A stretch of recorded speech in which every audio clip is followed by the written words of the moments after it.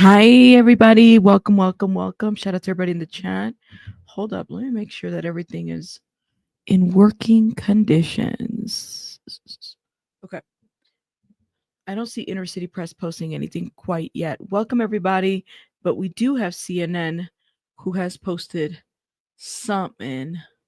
Good morning. Let me let the people know that we're live. Give me one sec, guys. So early and the coffee hasn't hit. The coffee hasn't hit yet, y'all.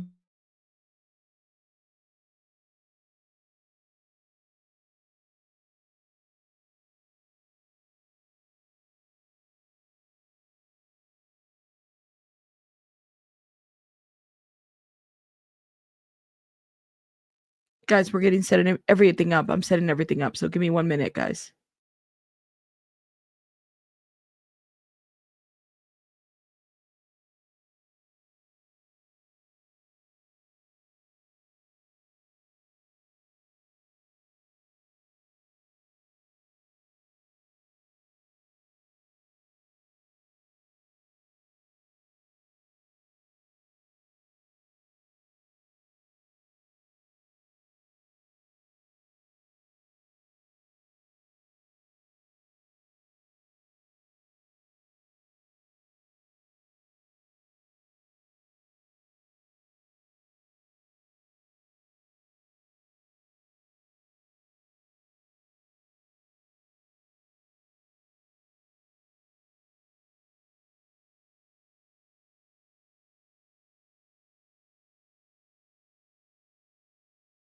Okay.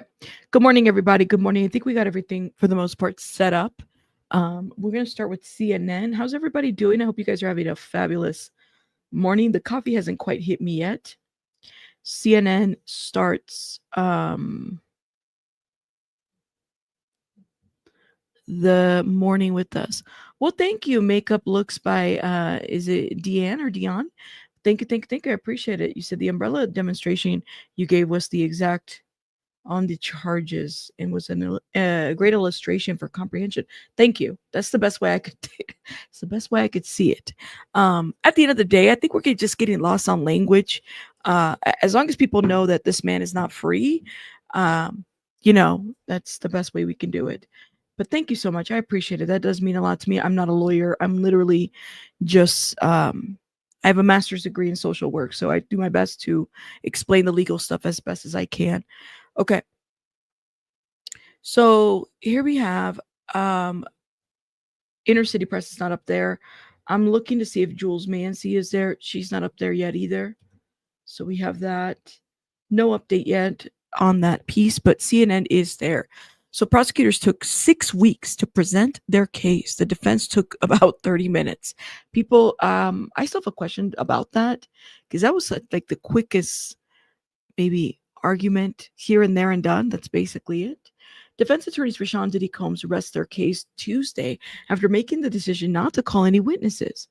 The 9-person defense team instead focused on its cross-examination of the 34 government witnesses, sometimes questioning them longer than prosecutors to sort out doubt in the government's case. I do think if I were to give the defense team, you can't sleep on them. They actually did a pretty good job in poking holes in terms of asking questions, if that makes sense.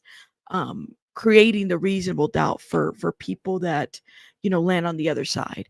For me, I said that both I think prosecution is doing well and I think defense is doing well. But the defense definitely brought it in when it came to that.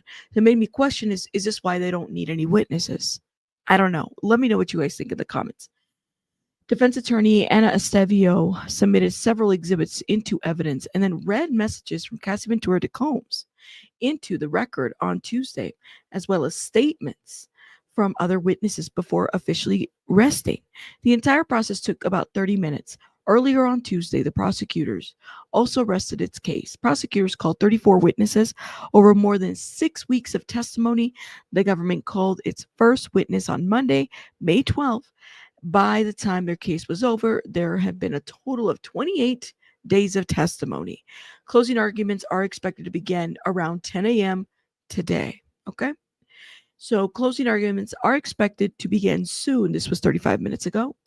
The jury in Sean Diddy Combs' criminal case is expected to hear closing arguments this morning.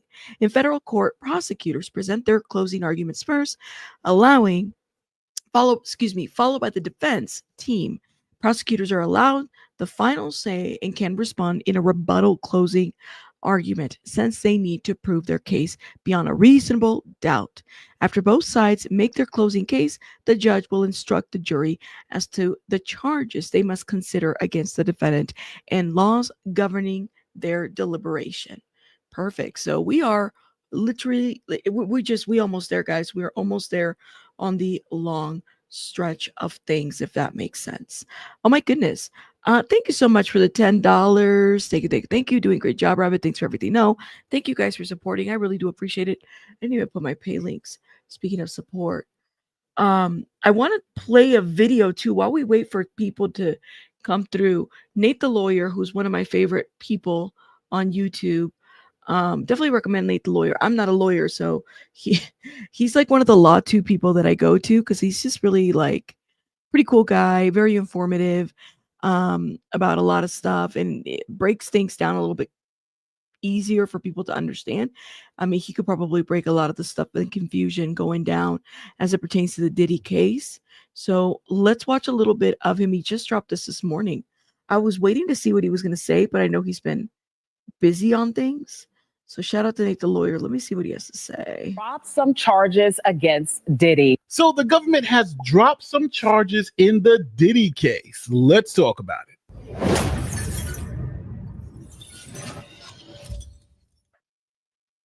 So after weeks of trial, both the prosecution and defense have rested in the Sean P. Diddy Combs case. We're outside federal court in Lower Manhattan, where for the last 7 weeks, federal prosecutors have been presenting their case against one of music's biggest stars, the hip-hop mogul Sean Diddy Combs. Today, the prosecution rested. Soon, a jury of 8 men and 4 women will be handed the case after hearing from 34 witnesses and examining more than 1,000 pieces of evidence, including voice notes of Combs played in court. Where my life is at right now, I don't have no time for no games, baby girl. Me and you could be mad, I could have a spat, we could have whatever. Then after that, you better get on your job. Some of the government's key testimony came from 3 alleged victims: 7 former Combs employees, 4 hotel workers, 2 celebrities, and 2 male escorts, one known as the Punisher and Daniel Phillip. Prosecutors say this testimony and hundreds of pieces of evidence paint a picture of a criminal enterprise they say Combs used to coerce, traffic, and transport his alleged victims, with the defense unsuccessfully filing for 2 mistrials and the judge dismissing 1 juror for lack of candor. So hopefully that caught you up to where we're at today. Now, just for completeness, before the defense rested, the judge asked Diddy if he wanted to testify, and he said, obviously not, I'm not testifying. So the defense essentially is going to go on the fact that they don't believe the prosecution has proved its case beyond a reasonable doubt to a jury. Here's a quick word from our sponsor, Babbel. Got any fun trips coming up? There's probably one thing you haven't put on the packing list yet. That's Give me 1 second. Sue, thank you so much again. Sue, thank you for the PayPal. I appreciate you, Sue. Thank you. Thank you. Oh my God. Sue's such a sweetheart. Thank you, Sue. Hold up. I'm going to try to go through the ad real quick. Hold up. And Babbel games, your new language skills will stick around long term. Now, studies from Yale and Michigan State confirm Babbel's effectiveness. Just 15 hours on Babbel is equivalent to a full college semester. Now, ready to start your journey? You'll see a chart that lists the 8 crimes that the government is alleging that Diddy committed. Now, to convict Diddy under the Rico charges, the government's going to have to show that Diddy committed 2 of these 8 crimes in the past 10 years. And Diddy is also being charged separately for crimes listed in 13F and then 13G. So why am I telling you all this? Well, the government wants to streamline the process of jury instructions. So they are dropping some of their claims against Diddy to make the jury instructions just easier to read and understand. Here's the document from the prosecutors to the judge. So dropping the predicate acts. Diddy, thank you so much for the 5 gifted memberships. I can't even think. Thank you. If you guys got a gifted membership, please put some confettis or hearts in the chat. Where's the confetti? There it is. Or hearts. Thank you. Appreciate you, Diddy. Thank you, Diddy. Thank you for supporting me. I appreciate it. Let me hit play. Thank you, guys. Hold up. Letters states that the government understands the court's desire to streamline instructions. With that in mind, the government suggests ways to streamline these instructions. Specifically, the government has removed instructions from the charge relating to attempted kidnapping under both California and New York law, 2, attempted arson under California law, and 3, aiding and abetting sex trafficking. Now, you're going to have a lot of people incorrectly saying that the government dropped the kidnapping charge, that the government dropped the arson charge. Thank you, Nate, the lawyer. This is exactly what we were talking about in the morning. You're going to have people incorrectly say what they're dropping. Thank you. This, which is exactly what happened yesterday morning. Which is not the case. They dropped part of those charges. And for me to really explain it to you well, we have to go back and look at the actual indictment. Now, in the indictment under Section 13, you get to see the Rico charges laid out. So when you scroll down to 13A, you'll see multiple acts involving kidnapping chargeable under provisions of state law. Now, going back to the chart, as you can see where it says indictment 13A, it says kidnapping plus variations. And the Rico predicate category is kidnapping. And those variations are listed in the indictment. They're kidnapping, Section 207 of California Penal Code. They're attempted kidnapping. They're also aiding and abetting kidnapping. And there's also the conspiracy to kidnap. Now, going back to the letter that the prosecutors gave to the judge about jury instructions, it says here that they're dropping the attempted kidnapping under both California and New York law. So if we return to the indictment and we remove the attempted kidnapping under California law and New York law, then you still have plain old kidnapping, plain old aiding and abetting of kidnapping, and the conspiracy to kidnap that are still available in the jury instructions. Next, specifically, they talk about attempted arson under California law. So the same thing with arson. They remove the attempt to commit arson, but they still are charging the arson under the California Penal Code, aiding and abetting, and conspiracy to commit arson. And the last charge that they're not pursuing is the aiding and abetting of sex trafficking. And even with that, they're removing the aiding and abetting aspect of the sex trafficking, but they're just doing that to streamline the instructions. Now, also in the letter to the judge, they make it very clear they're still pursuing sex trafficking charges, as I said before, but they want to make some things clear to the jury.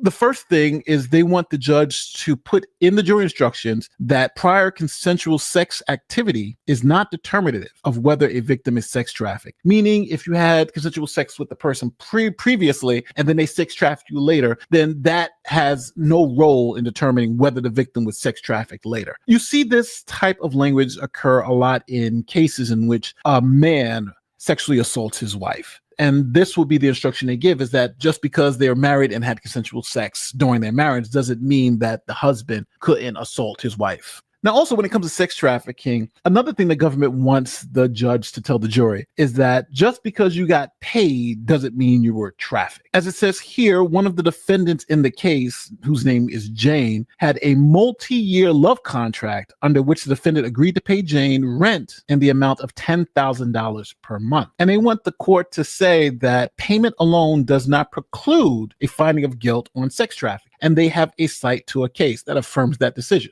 Now, obviously, this is a huge problem for the prosecution, because if Jane was in a contract to be sex trafficked, then it's going to be very, very hard to say she was forced or coerced, right? She signed on the dotted line and accepted payment. But that's what the government's trying to throw out. They also want the judge to tell the jury that physical restraint is a requirement. And during cross-examination, they say defense counsel extensively questioned Jane about times she could have escaped. You know, just for those that don't know, Nate the lawyer was a former police officer and former prosecutor, and this is why he has a really good way of explaining things. I'm like, man, I wish he would have done a video yesterday on this, because that would have been like really amazing when all this was going down too. Just like BJ, she did one too, and she explained it very well. Nate the lawyer, I think, is amazing too at explaining certain aspects and stuff like that. Good morning, everybody, guys. Don't forget to hit that like button, please, and thank you. This is going to be interesting. And somebody had asked, well, I mean, again, they only need to meet two of the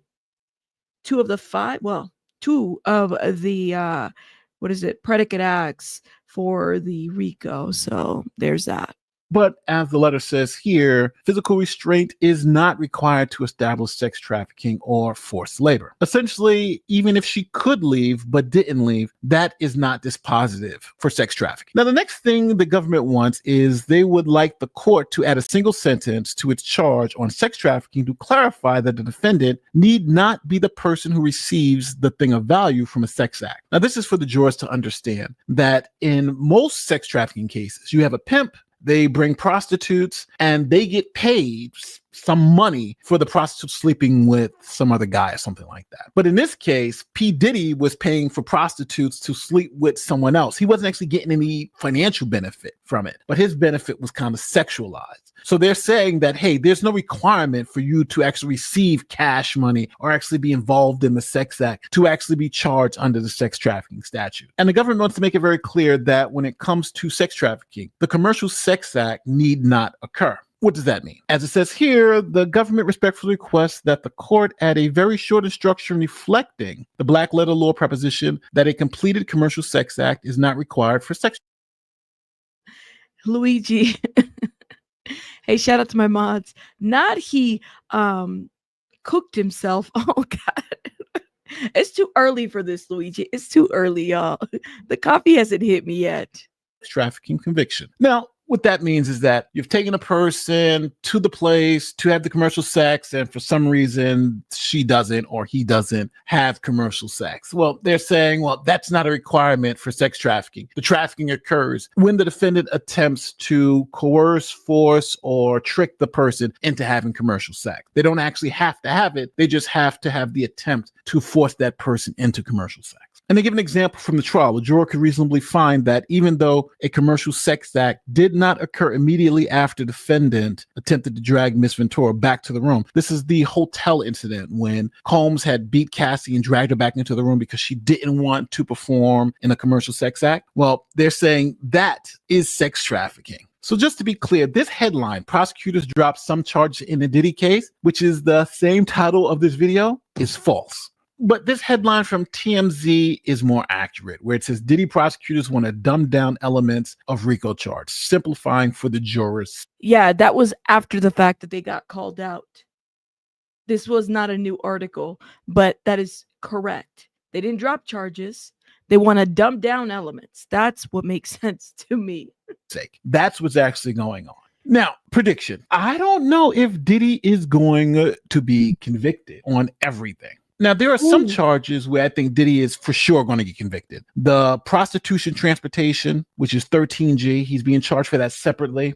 I think he's done. I think you've had so many prostitutes and people say they've been paid to cross state lines for the purpose of prostitution. He's caught dead to rights, and that is a Rico predicate. So I think the government gets a 2-for-1 there. You get to help get to your Rico piece of it, and you have the prostitution. Now, you can get up to like 10 years in prison for that, but I think they got him cold on that one. I also think they got him cold for drug distribution. Now, that's specifically just for Rico. So drug distribution and the prostitution, if you have those two alone, then that gives you enough to then go into Rico. So I think those two get you Rico, and those two are very, very clear. When it comes to something like the sex trafficking or the forced labor, I think you have some issues here. I think you have issues with Jane, for instance, saying that, hey, she was paid $10,000 a month for these love fest or whatever. Well, that's going to be hard to prove that she's being sex trafficked. And Cassie was claiming that she liked to do some of this stuff. You know, she wasn't forced or coerced. So I think you may have issues with the sex trafficking piece. But understand, for Rico, you can get Rico alone because you only need 2 of these 8. You just have to convince the jury that Diddy has done 2 of these 8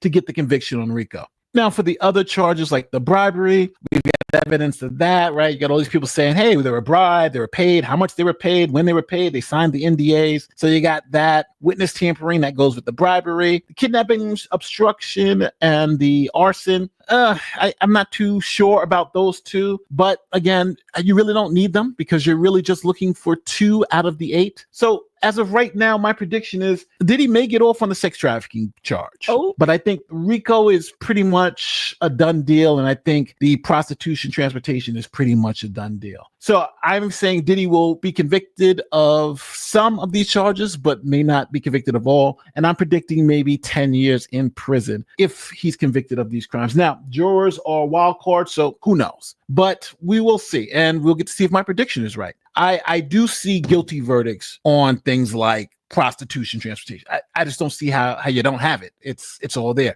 And the bribery, unless you don't, who do you believe? The witnesses, or do you believe Diddy? That's he said, she said. And Diddy's not really saying anything. He didn't give a narrative. It's just kind of like, the jury decides. So, but let me know how you feel in the comment section. Let me know if you think Diddy's going to get convicted or if you think he's going to get off on everything. And let me know how you feel about the prosecution trying to make the charges easier for the jury to understand.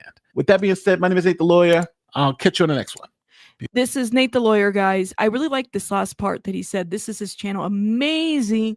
If you like, really quick, first of all, like I said, he's a former police officer, prosecutor, and now he's doing this, and I believe he's like a law school teacher, so he's really, really good at kind of breaking this down. I mean, you saw he did that in like 12 minutes.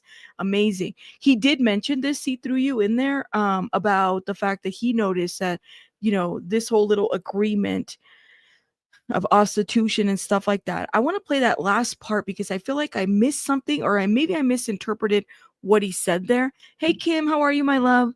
And so let me see if I can go back. Really, really awesome guy. But I'm glad that he did this video. So then he did this 5-hour video. I'm not a member. The feds drop Diddy trafficking, arson charges. He must have done a video where he explained this. I got to become a member at some point.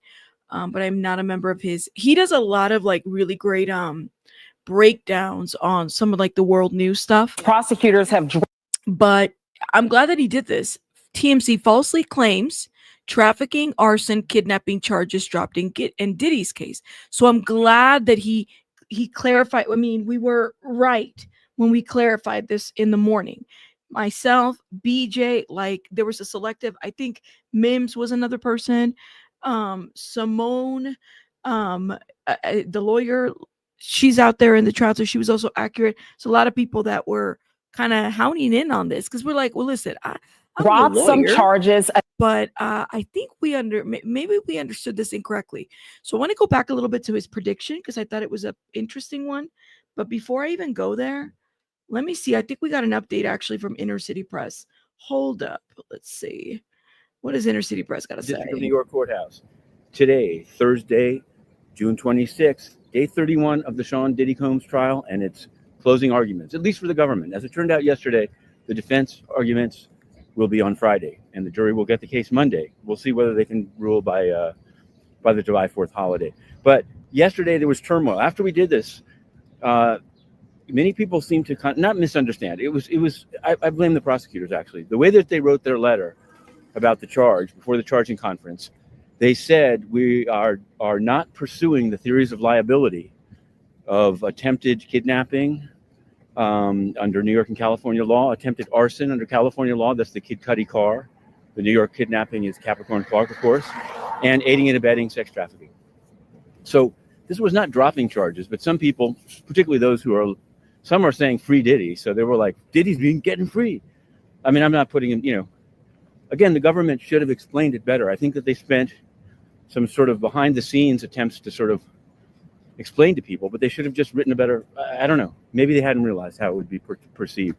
But I'll say that we didn't try to spin it one way or another. We just quoted exactly what I said. We are not pursuing those theories of liability. Of course, these are just predicates to the Rico charge. And as the almost non-ending charge conference yesterday, it went till 7:30 p.m., made clear, Rico is alive. They're going for Rico. There's 5 counts. And so that's that. Now, before we get in, because today it's going to start at 10 o'clock, 10 a.m., begins the opening arguments, apparently by AUSA Slavic. Mark Agnifilo won the right to wait until Friday to start. Whether that's cutting it too close to the holiday, we'll just have to see.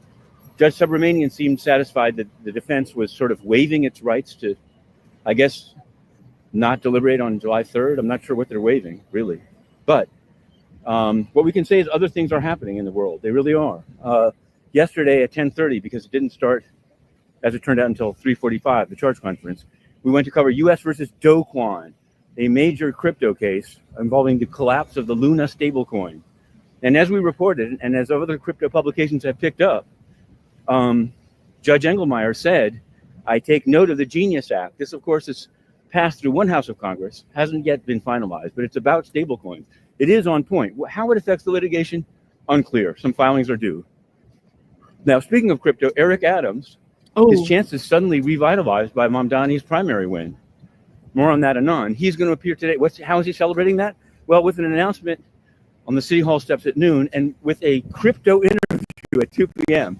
If we can cover it amid the closing arguments, we will. Brad Lander, meanwhile, is going to observe immigration proceedings in 290 Broadway, regarding which Congressman Dan Goldman and another are trying to outlaw the wearing of masks by ICE and other law enforcement. Okay, the Pollo has pled guilty. Yes, Carvajal, Venezuelan general, in a case that resonates throughout Latin America, has pled guilty. No trial, June 30th. And finally, the United Nations. Speaking of corruption, more corrupt than El Pollo, more corrupt than anything shown in this head courthouse, other than the 2 UN corruption convictions here under Antonio Guterres. The UN has yet to answer questions about the promotion of Guterres's cronies and the ban of the press that exclusively reported it first. Well, we are pushing. Our application was submitted on Juneteenth, and we're going to wait for a response. But for now, we're going into live tweet the government's closing arguments in U.S. versus Sean Combs. To be continued. Here we go. Oh my God, guys. I got me a little putty desk toy. I love it. It's going to help me while I get nervous during closing arguments. You know, I always got to move my hands or do something. I'm grabbing stuff all over the place. But anyways, shout out to everybody in the chat. Yes. So for those that didn't know, that's the video that I played before is Nate the Lawyer. Shout out to Nate the Lawyer. It sounds like he also made an appearance on Popcorn Planet. So we could watch a little bit of that while we're waiting to get started. But the live tweeting is going to start here pretty soon. So this was the short video that Inner City Press did for us. We don't have an update yet. Let me see what CNN is saying just to keep up to date. Nothing yet from CNN. So I'm also going to go to NBC News, which, by the way, they want to make sure that Diddy is found guilty too because of their own little lawsuit that they have going on. I think that I'm mindful of how people are reporting and who's got a vested interest in certain things. I think it's important to note that if you're going to get biased reporting one way or another, people are aware, right? So NBC News says that here's what the prosecution and defense are arguing. Since the trial kicked off more than 6 weeks ago, the government claims that Combs, the Bad Boy Record founder and rapper, leveraged his business as a criminal enterprise to actually abuse and exploit women for decades. The jury heard from Combs' staffers who testified the music mogul was an abusive boss, and they were forced to work grueling hours, clean up after their hotel nights, and at times procure rugs for him. The jury also heard from 2 of his former girlfriends, Cassie Ventura and a woman by the pseudonym Jane, who testified that Combs repeatedly wanted them to engage in rug-fueled marathons, freak-offs, and escorts, though they didn't want to at times. They also testified that Combs was physically violent and abusive. The defense has argued that Combs' actions were within the realm of his personal life and his girlfriend's, and that the prosecutors failed to show that his staff criminally conspired with Combs. I slept on this, actually, and I was thinking very deeply last night about this because I was like, well, did the staff members know that they were part of a criminal enterprise? That is clearly up for the jury to decide. But that is the question that I think a lot of people have. Were they aware? Did they know that they were part of a criminal enterprise? And again, just because you don't know about the law or that you're breaking the law doesn't necessarily absolve you or make it so that, you're free of consequence. If I'm driving and I run over a red light and my excuse is, well, I didn't know you had to stop at the red light, or I I'm just driving. I didn't see the red light, something like that, right? I once got pulled over many, many years ago in my 20s for not making a full stop at a stop sign, which was a stupid ticket, right? Because this cop was hiding, and I totally made, and it was a residential area, and I made a full stop, but whatever, many years ago. One of the few tickets that I've ever received was in my 20s, and I haven't received any more tickets. Did I get any more tickets recently? I almost got another ticket recently, but the guy was, thank God I was saved from that one. But anyways, so that being said, though, I said, well, I went back and forth. I said, I made a full stop. But, of course, he's got the ticket. And he's got a quota to meet. So guess what? I get a ticket. And that's what happened. So, yes, that's right. Ignorance of the law is no excuse. Did they, and that's the question, we talked about HR yesterday. We got into a deep conversation about HR and Combs Enterprise and stuff like that, right? I even probed the question. I said, guys, did it ever occur to you that maybe Christina Quorum was physically or SA'd, or maybe, I don't know, and I'm not going to put words in her mouth, but we never really see Christina Quorum as, other than what we've heard, she was the right hand, but we don't know. We don't know what he had over her head, or if he did, or was she willfully in here, or was she just doing a job? So many ors, ands, ifs, or buts overall. But that's just my thought on that. You said they knew they were part of Bad Boy Empire and knew handling rugs was illegal. Yeah, I mean, I would say that the biggest red flag would be my boss, making sure that he got his rugs. It's probably in a traditional work environment, that would probably be an issue for HR, don't you think? I mean, what did Brendan Paul say? He said he was rolling joints at the garage. Be like, that's not unless you're in a dispensary. I don't think that that's part of a traditional regular job. That would be a reason to get HR involved. That's just my thought on that. He was like, I was rolling joints next to the Astroglide boxes. All of these joints were getting rolled up. All of them. Okay, let's we don't have an update yet, so I'm going to go ahead and play a little bit of Popcorn Planet. This is again Nate the Lawyer. We just saw his channel. Shout out to Nate the Lawyer. Amazing lawyer on YouTube. The internet go crazy. The prosecutors drop charges against Diddy, and I'm like, oh wow, this is going to be a great story for the day. Yeah, look, it started early this morning. I'm not going to call out anybody, but a lot of YouTubers and certain outlets, TMZ, we're calling this out. It got TMZ drop charges. They actually went and had to edit the headline. Interestingly enough, Diddy prosecutors want to dumb down elements of the Rico charge. They had, listen, shout out to you guys. Shout out to everybody. Shout out to the 800 people here. Okay. Shout out to you guys. You know why? Because who made us think about it? Myself, BJ, and some other folks made us think about the fact that, hey, the headlines are wrong. Hey, guys, because how many people did we not get in the chat? Hey, this is what happened. We just found out. I told you guys yesterday, I've been getting messages from 5 a.m. talking about they dropped the charges. Shout out to you guys, because you guys made us think about it. Harvey had to fix the headline. And then he clickbaited the shit out of this. He did have to fix his headline. He had to do it. He didn't have a choice. So shout out to you guys for holding people accountable to the things that they're putting, because we get a lot of ish on the internet for getting things wrong. Even if it's a small mistake, thank you guys for calling people out and letting them know, like, hey, man, this ain't right. Because to be clear, as BJ was out there banging the drum, they are not dropping charges, folks. They're just simplifying because the judge asked them to, streamline the instructions for the jury. Now, that's currently happening as we're taping this. I don't know if anything's going to come out of this today, Nate. Clearly, jury instructions are trying to agree on what they're going to say, what they're not going to say. It's a lot of legal sort of finagling to get to the next phase. And tomorrow's closing arguments, and obviously, are going to be much more interesting. We may not be live covering this unless something crazy important happens tonight. This will be your substitute for our recap today. And then Kim and I will cover tomorrow, whatever else added, along with tomorrow's closing argument. So don't miss tomorrow, and Friday we'll be back with hopefully fireworks as we get through the updates. But Nate, thank you for being here. So I got a few questions of the state of things, because now they rested. I want to hear your thoughts. Was that a baller move? Was that a stupid move? I want to get into all of it. I got a lot of questions. I know the audience wants to hear from you, but right out the gate, just to be clear, they're not dropping charges, correct? Yes. So there's this misconception out there that the prosecution is dropping some of the charges. I don't know. There was a tweet from someone earlier that said, prosecution dropping all these charges. Here's a letter that says they're dropping all the charges, these charges.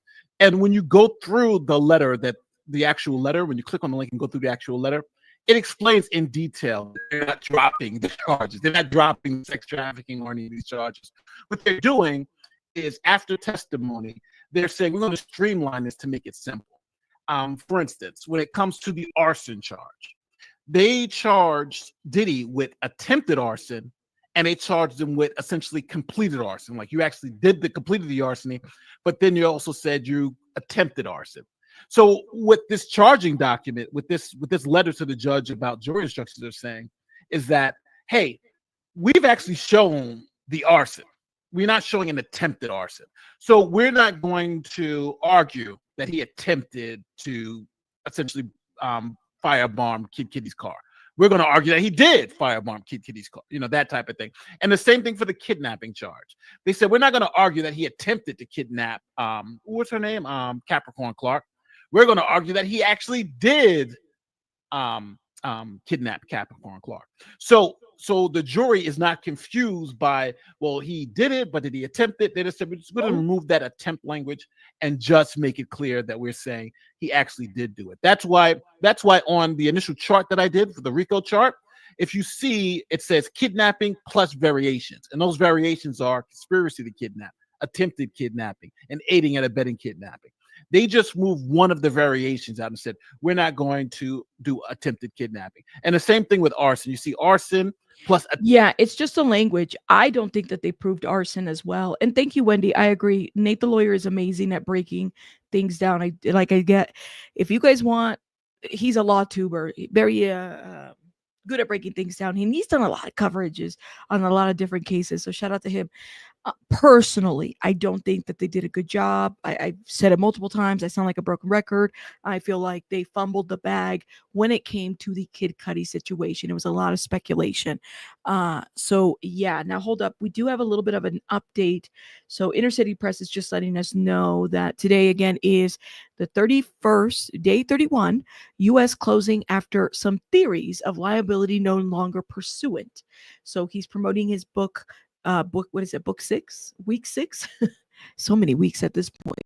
Today is June 26th, and it is very early out in New York. I believe it's 9:38 a.m. So we're about to get started here pretty soon. But while we wait, we're moving back to Nate the lawyer and Popcorn Planet as they break the situation down with the charges. Attempted conspiracy. Well, Only thing they did was say, we're going to remove the attempt piece of it and leave you with the arson and the conspiracy to commit arson. So all the charges are essentially the same, except they just cleaned it up because they were like, we've shown the evidence that he actually kidnapped somebody. So it's not an attempted kidnapping. We're not trying to prove an attempt. We're trying to prove an actual kidnapping. Does that make sense?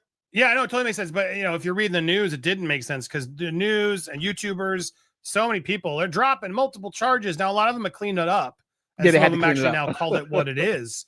But it was frustrating this morning. There it is. Drop kidnapping charges. A lot of them got it from TMZ. TMZ was, you can see it actually just to prove what we're saying. While they've changed the headline, the Wayback Machine couldn't show it. I do want to prove it. Stop getting your news from TMZ. That's the problem. TMZ started this ish, guys. So then every other article was the same ish.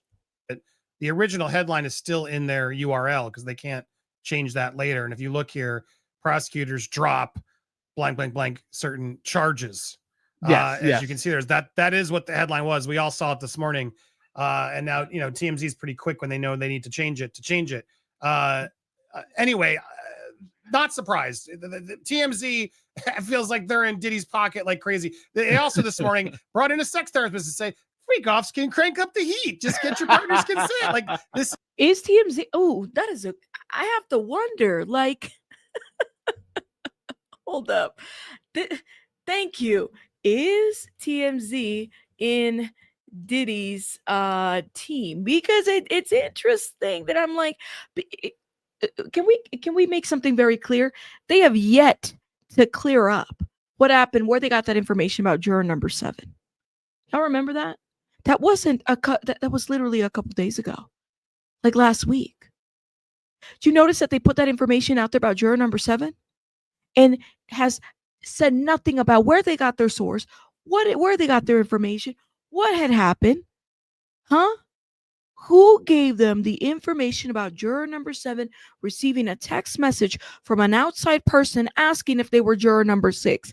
And I quote, that's what it was.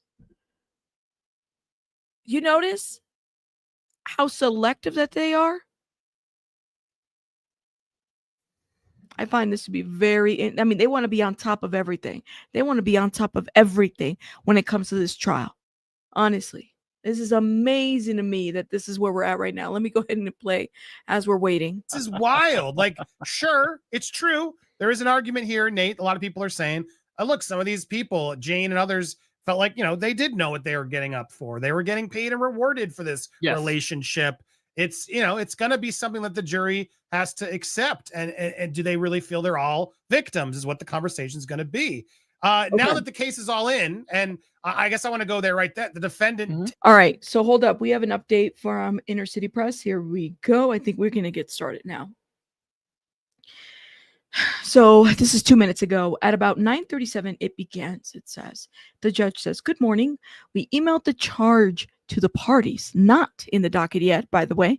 None of this information is available to the public. This is what Inner City Press is noting. But there are still some times government is capitalized. We'll change that and an instruction about witnesses. There should be no disruptions during closing. Okay.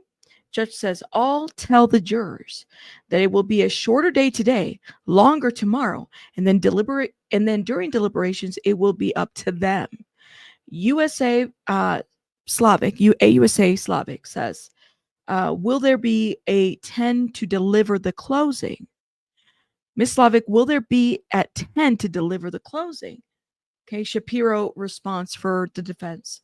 There are some italics we want out. Okay, so they're working on the edits. They've been working on this since yesterday, right? By the way, we have the transcripts from yesterday, and we are on a break again. We're on a break. So they're still looking at the sheet before they get started. I think this is typical. This is where we're at. Now, while they're on a break, let's go back because I think this video is about to get really interesting. Let me know what you guys think. Yeah, juror number 7 went to the judge himself and told him about the text. You clearly wasn't listening. Yes, that's absolutely right, D-Boss. Juror number 7 went to the judge and told him about the text message. That I'm not disputing. The problem that we're having, D-Boss, is that information was in chambers. How did that information get leaked to TMZ? That's the question. We've been asking for a couple videos. You must be brand new. Welcome to the channel. Thank you, D-Boss. Anyways, let's keep playing this, okay? Didn't call any witnesses. Yes. They spent 20 minutes just pulling in some text. What was your initial reaction to that? I mean, part of me is like, wow, that's confident. Could that actually help them, do you think? Or do you think that was a mistake? Well, there's two ways I can think about this. Number one, what witnesses could he really put on? Because if you're the defense, you're trying to put witnesses on to show certain things didn't happen. But you got text messages, you got all this, you got all that. And sometimes you just can't find a witness that just says what you want them to say. And by putting on a witness, it also puts them on for cross-examination. So I think in this particular instance, it's like, I don't think they're arguing with the facts of what happened, because essentially they're essentially saying all this stuff did happen, right? They're saying that, yes, Cass, he did this with Cassie. He beat Cassie. They're calling it domestic violence. They're saying the underlying facts are really not even in dispute. The only thing in dispute is whether they arise to the criminal conduct of sex trafficking or, transportation for prostitution, which I think that's what they really want to argue. So I think in that instance, I think they kind of just did the whole, well, if we put witnesses up, is it going to hurt our case more or is it going to help our case? And I think they made the right decision to say, well, there's really no witnesses that are really going to help us in this way unless we put Diddy up. Now, Diddy's not testifying because I think at the end of the day, what's he going to say? I beat Cassie. I did this. I did that. So it's not going to help him at all. So at the end of the day, I think it was smart for the defense to rest their case, because now it also makes, I think, puts it in the mind of the jury that, hey, there may not be enough here if they're not going to fight, right? The jury, that can be in their mind like, hey, he doesn't even have to defend this because there's really not nothing there. I'm thinking maybe they're hoping for that, but I think at the end of the day, it's going to be tough, because when you're talking about conviction, I can easily see a conviction here, because just imagine hearing a story that you have to make a decision on, but only hearing one side of the story present the evidence, present their case. Yeah, it's going to make it more likely that you're going to believe that the side that gave you all the evidence versus the side who's defending it, because he's not put a counter narrative out. And the only counter narrative that I can even think of is that this is domestic violence, but not sex trafficking, which I think a counter narrative. We're only getting one side of a situation. Absolutely. Absolutely. You said, Rabbit, you misread the line about Miss Slavic. They're saying that Miss Slavic for the prosecution will be at court at 10 a.m. Okay, thank you, to deliver the government's closing statements. That's who they're waiting for. Okay, I did misread that. Let me go back a little bit, okay? Thank you for saying that. Thank you for correcting me. Shout out to you. Thank you. Hold up, my love. Hold up. Because I want to make sure. Because it's confusing because he has the little dots right there. So it says, Miss Slavic will be here at 10. Okay, yeah. AUSA is speaking. It just says USA. AUSA. Miss Slavic will be here at 10 to deliver the closing. Combs for Shapiro, okay, the defense. There are some italics we want out. I'm assuming judge says okay. So then they break. So they're really waiting for Slavic, which she'll be there in 12 minutes, I think. 12 or 13 minutes. Thank you, Soul Power Tarot, for correcting me on that. No, I appreciate you. Y'all are welcome to correct me, please, and thank you. I appreciate it. Thank you. Okay, so I guess we're just gonna wait on that, and it sounds like it might be a shorter day today. If that makes sense. You said the key to this case, I think, is the jury understanding that they need to prove only 2 elements for a Rico. That's right. If they don't understand, this will be tough. That's all they have to do. It's 2 out of the charges, right? So 2 elements. That's it. So yes, completely. Thank you, B. Tim, for that. Let me go back a little bit. Shout out to Nate the lawyer again. It's nonsense, because again, like I said multiple times in the past, sex trafficking, especially when you talk about in relationships where the sex trafficker is the person's husband or boyfriend, the way they sex traffic them is through domestic violence. So, it's essentially copying to the violence part of it. So, yeah, I mean, unless there's a juror on there who's like, wow, thanks for not wasting our time, and look how confident they haven't proved it. Clearly, the closing argument is going to be the final chance for them to say, we didn't need any witnesses because they've not proved what the charges are. As We've gone through what they've said, that's what they're going for. It's a tactic, but it sounds like you think they would have been better off doing. I mean, even Melcher's on the other day saying they should have at least brought someone from the enterprise, the business enterprise, to acknowledge they didn't know what it was. They weren't involved in some of those dealings that, Okay. James, so I got a PayPal, and James still sends me a PayPal, and he says frozen meat. Oh my God, James. James, stop it, James. And let me shout out. Hold up. Lord have mercy. Y'all be doing too much, man. You guys send me messages and I'm supposed to be serious. Darlene, thank you so much for the transcript donation. Thank you. We did receive yesterday's transcripts, by the way. Bye, James. James, if you guys see James Steele in the chat, take his devices. He's like the jokester of the channel, okay? He literally sent me a PayPal saying frozen meat. That's too much. It's too early because a lot of the other defense is the fact that some of these bodyguards and people that they're trying to imply were involved, we're worried about losing their jobs too, right? So was there really a whole criminal enterprise is what I think there's still a worry. And I'll be honest, I'm feeling that worry too. Why didn't they bring in Christina Karom, the supposed business? Now the rumors are there's text coming in where Diddy's like, make sure she doesn't know what's going on about the freak off, right? And that he was sort of keeping these private, and that wasn't part of the business. So do you have any worry there that maybe they didn't fully show the group, the criminal enterprise, that there's not other people sort of, who knew what was happening and covering it up with Diddy? Well, the only issue with that is that in a conspiracy, which is essentially a Rico conspiracy, not all parties need to know what's going on or how they're furthering. So, for instance, Diddy could have had someone go out there and murder someone. And again, this is just explaining this particular point, but someone could have murdered someone on behalf of Diddy, right? But Diddy may not have ordered it or may not even known that was happening, but that person did it to advance, to help the enterprise. So that's kind of how conspiracies work. You can have somebody within a conspiracy do something totally that you don't know anything about, but that helps forward the conspiracy, and you can still be charged under Rico for that particular instance. So the fact that there were some people in the conspiracy that didn't know everything is not dispositive, and I think that's why so this is very important that Nate the lawyer say. We were just talking about that is, ignorance of the law, does that take you away from being held responsible? We just talked about that when it came to Christina Quorum. It's a good point, so I'm glad that he's explaining this.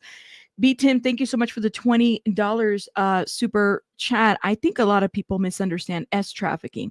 They think someone has to be kidnapped. Oftentimes the lover boy method, which is a method that was it Yanni kept shout out to Yanni. I don't know if she's here in the morning, but Yanni kept mentioning this. Oftentimes the lover boy method is used of wanting to be a boyfriend or husband and then later blackmail and violence. So like that could very well be maybe there's this perception of like trafficking has to look one way. So when people argue, well, this is a DV situation, you can look at this both ways, because in order to exert control over a person in an trafficking situation, DV would probably also be part of that, right? Especially in a lover boy method situation. This is where I think a lot of the confusion lies. And you know what? Even though the expert couldn't talk about coercive control, you know what she could have talked about was lover boy method or something to that align. This is why that when the prosecutor brought that expert, it just didn't hit. It didn't do well. They should have brought somebody else outside of this person's resume of being the Johnny Depp psychologist and all these people. They could have brought somebody different who would have been able to explain this without getting to the coercive control part, which is what the defense did not want people to hear about coercive control. And there's a better way to explain it and dance around it without actually saying coercive control, if that makes sense. It's all in the language, honestly. Minds y'all, thank you so much for the $20 super sticker. Can we imagine James Steele on the jury right now? I don't think James Steele would have been kicked out of the jury if he was in the Diddy trial, especially like he can't get it together with this freezer meat situation. Yeah, no, I don't think so. Yeah, not guilty by a rooster. Thank you guys for supporting the channel. I really appreciate it. Make sure you guys are hitting that like button, please, and thank you. We're trying to get to 1,000 likes today. Now, let me check and see if we have any updates yet, guys.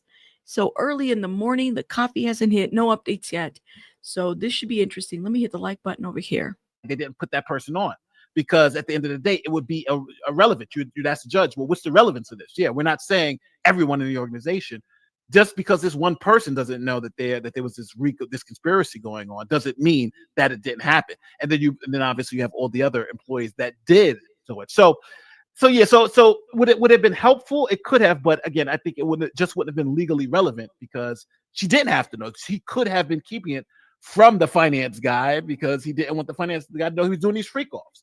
But that still doesn't mean that this wasn't a conspiracy of a corrupt organization. Now, the hearings are happening right now. They're doing jury instruction. It took a long time to get there, but it's happening as we're taping. Mm-hmm. It sounds like Kim's already filling in some wins for the defense, some for the prosecution. Of course. This is probably just they're going to ultimately decide the rules for tomorrow and what they're allowed to say in their closing and whatnot.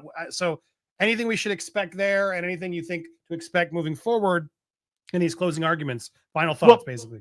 Well, this is so the way this generally works is that you get the jury instructions all together, and then the prosecution is going to use that as a roadmap to go and essentially prove what's happening. So here are the jury instructions you're going to get, and this is how we've satisfied each one of these elements. And the reason why you want to do that is because you want to make the jury, you want to make the jury familiar with the jury instructions while you're there giving your closing, and you have to explain how you've met every particular part of it. So it's very helpful to do it that way. So that's why today they're going to argue over jury instructions. Wow. Get that solidified, and then go in the next day, and then make their closing arguments. Now, for closing arguments. Now, let me just say that I really hope that those jury instructions are not confusing, because if it confused us, I'm assuming, it's going to be confusing in general. You're talking about people that, very smart people. First of all, very smart jury pool. All right. Educated people. We have a lawyer. We know that. Okay. We have some teachers in there as well. We have an engineer. I know that. There's a couple people that are in school. So you're not talking about somebody that, at least what I have noticed is that when they were picking the jurors, they were really looking for people that didn't have much of a social media presence, right? Because they, I think part of it is just to safeguard the information, of course, and maybe putting people that weren't on social media. You had jurors that were interviewing at that time, and I remember specifically, like, there was a man who had a wife who was a blogger who has a lot of followers. There was the HBO situation, a producer or something like that. Don't forget the guy that was writing or had an entanglement with Albie Shore's book. There's that. So there's different movie, all kinds of people from all walks of life. We'll say that. B. Tim says, a good example of Loverboy method is Andrew Tate brothers. The girls there thought that they were going to be girlfriends and then trafficked. There you go. Loverboy method. And I think Yanni is in the chat, and she did say, because I know I called her out, she was the one that first mentioned Loverboy method when we first started talking about it. I'm here and I agree. The prosecution, which like I said, they dropped the ball on this one. They could have gotten a different expert, a more adequate expert, an expert that wasn't biased towards one side and not the other, even though it sounds like by her profession, she only treats specific victims of certain crimes. Well, it's good to have somebody that's well-rounded and balanced, to have an expert that understands the offender, situation too, right? Because that makes somebody more well-rounded. And, she's getting paid $6,000 a day, $600 an hour to be there and testify in court. You better bring somebody that's well-rounded. Okay. All right. So Yanni says, I'm here and I agree. The prosecution could have done a better job of connecting the dots with the jury with a better expert witness, or maybe better questions. There you go. They fumbled on that one, in my opinion. Okay. Let's keep watching while we're waiting for Slavic to appear. They're waiting for her. She's going to be doing the closing arguments for the government. She is still not there. I believe she'll be there in about 3 minutes. Arguments. The defense is obviously going to go first. They're going to say nothing's been proven. But I think if we all, as a prediction, I'm going to just be very clear. I'm making a prediction here. At the end of the day, I think Diddy is dead to rights on one charge for sure. That's the sex workers across state lines for the purposes of, having these freak-offs. He's done, right? It's obvious. It's obvious. Yeah. They've got multiple people, the what's it called, the Punisher, and this other guy. They all come up there. We were paid and we were transported across state lines for that activity specifically, yes. Right? Not like let's have tea, let's hang out and be friends. No, clearly the intent of what they were coming for was obvious. Yes. Now, and that can get him up to 10 years just on that one alone. So let's say, I'm assuming that's a guilty. The second one I think he got for Rico is 13H, drug distribution. They got the picture of the drugs. They got that from the house raids. Yep. They had his drug mule talk about. So how do they not have drug trafficking, right? He crossing state lines with the drugs. I think you got him for that. And as we've been saying all the time, Rico, you need 2 out of these 8 to convict on Rico, right? You need 2 of these predicates. So I think you got the 2 predicates. Now, there's also other elements about the conspiracy and whether it's a corrupt organization. But I think in terms of Rico, you got the two underlying felonies that you need to prove Rico. And we can talk about the rest of them. From bribery, I think they literally have the guy. Here's the paperwork. They signed it. Here's the money changing hands. They're paying the I don't try to not say all these words over and over again, but they're paying the Punisher, which is clearly 13G as well, right? So flying in Paul costs money. So you're right. It's just so overall, I guess there's also theories they're making a deal. I saw some people out there last night posting videos and stories. Oh, secret deal at the last minute. Do you think there's any version where the prosecution would even consider making a deal at this point, or do you feel like they're going in pretty confident? It all depends on what the deal is, because I can definitely see a deal happening. I think the charge that is probably the most suspect is the sex trafficking charge, and I'll tell you why. There's the coercive element to it, because you have a lot like Cassie. You got some times where you say, I wanted to do it, when's the next freak off there? You got other times I didn't want to do it. So that ambiguity on, was how do I know the first 12 times were sex trafficking and the 14 through 19 weren't sex trafficking, right? Because Cassie's even admitted to that. And then the second witness, Jane Doe, she was paid. They had a contract where she's getting paid $10,000 a month, right? To do these love parties. And Jerome, thank you so much for the 5. Let's cover Michael Jeffries. Okay, Michael Jeffries, it was the former CEO of Abercrombie & Fitch. And actually, Jerome D., we have been covering Michael Jeffries here. See, here's the deal. If we're going to talk about people being predators in the industry, modeling industry, Hollywood industry, we got to talk about all of them, right? Especially if they're facing charges. Of course, proven, that they go through the process, they have to be proven guilty, that situation. But here's the latest, and I've talked about this on my channel. This is how I know you're new. Michael Jeffries, what was it, before this trial 3 or 4 months ago, was found incompetent. So what did they do? They were getting ready for trial and everything. And a lot of this, the major media outlets did not cover. They covered Diddy, but they didn't cover that perpetrator, right? They covered Diddy because Diddy is the one that's getting everybody the views. We got to talk about all of them, specifically this guy. This guy went from 15 victims to 40 male victims. And he was doing the same thing, flying him out there, promising him modeling deals, okay? Modeling deals, and then having the hotel rooms set up as Abercrombie & Fitch stores. And then they would have to perform, giving them drugs so that they can perform actually, making them promises to be in the covers of various Abercrombie & Fitch stores, right? And models and magazines and stuff like that. So yes, however, this is what happened. The man suddenly has Alzheimer's, I don't know, dementia. He's been found incompetent. So what do they have to do? They're putting him in a facility for 4 months to evaluate him if he's going to be competent to stand trial.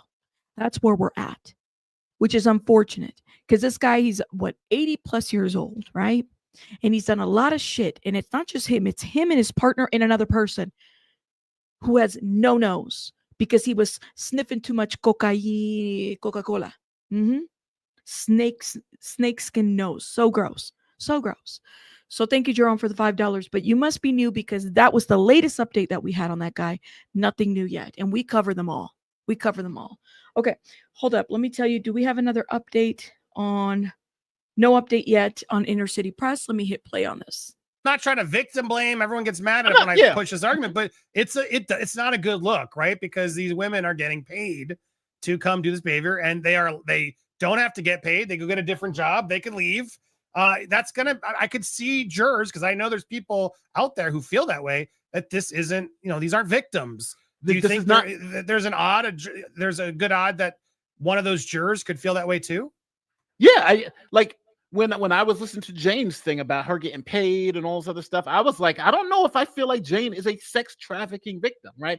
It's like, hey, I'm paying you to come do these things. What makes her different than, let's say, a porn actress who's going to different places and getting paid to do it, and she's doing it because don't forget and mind you, this is coming from a former prosecutor, Nate the lawyer. I've said this before. I said, wait a minute. Not only that, I don't know how much Nate knows about the Jane Doe, but this is not the first time that she has been in the crosshairs of a trafficking ring where allegedly it's been said that she was a recruiter of one of those. Okay, so she has her own past before Diddy, before 5 Dimes, before that. Okay, so I think it's a valid point to bring up that it's not victim shaming, that we're truly having a conversation about the fact. And I think that people that have been victims of crimes need to understand that this is something that we had to talk about, right? Because it could impact the way laws are looked at, the way in which the media looks at people. How do we perceive this information? It's conversations that we need to have. Yes, we have an update. So let me go to it right now. So It is 10:02 a.m. The judge says, while we wait, Miss Comey, do we have the laptop ready? Maureen Comey says, I'll defer to Miss Garagos. Comey's Tenny Garagos for the defense. We'll have it ready tomorrow. The judge speaks. With only the admitted exhibits, I'll ask tomorrow. Let's see. Can we show the thread? Okay, we're getting ready, guys. We're getting ready. They haven't started yet, but we're almost there, if that makes sense. Thank you for those that have hit the like button. Thank you. Let's see. Dale, thank you so much for the $1.99. I appreciate it. Thank you for supporting the channel. Really, really sweet of you. And this is the thing, is like, this is why we have to understand, like, See Through You, you know, I See Through You has a very, very strong stance about certain things. Shout out to them, right? No, it wasn't. It was the government. Slavic is the one that's late today, or at least starting a little bit later. We're waiting on Slavic. It's not Diddy's team that's late. What about Ashley Madison? Y'all remember the Ashley Madison situation? How many people got exposed on that? Ashley Madison was a real thing. Okay? People, there are people out there that pay to provide services, right? To have somebody do a service for them. Now, Cowboys and Angels is just another one. You know, it's just another one. It's how it is. Yeah, that's what we have to say. And this is what I brought up. I said, hey guys, I brought this up yesterday at the risk of people dragging me in the comments, but I had to say it. I said, listen, we see Bianca Censori walking around with Kanye. She had a little candy bikini, if you know what I mean, you know, not leaving. She's never left much to the imagination. You know, she's a beautiful woman. Okay. She really is. However, the concern that I have, and I've said, is she wanting to do this willfully? Because I have a feeling that in 5 years from now, what if this becomes a situation where she's coming around and saying that, well, I was dressing that way because he made me do it. And it could very well be the case. Hell, it's been rumored that Kim Kardashian didn't want to dress up the way in which Kanye West was making her dress. There's this thing about men telling women how to dress, and that's like a thing too, just so people are aware. Justin Timberlake and Jessica Biel's another one, where he was picking out her clothes, what to wear and stuff like that. And like, sometimes people think, well, that's cute. That's like a couples thing. But I honestly have a question. In 5 years, are we going to see a situation? Because Kanye already has a lawsuit from somebody who said that, you know, that they had been essay. There's been multiple. Okay. Are we going to see a situation where this woman is literally propaganda for the lifestyle that they have, walking around naked? Are we going to see another case like that? That's what I want to know. You guys let me know what you think in the comments, okay? All right, all rise. We getting ready? Are they there? Are they there? Here we go. Yep. Here we go, guys. Here we go. Here we go. You wouldn't be surprised. The jury's entering. All right. Get it together, guys. Get it together. Okay. So let's get our jury, says the judge. All rise. All rise. Jurors entering. Judge says, give your attention to the parties' closing arguments. Today will be shorter. The U.S. closing. Tomorrow, the defense, the rebuttal, my instructions, and begin deliberations. The jurors who will stay. Damn. This is it. This is it. Christy Slavic for the government. Here we go. Who's going to do the closings for the defense? Does anybody know? Do we know this yet? Is it going to be Tini Garagos, Nicole, Brian Steele? I don't think it's going to be Agnifilo. Okay, here we go. We got an update. Slavic speaks. Over the last few weeks, you've learned that Sean Combs is the leaders of a criminal organization. He doesn't take no for an answer.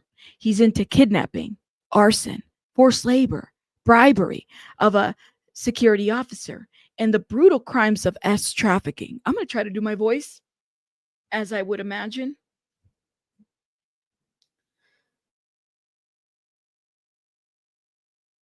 All right. All right. We're getting ready. I had to clear my throat. CNN says, side note, judges on the bench, the jury enters the courtroom, and prosecutor Christy Slavic is to present the government's closing argument shortly. Sounds like it's going to be a short day, so people are aware. Ooh, I cannot wait to get the transcript on this. Let me know. You said some bloggers said that Agnifilo is doing great. Is Agnifilo going to give the closing? Thank you. I'm trying to get to 1,000 likes. Let's go.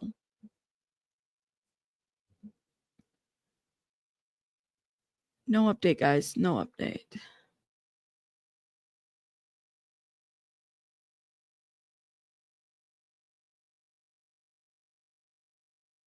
You said, I think as long as she can access to the money, she'll be okay, says somebody. Okay.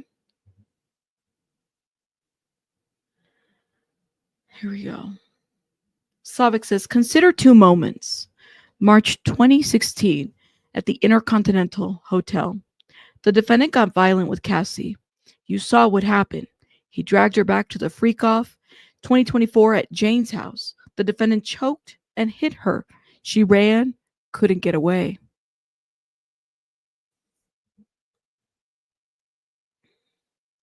Okay.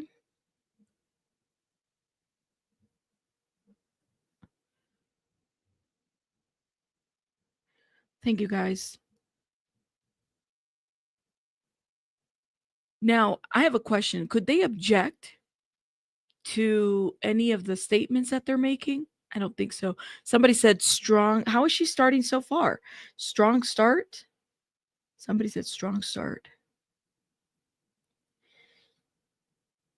Yes, make it clear what a POS he is. People are going off. She ran, gate was open, but returned with the worker. Oh, Lord have mercy. When you found me, you discovered a diamond.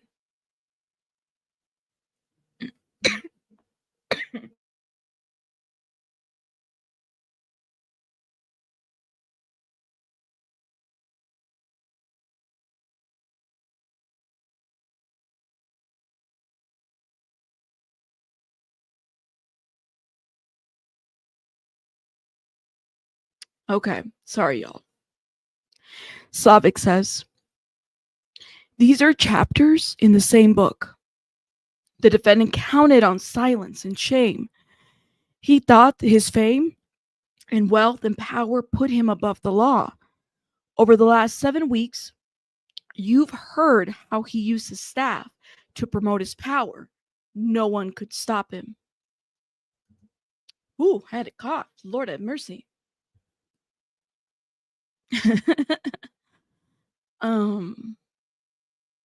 They can object. That's right. Just not. They can object, but just to stuff like facts, not in evidence. That's right. Who?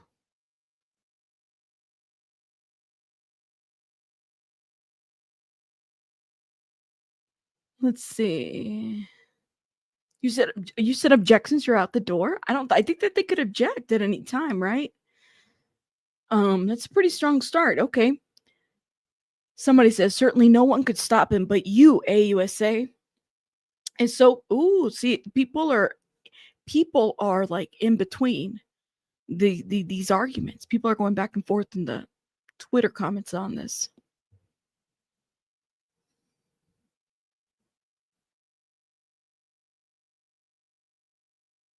They said, I know.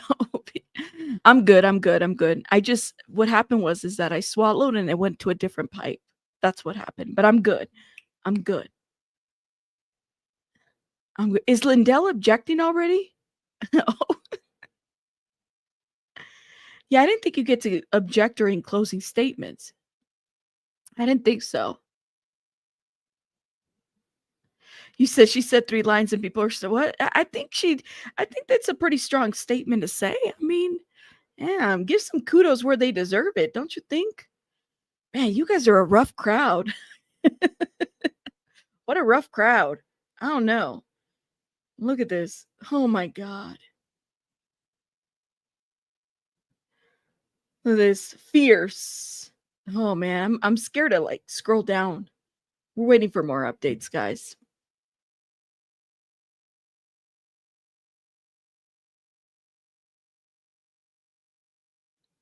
Okay.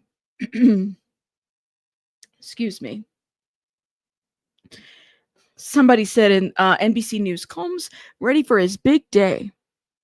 He's wearing light colored pants, white sweater this morning. He's wearing white.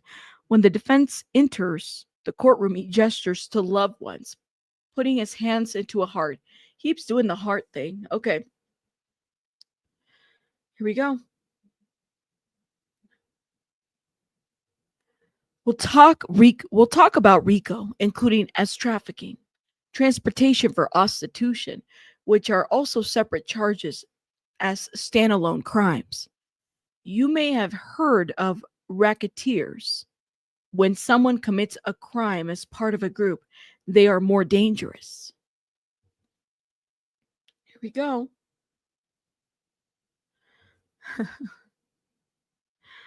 Egyptian, thank you so much for this $10. Get some warm tea. I promise you guys I will. I need a cough drop. That's what I need, but I'm okay. This is why I've been like laying low on the transcript read, because of the how much it takes out of me. Thank you so much, though. I appreciate this. Thank you guys for supporting the channel. I mean, we're going to do a poll about how you guys feel about the opening statements, okay?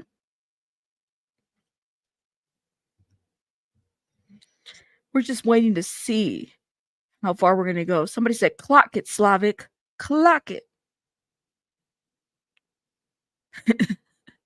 Some of these memes are hilarious.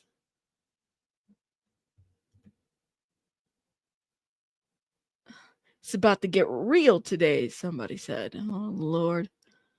Let me tell you something. Once this is over, I am not going to miss going on Twitter. I don't like Twitter. Once this is over, I am not going to miss going on Twitter. Said I'd be like 7 more weeks and we have to listen to a monster who has tormented the lives of many and ruined Tootsie Rolls for the entire world. And don't forget the applesauce, love. Don't forget the applesauce. You said the hearts, or he said hearts. He's going like this. Like this. Okay. No update yet, guys. No update yet. Oh, rubber duckies is another one. Yeah.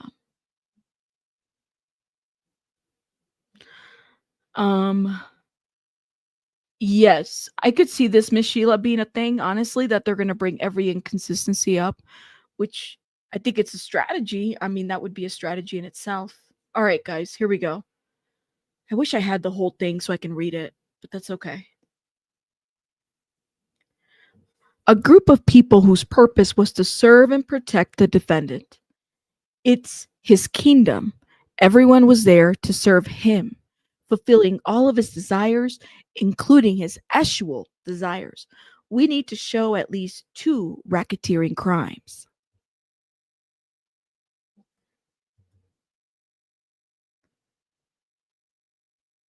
Oh, man. Oh, man.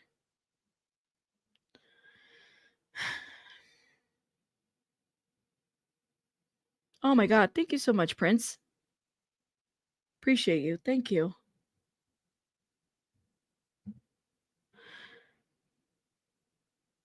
You know what? I think we should all do something very positive after. I think I'm going to need to go to a confessional booth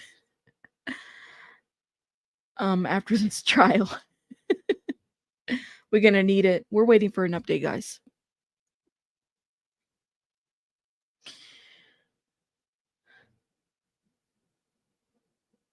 You're going to go to the beach? Ah, I'm jealous. That's amazing, though. Shout out to you. You deserve it.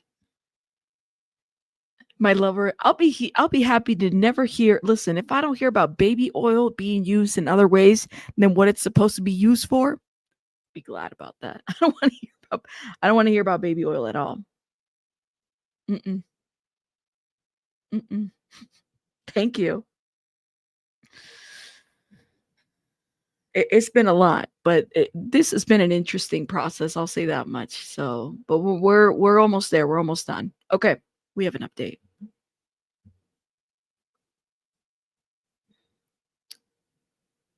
The defendant was the head of Combs Enterprise, There was an inner circle, his chief of staff and his bodyguards. The names change, but the roles remain the same. You've heard about KK Combs' right brain. She lived in 2-star. Here we go. Whoa. All right then. That should tell you they're going to come after her. That should tell you they're going to come after KK. See that right there? Who we never heard from in this trial, by the way.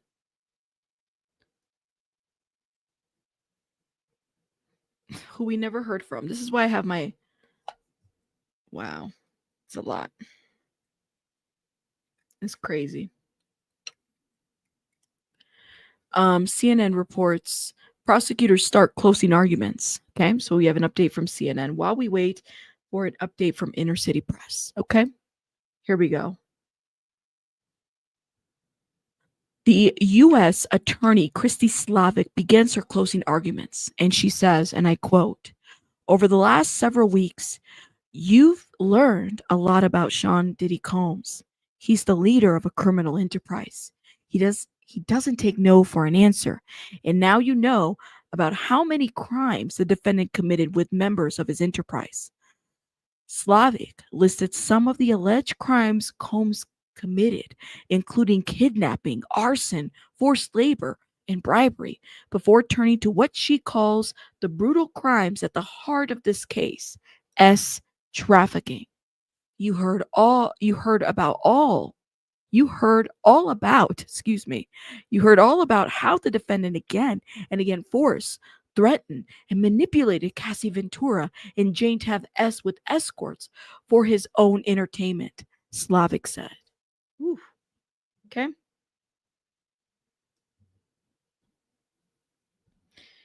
Update. AUSA Slavic. She communicated with defendant's girlfriends, his security. You heard their names: D-Rock, Bonds, Rube, Uncle Polly, Fahim. They were armed and ready. Remember the incident at the diner with Suge Knight? David James told you Combs had guns. So if I were to read this together, the defendant was the head of Combs' enterprise. There was an inner circle, his chief of staff and his bodyguards. The names change, but the roles remain the same. You've heard about KK Combs' right brain. She lived in 2-star. She communicated with defendant's girlfriends, his security. You heard their names: D-Rock, Bond, Rube, Uncle Polly, Fahim. They were armed and ready. Remember the incident at the diner with Suge Knight? David James told you Combs had GUNs.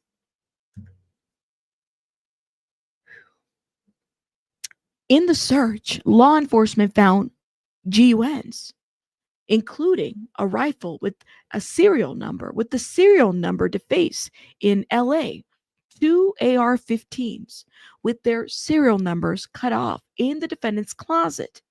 You also have the rotating cast of assistants paid by the defendant's business. Okay, that was the new update. Let me reread that again. In the search, law enforcement found bang bangs, including a rifle with the serial number defaced in LA, 2 AR-15s with their serial numbers cut out in the defendant's closet. You also have the rotating cast of assistants paid by the defendant's businesses. Okay. Felicia, you know it. I got yesterday's. They're pretty boring. That's what I got to say. You know what? I'm so down for covering her trial. If it goes that way, which I think it might, I'm down to cover everybody's trials there. I'm so ready for that. I mean, we've done this one. We have to go ahead and move forward. It's a great question. Where are the gun charges? I have a lot of questions about that. Carmel's like, I've heard enough. This is like them being dramatic with points that have been shown weak, no burden of proof. I'm trying to read it very how I would think Christine Slavic speaks, but I don't know. Okay, here we go. Update. Brendan Paul said he made $100,000 a year. KK made 6 times that. What? Brendan Paul said he made $100,000 a year. KK made 6 times that. When your boss asks you to buy rugs, you're committing a crime. When you kidnap someone or lock his girlfriend in a hotel room after your boss stomps on his face, it's a crime.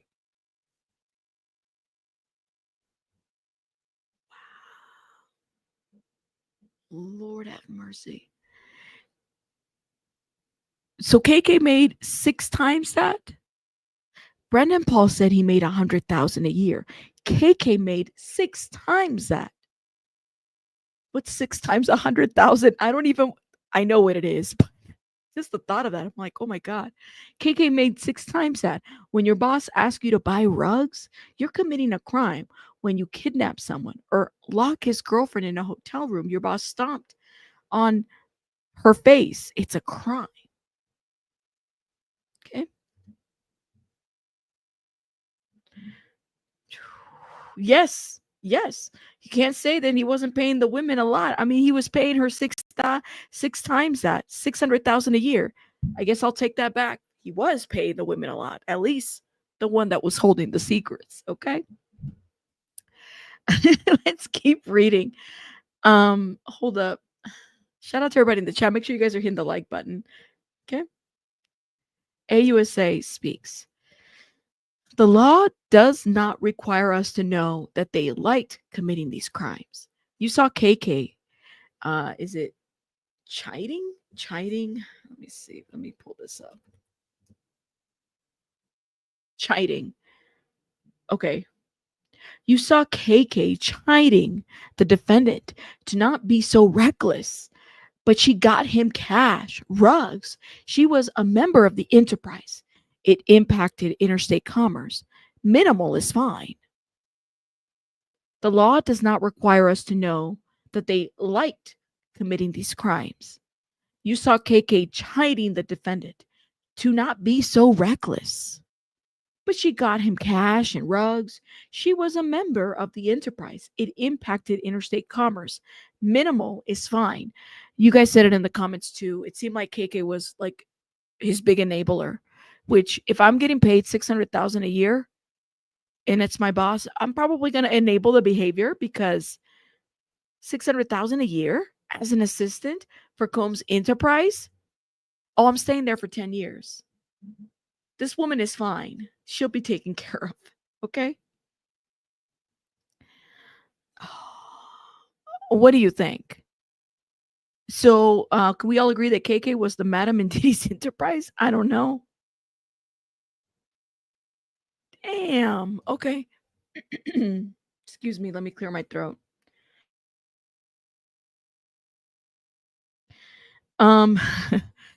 CNN reports. Let's see if we don't have an update. CNN reports. Remember, it's his kingdom. Everyone was there to serve him. Slavic says of Combs, the defendant was a very powerful man, but he became more powerful and more dangerous because of the supports of his inner circle and his businesses, the enterprise. Attorney Slavic said in reference to Sean Diddy Combs. She said the enterprise purpose was to serve and protect the defendant. The defendant was at the top of his enterprise. Remember his kingdom. Everyone was there to serve him. She listed ways that the enterprise served him, including by promoting and protecting his reputation, fulfilling his personal and sexual desire, enabling him and his inner circle to commit crimes, and protecting them from law enforcement detection.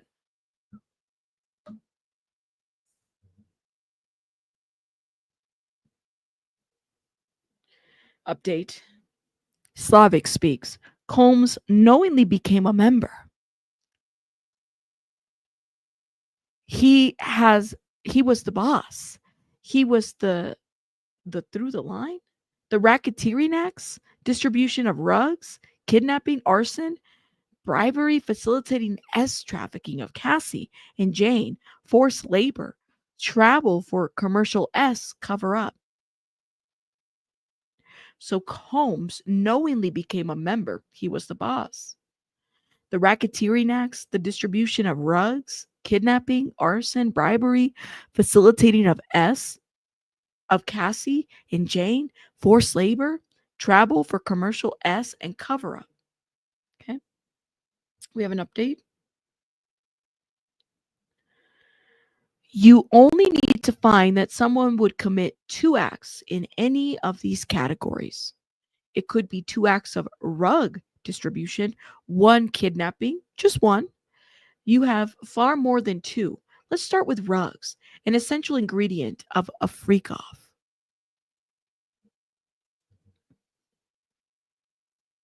Okay.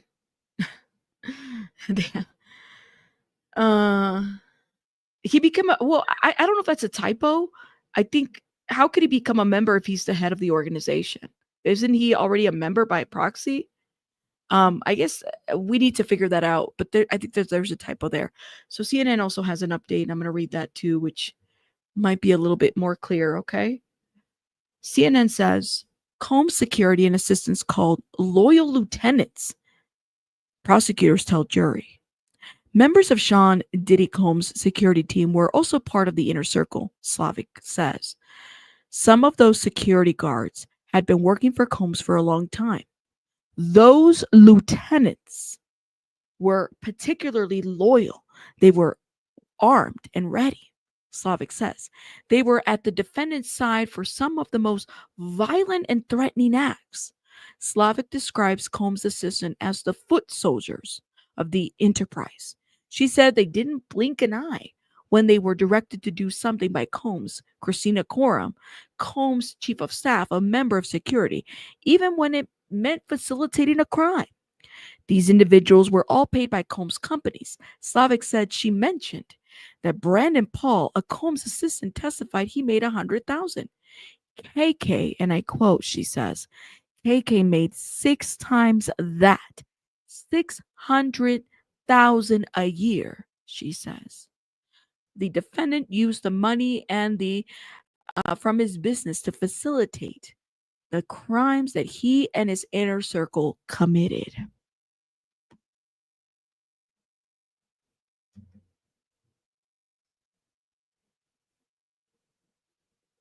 Slavic continues. The most involved were D-Rock, KK, and Fahim, but others helped keep the rug supply high. We're not talking about flour, but what Brendan Paul called hard rugs. There are stipulations of the rugs found in the searches. Okay. So the main ones that they're looking as, like the ones on top of the chain out of this situation, D-Rock, KK, and Fahim. They're not talking about Roger Bonds. They're not talking about Uncle Paulie. They're not talking about these individuals. She says here, and I quote, the most involved were D-Rock, KK, and Fahim, but others helped. Okay.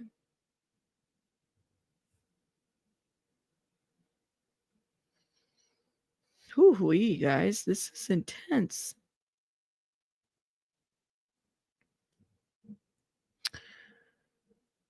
While we wait for an update, NBC News says workers were young and eager. Hold up. I think we have an update already. Yep.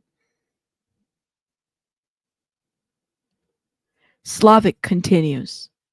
Coca-Cola, M, Ox, Special K, a dissociative rug, GHB, flowers, Mama, Tootsie, a combination of dyed pink. It's 1305 and 1306. The quantities are not relevant. It's not an element of this crime.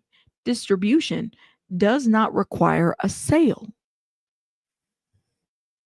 Remember, we were talking about this. I said, if I go party at your house, as long as you're giving it to me, that would be distribution.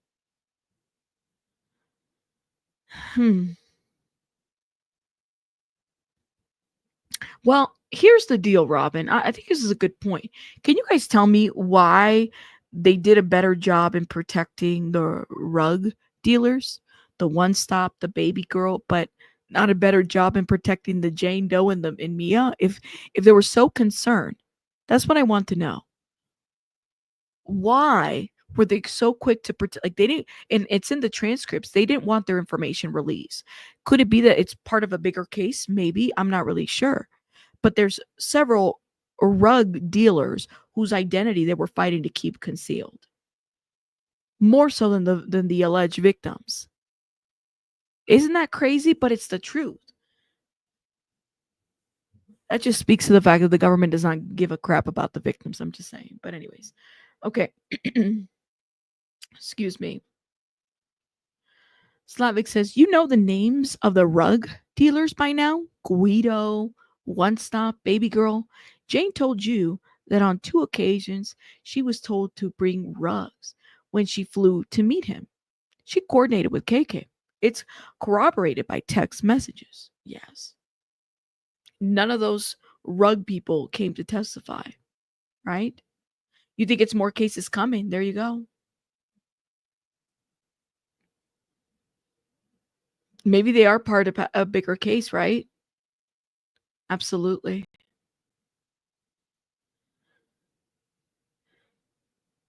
Courtney Burgess is a liar, Robin. Courtney Burgess is a liar. I don't believe anything that man says. How the hell is this man gonna stand on Kitty Prawn and not talk about it? And he's been sitting on it for how many years? That guy's a liar. That's why he got caught up and he had to go and testify to figure they didn't find anything from him. If anything, he should have been charged. That's my thought. How the hell are you sitting on Kitty Prawn that you said that you had from Diddy and you didn't turn it into the feds? That's a charge. It's crazy. Do you feel me? Thank you so much for becoming a member. Shout out to you. Do you feel me? It's crazy.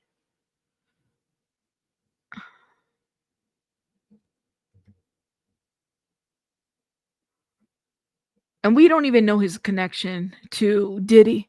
The man lies. He's a liar.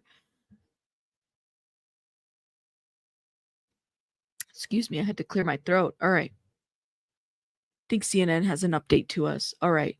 So while we wait for CNN, excuse me, for Inner City Press, CNN says the defendant's case was significantly shorter than the government's case. It's no surprise, legal expert says. Oh, okay, so they got a legal expert. I don't know how much time I want to spend on that. Expert says that as trafficking, a racketeering conspiracy trial against Sean Diddy Combs is heading into closing arguments this morning. All right. The expert says that most of the work of the defense is really done in cross-examination, in the advocacy to the court, and in sorts of disputes that they engage. All right, I think we have an update. KK, Slavic continues. KK told Jane to swing by Mapleton to pick up the Guido package. He was called during hotel nights, so we know what the Guido package was. More X. The security team knew what it was. Guido texted Fahim. Puff has a $450 balance with me. We didn't see that message. Huh. Interesting. The security team knew what it was. Guido texted Fahim. Puff has a $450 balance with me.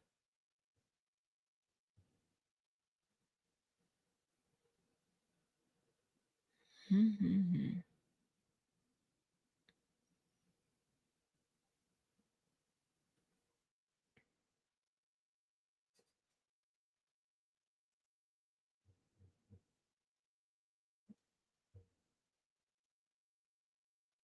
Here's there's some conflicting information, and I kind of want to put this out here to hear what you guys have to say about it, okay?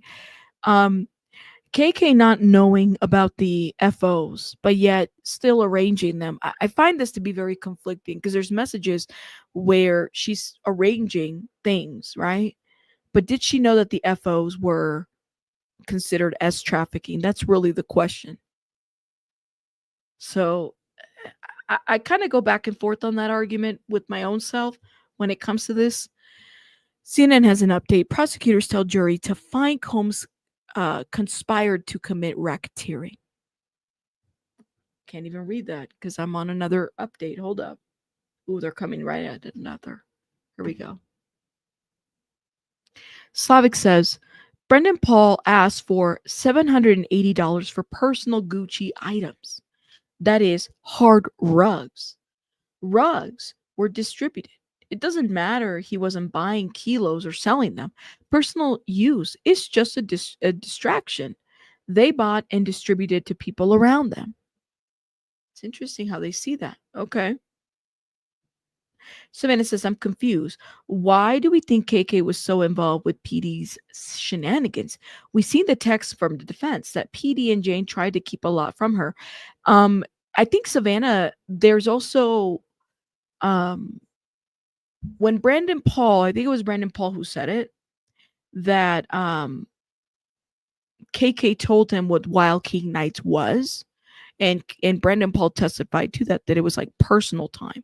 Now, he didn't say that it was a freak off or that it was prostitution, that there was an understanding of what Diddy was doing with escorts. And there were other escorts that were being arranged. So this is the part that I think is confusing because it's a bit conflicting from both sides. One side will tell you that she didn't know. The other side is telling you that she did know. And then they're both showing messages to show that she didn't know. And then they're showing messages to show that she did know. That's the confusing part from this. But I'm kind of there with you. And I was thinking about this too the other night or yesterday, particularly. There's that. Okay. The U.S. Attorney Christy Slavic told the jury that they must unanimously find that Sean Diddy Combs knowingly and willfully agreed that he or another member of the conspiracy would commit 2 racketeering acts. Slavic said there is evidence of multiple acts committed by Combs' enterprise. Slavic listed the categories of the crimes the panel can find Combs and a member of his enterprise agreed to commit, including distribution of rugs, kidnapping, arson, bribery, and they have a whole list there, but we have an update, so we got to get on that. Slavic continues, Cassie used rugs at every freak-off supplied by the defendant. He introduced Jane to rugs, gave them to her at all but one hotel night. He gave rugs to Carrie Morgan and Bonagalo, or Bongola, I think that's how you say that. He made Brendan Paul try Toonsy to see if it was good. I think Bana was already a rug user, if I'm understanding that correctly.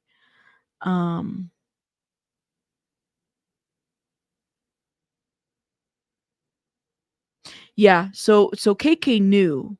She just that's the conflicting information. I guess it's fair. Where do you land with that? KK knew, but then the defense is saying KK didn't know. But there's messages that show both. I don't know. Slavic says, D-Rock would text One Stop.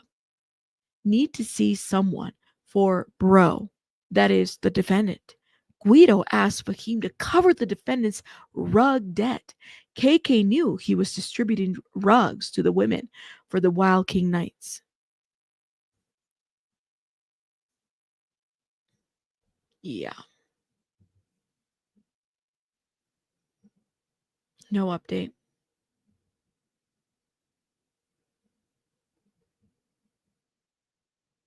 Yep.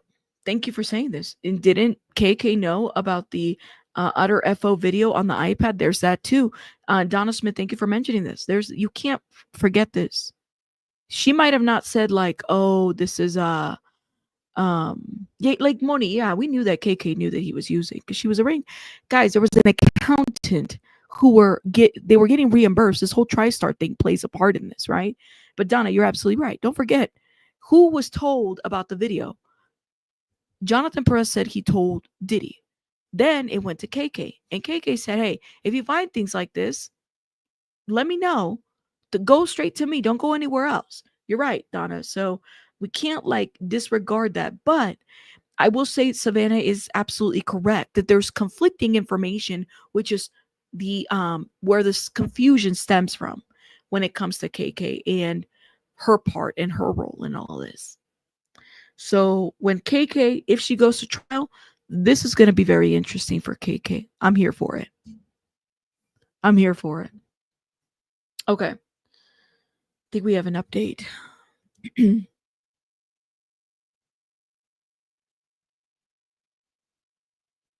Yeah, that FO video had a crime on it, they inferred.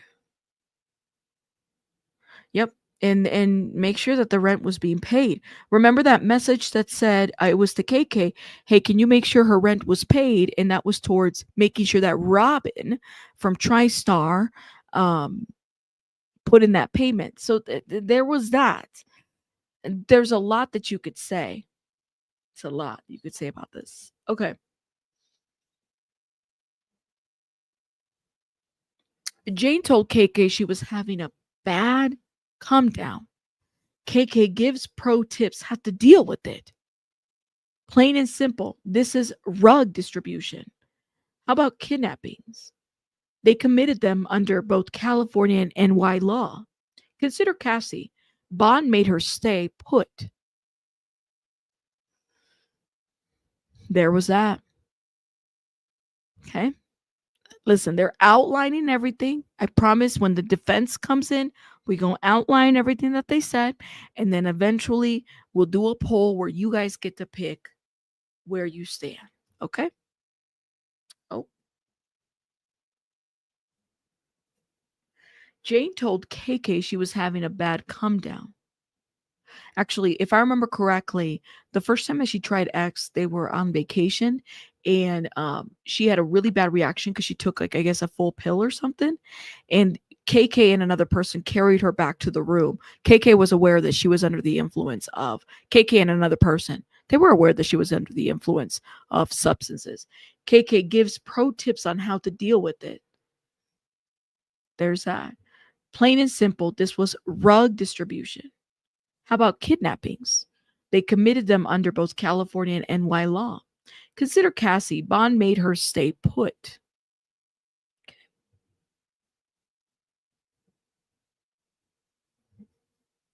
They put her in the shower. That's right. There was that one time where, so Cassie had an issue with the rugs, and then Jane had her own issue with the rugs. You know, clearly everybody, there were rug users, guys. I mean, they were partying it up. They were using rugs, using drugs, rugs. And I mean, there's a crime being providing them. That's a crime, whether we like it or not, especially on the hard stuff. Okay. The defendant called Cassie a lut. Put an S. A lut. He stomped on her face. She was disfigured. Roger Bonds caught her and brought her back. The defendant made her go to the London hotel on Sunset, so no one saw her. She wanted to go home to her mom's, but no.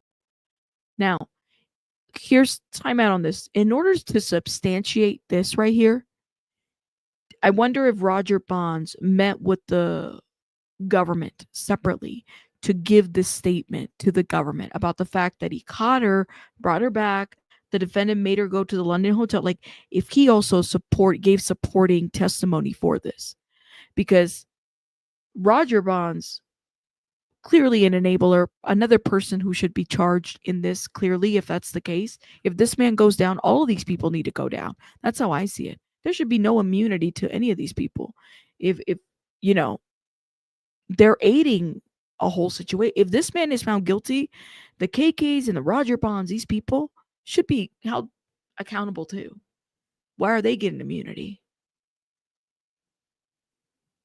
The defendant made her go to the hotel on Sunset, so no one saw her. She wanted to go home to her mom, but no. Did Roger Bond testify to this? Did Roger Bond give his side of this? That's the question that I have.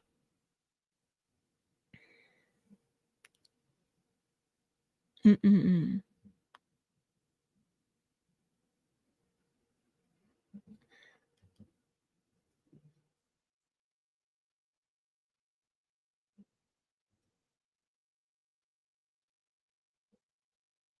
Okay. Slavic says it's clear Cassie did not consent to staying in the hotel.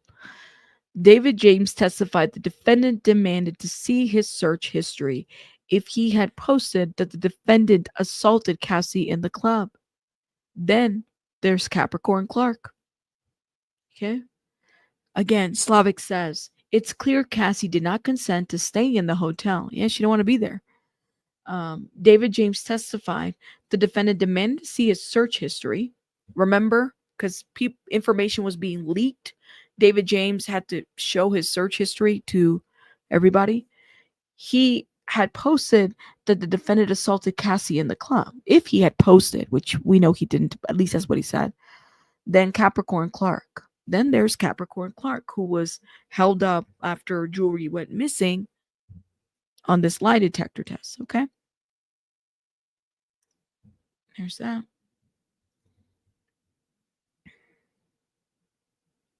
No update yet.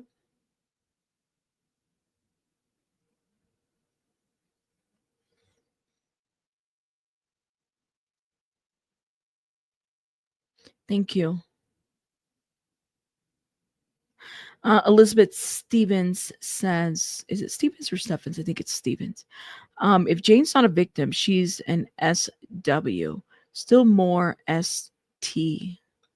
People have said that, Elizabeth. Thank you so much for the $2. I appreciate it. You guys are entitled to your opinion about different things as long as we're being respectful in the chat. Okay, here we go. They made her take a lie detector test for days in an empty office building in Manhattan. This was in 2004. She was holding expensive jewelry that went missing. Uncle Polly took her to the future HQ of Bad Boys, headquarters of Bad Boys. She was tested for 5 lies. I think it was 5 days, but she was under a lie detector test. They made her take a lie detector test for days in an empty office building in Manhattan. This was in 2004. She was holding expensive jewelry that went missing. Remember, I was on a loan? Uncle Polly took her to the future HQ of Bad Boy. She was tested for 5 lies. So here's my question. Did they bring Uncle Polly in? Make him give any kind of testimony about that behind the scenes? Slavic says the man administering the test told her if she failed, she'd end up in the East River. In Central Park, the defendant told her that if anything happens, he'd have to pay her. David James remembers this. He was tested too, to get the rat out of the team.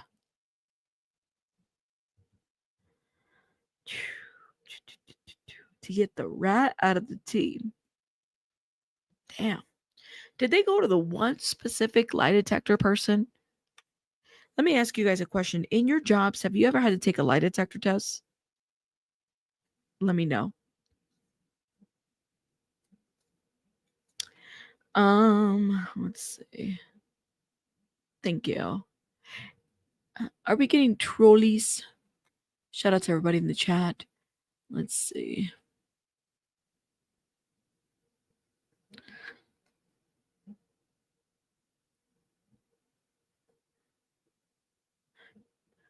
Okay. Rosa Jones, you're sitting there and laughing and making jokes about this man's life on the line. He's not a monster, and regardless of what you or anyone thinks. Thank you, Rosa Jones. You're entitled to your opinion. I'm entitled to laugh about the things that I want to laugh as far as how I want the deal. So thank you. I appreciate it. Just like you're coming in here, you don't have to watch, and I would suggest that you don't if you're triggered by anybody giving commentary. Take care of you. Thank you. Okay.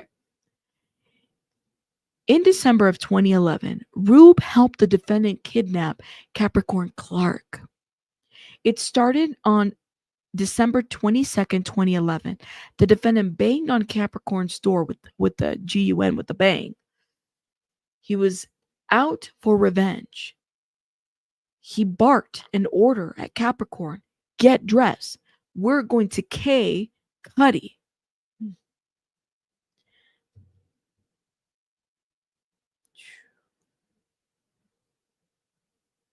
There we go. For security clearance, I've never had to take a lie detector test on a job. Really?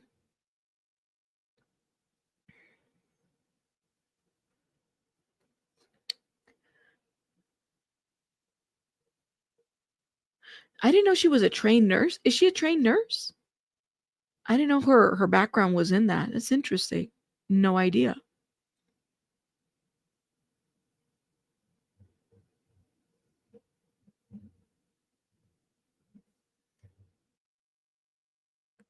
We're waiting for an update, guys. Prosecution, CNN. Actually, hold up.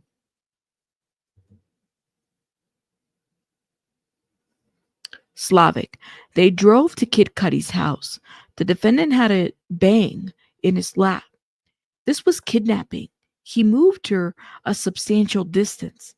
The defendant said he wouldn't let her, told her, until she brought him to Cassie, who he kicked when she arrived into a fetal position.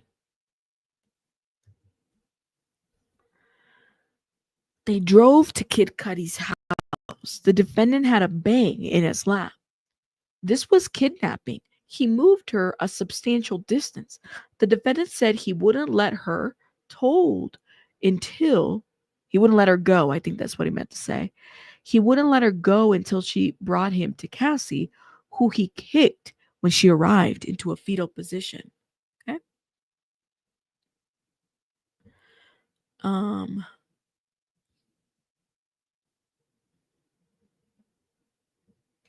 Prosecutors discusses Combs' distribution of rugs to Ventura and Jane. Okay. The prosecutor, Christine Slavic, discusses the rug distribution, which we just went through on Inner City Press, telling the jury that they are an essential ingredient of every freak-off.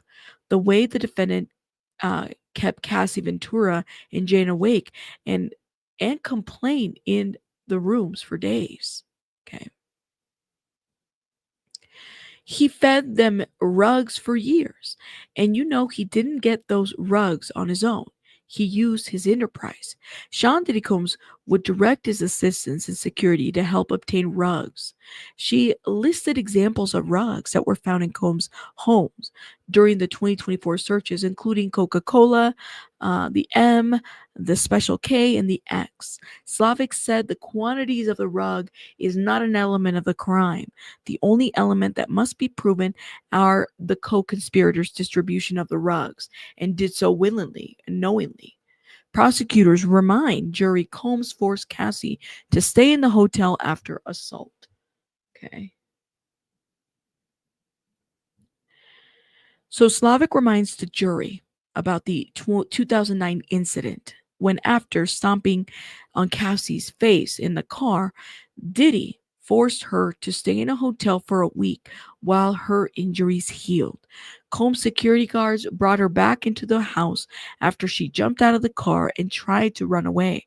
While she stayed at the hotel, Combs' staff brought her clothes and food, and a security team made sure she didn't leave. Slavic told the jury they can be confident this happened because Combs' former assistant David James testified that he remembered bringing her ice cream while she was staying in the hotel. It's clear that Cassie did not consent to staying at the London hotel, but she had no choice. The defendant told her she couldn't leave. He had a security team telling her she couldn't leave, and Cassie knew what happened when people said no to the defendant. Okay.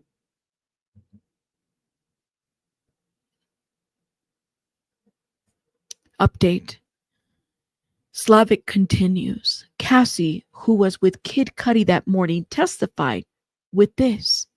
the officer who responded to the 911 call, he saw a black Escalade registered to Bad Boy.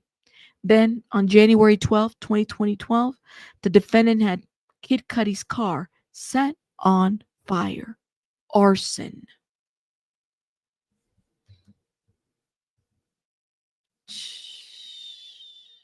Now, prosecution, I don't think you did a good job on that one, but that's just my thought. That's just my thought. Okay.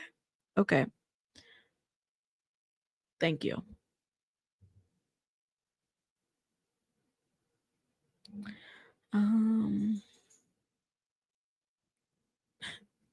Shout out to everybody in the chat, guys. Thank you guys for being respectful in the chat. I really appreciate it. Thank you. We don't have to agree. Everybody's entitled to their opinion. Thank you, guys.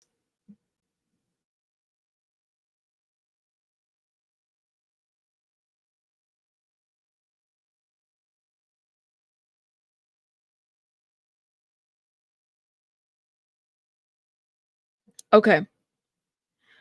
Someone cut a hole in the roof of Kid Cudi's car and dropped in a Molotov cocktail. We're not suggesting the defendant cut out the hole. He didn't even buy his own soup. We heard the voice notes. He said he was going to blow up Kid Cudi's car.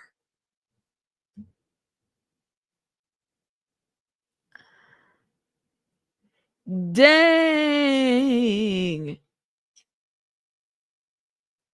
So now they're saying we're not suggesting the defendant cut the hole. He didn't even buy his own soup. You heard the voice notes. We didn't hear those parts. He said he was going to blow up Kid Cudi's car.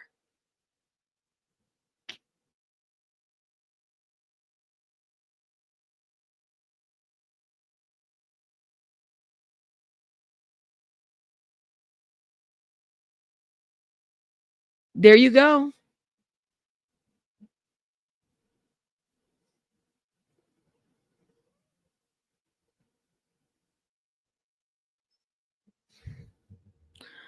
Ooh, they have a recording where he says it. We didn't know about this recording. Did y'all know about this recording? Because I didn't know about this recording. He said it in the recording. Let me know. Now we're finding out information that has been sealed to us, guys. We did not know.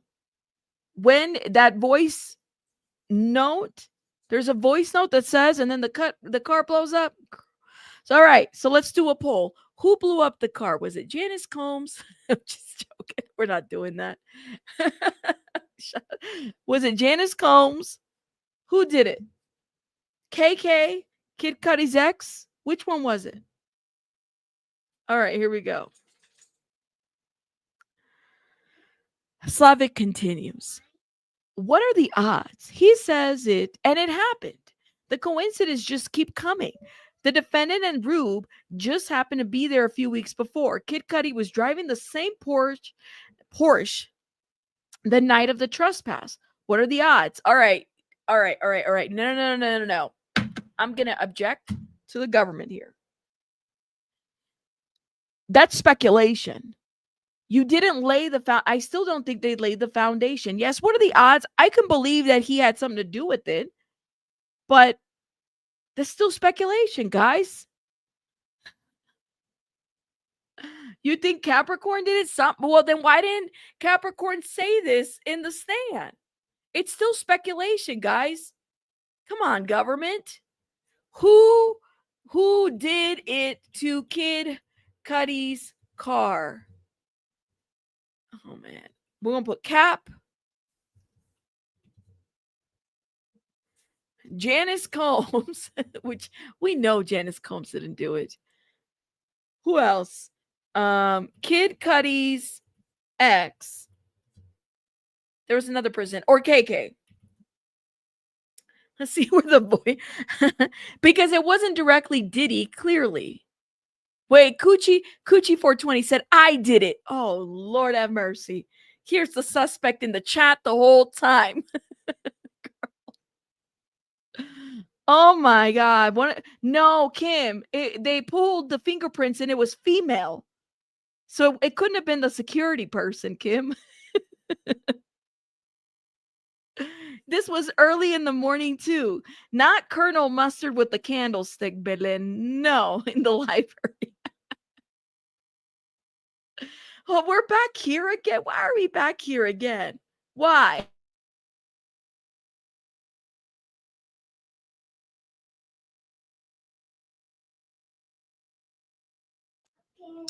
Oh, see, I think it was used bottle from Kid Cudi's house and previous to the date.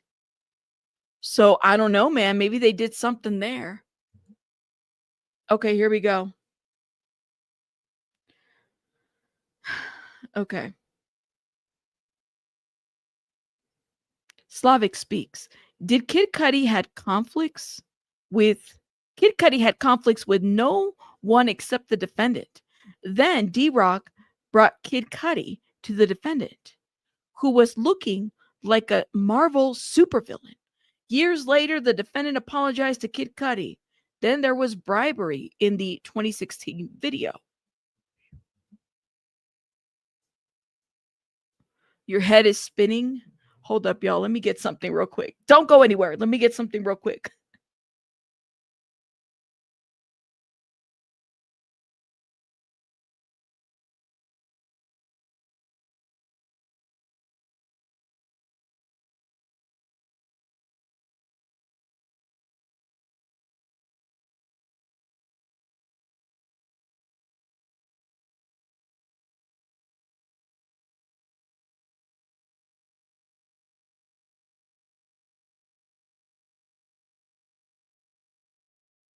Okay. You guys are laughing. Come on, Rabbit. I've read enough books lately. DNA can be placed on an object. I don't even want to know how female DNA got there easily on that object. It could have been anything.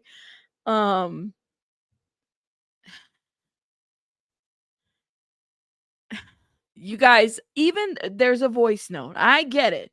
All right. What are the coincidences that this happens? But it goes back to that theory to suggest that this man did it. Now, unless you can lay the foundation that he did do it, I am going to basically say we need more information, and they didn't do a good job on this. So they're leading the jury to speculate that this man had something to do with the car. Maybe he did, maybe he didn't. I don't know. But as far as how they made that theory, just because there's a voicemail where he says that the car blows up and the car blows up, maybe somebody, but we just needed more information when it came to this, if you know what I mean. Less speculation, more information. That's just my thought on that. Doesn't mean it didn't happen, but that's just how I see it. Okay. Slavic says the defendant was having a freak off with Cassie and one of the escorts, Jules. Flores found the defendant sitting in a chair with what he called a devilish stare. In the room, he saw another man. The defendant tried to hand Flores a stack of money. Okay. No update. Said. Yeah. You said if they could have gotten the bottle from the random recycling bill, that's where the female DNA come. Maybe that's what Kim said, right? Kim said that maybe they got this random bottle, this old English bottle, into it. You said Diddy manifested and the car blew up. That is quite some manifestation right there. You said we already determined that Cooch 420 blew up the car. She somehow was there. She says, I blew up the car. Let me see what you guys are saying in the poll. Make sure you guys are hitting that like button, please, and thank you. Who did it to Kid Cudi's car? 31% said Cap. 21%. Well, I'm glad that we're like laying off a little bit on Janice Combs, because you guys said that it was Janice Combs with the designer scarf. Cap, 31%. Janice Combs, 20%. 13% is Kid Cudi's ex. 36% is KK. It's circumstantial evidence, don't you think? I think this would be the definition of circumstantial evidence. We don't have anything direct, but we have a lot of circumstantial, and then this happens. But they have a voice note where he says he's going to blow up the car, and then the car blows up. Slavic says it was his first attempt at a bribe that day. As Cassie leaves, Combs starts damage control. Judge says, we had a power issue. Is your mic working? Oh, the judge intervenes. We have a power issue. Is your mic working? Slavic says, hello? Yes. He called Cassie over a dozen times. The text, call me. Cops are here. Okay.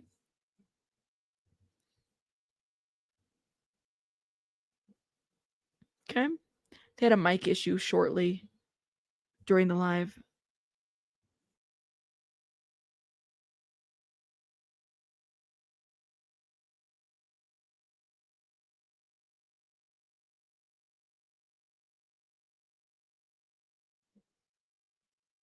Slavic says he was just manipulating her, but the defendant knew he could be arrested. There was a video of the assault. He went and banged on Cassie's door with a hammer. Neighbors were going to call the police. They did, in fact, go. Carrie Morgan had the LAPD card. Now that she did show that card.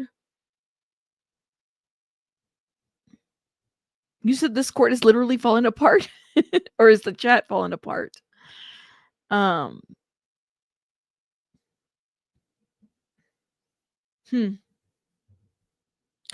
I have a question about that. Did the insurance pay out? Lord have mercy.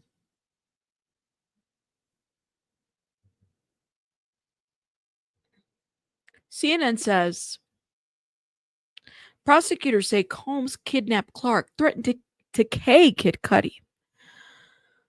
Slavic reminds the jury of Clark's testimony about the morning when Combs came to her door with a bang bang and told her, get dressed. We're going to K Cudi, and said, I don't give an F what you want to do. Go get dressed. They drove to the rapper's house where Combs trespassed.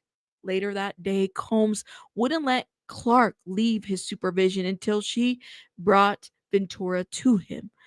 Clark testified that she went to Ventura and convinced her to return to Combs' house, where Clark said she watched Combs brutally kick Ventura as she laid on the ground in front of the house. Ventura gave a similar account of the day's events when she testified.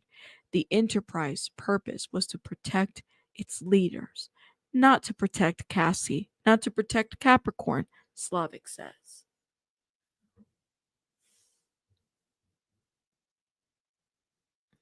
No update, guys.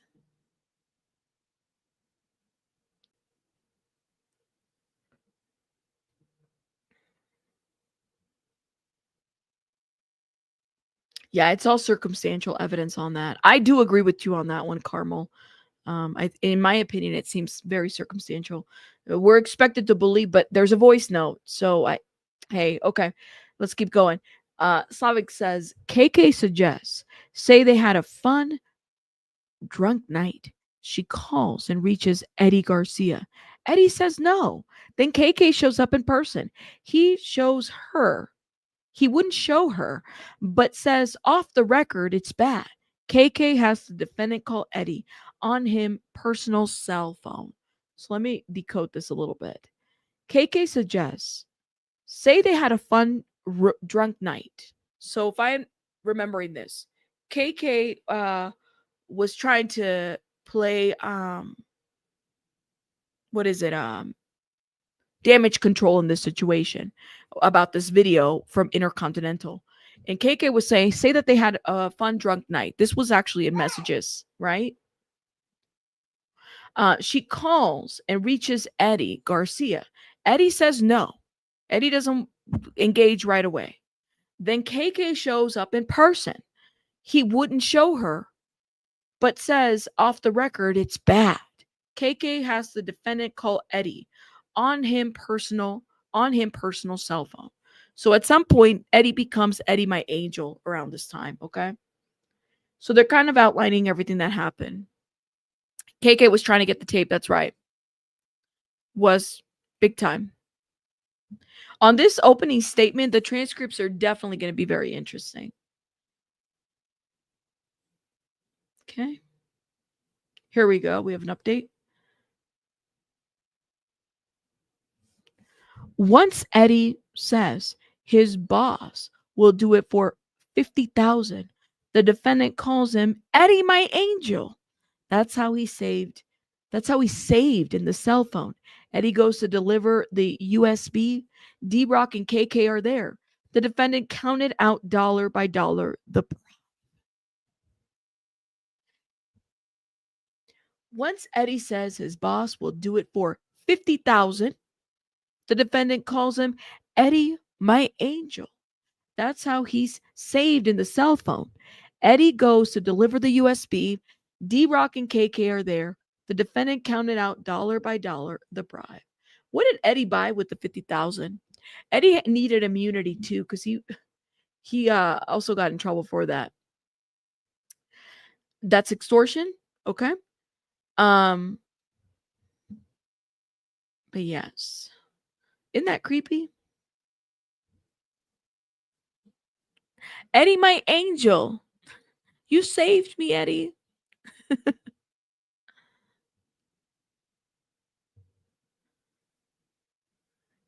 No update, guys. No update. Eddie, yeah, he did. But I wonder, like, what else? So he got a car. I know that. What else did he get, though? It's a lot of money to have all at once, guys. It's a lot of money. You know, if you've never seen money like that, which I've never seen money like that all at once, listen, I'm a regular schmegular person. We don't, never seen money all at once.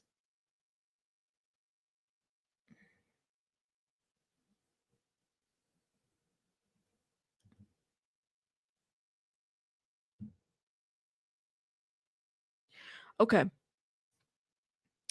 See, CNN reports. Hold up before I go to CNN.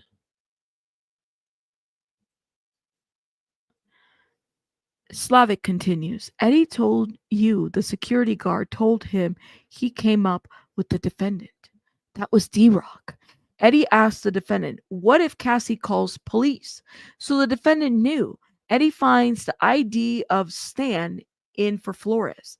NDAs are signed. Don't speak to anyone. I think that they're talking about the deal to kind of seal everything. They took a picture of Eddie's ID. Okay. And that's how they sealed the deal with this situation. Okay. More on Kid Cudi's car. Of course, the defendant was behind this. Slavic says of the arson involving Kid Cudi's car. Of course, the defendant was behind this. Now it shouldn't come as a surprise to you that we're not suggesting the defendant personally cut the hole in Kid Cudi's porch.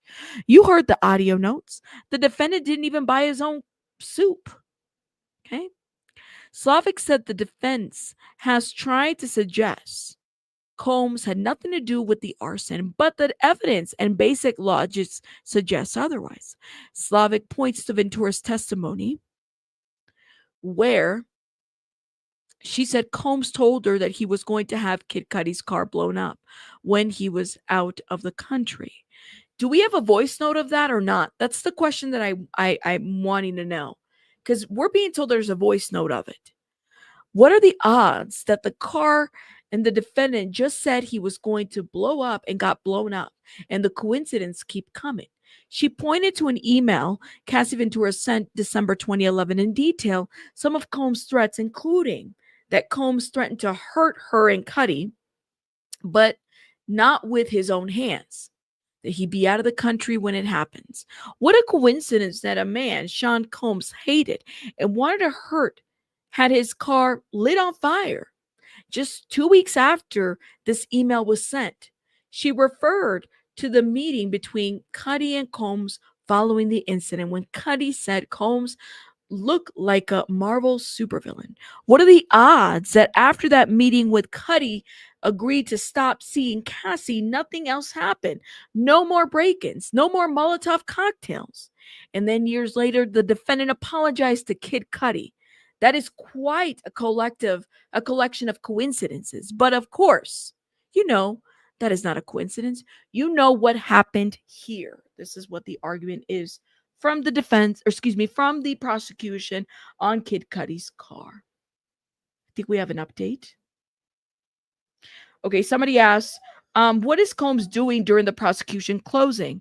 Inner City Press response. Combs has his chair pulled way back from the defense table and is looking around.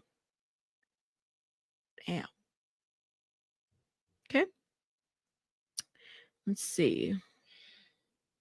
No update yet on the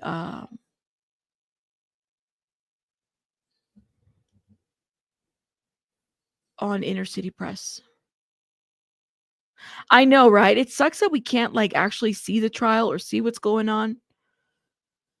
I hate it. That's right. Circumstantial evidence is evidence. You're allowed to make an inference. I struggle with circumstantial evidence. I'm be honest with you. I'm not a fan of it because we can make an inference, but I don't know. I struggle with it, guys. I really do. Okay, we have an update.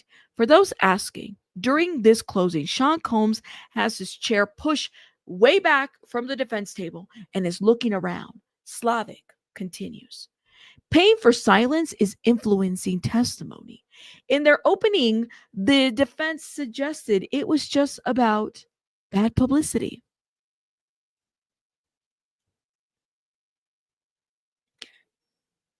No update.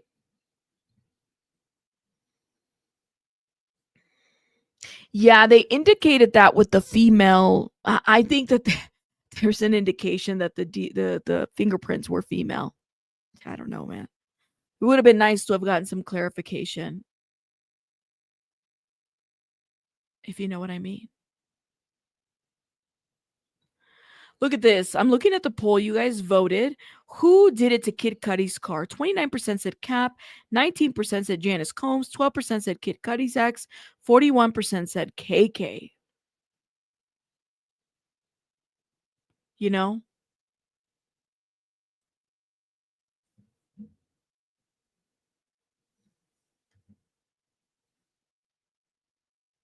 No update, guys.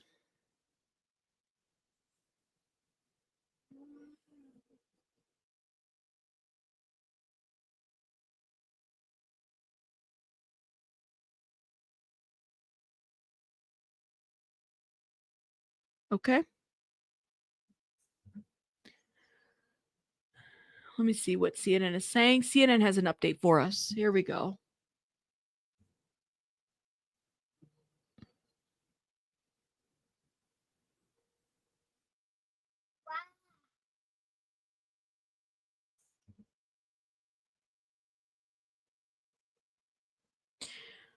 Prosecutors say Combs tried to bribe security guard after assaulting Ventura. In March 2016, after Combs assaulted Cassie Ventura in the elevator lobby at the Intercontinental, Combs tried to bribe the responding security guard with a stack of money. Israel Flores testified that he declined the money from Combs at the time when he responded to the scene and escorted Ventura out of the hotel. He didn't know the defendant had just beaten Cassie in a public area of the hotel, but the defendant knew what he did, Slavic said of Combs' attempted bribe. After Ventura left the hotel, Combs and his staff started damage control. He called Ventura over a dozen times and texted her repeatedly. At one point, falsely telling her that he was being arrested. The police were never involved in the altercation, but Slavic told the jury Combs was manipulating Ventura.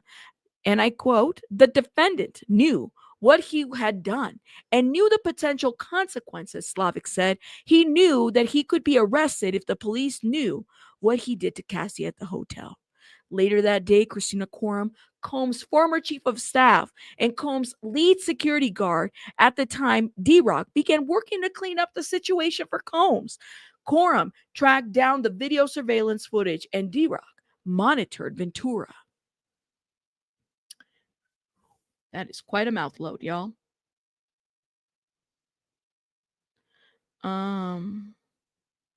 Yes. Why are y'all talking about alcohol in the chat? Let me know. My thing is publicists do damage control all the time. Yes, they do. Don't forget about Hollywood fixers. We did interview one a couple months ago. This is a real thing. There's Hollywood fixers out there. I think they're different from publicists, whereas publicists are more public, but Hollywood fixers or celebrity fixers are those people that are behind the scenes that are working for the celebrity to fix the situation. This is a real thing. One of them that we talked to was Jill. Remember when Jill said that she had helped during Danny Masterson and was helping with Chris Brown? That was a real thing, guys. Like that's a real thing when it comes to that. So not to be confused with publicists. Publicists are public people, public relations. You know, you call the publicist when you're trying to get a hold of the celebrity or the manager or something, right? But then there's Hollywood celebrity fixers who are the ones that aren't public, that are fixing situations, sometimes PR related. So that's a real thing. And they make a lot of money. They make a lot of money doing that. Okay. Just so people are aware. All right, hold up. We have an update. Do we? Let's see. Inner City Press. What is this? Oh, this is a separate case. I'm sorry. Because you know how Inner City Press will like do multiple tweets on different things. Thank you, Diddy Docket, for sharing.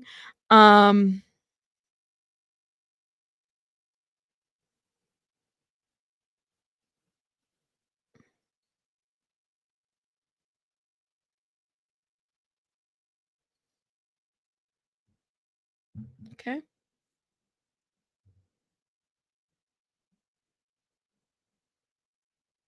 No update, guys. No update. I need iced coffee. I need a refill, y'all.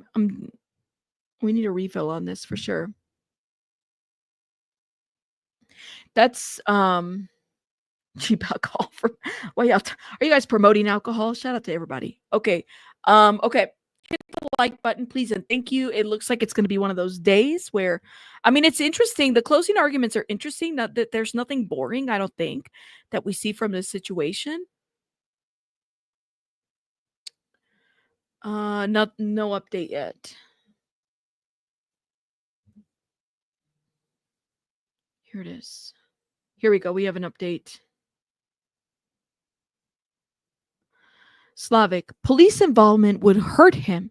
The two are connected. The next racketeering predicate is trafficking. Defendants inner circle assisted, whether they wanted to or not. Threats, rugs, lies, illegal violence to make them have S with escorts. Okay. CNN is actually doing a pretty good job in their breakdowns. Shout out to CNN.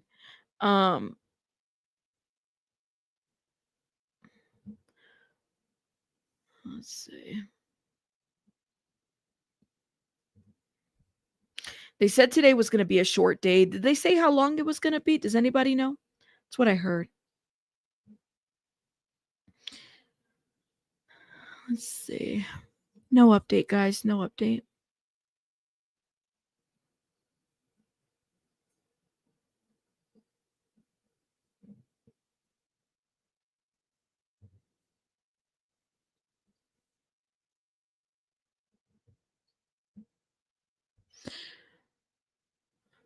No lunch, I don't think. Nope. Nope, no lunch.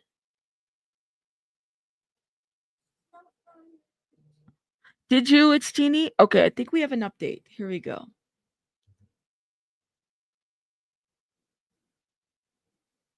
This is not an attempt to criminalize dysfunctional relationships or personal S behavior. They did not want to have S with strangers. While the defendant got a master's degree, they were covered in oil and sore over and over again. I can't say the M word, y'all. That saying the M word got me in trouble, okay? Again, this is not an attempt to criminalize dysfunctional relationships or personal sexual behavior. They did not want to have S with strangers. While the defendant got a master's degree, they were covered in oil and sores over and over again. Yeah.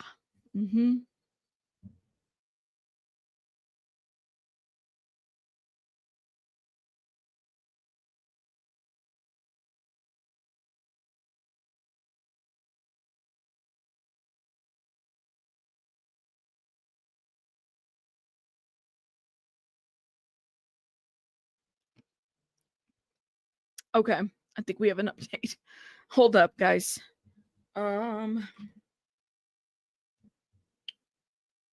Slavic continues.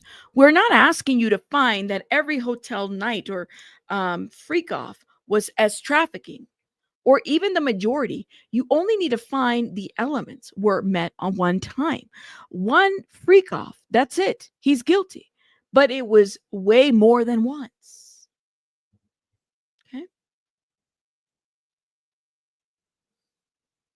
No update.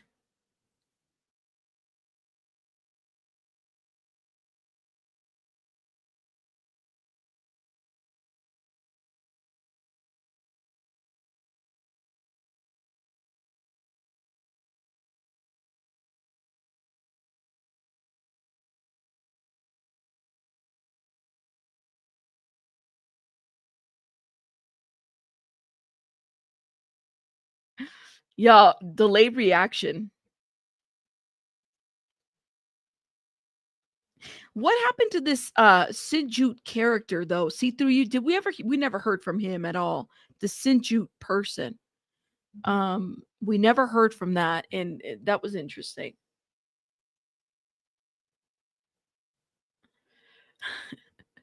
Cheeks is like, that was the third time he was. I thought he was really going to get a degree for a second. That was. There's a delay in the chat because clearly people are like slowly reacting. I don't know what's going on. There's a delay. There's clearly a delay.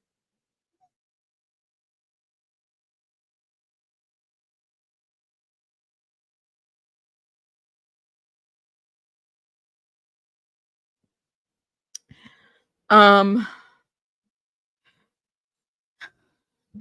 guess we'll see what happens. Hold up. I'm trying to see. Do we have an update?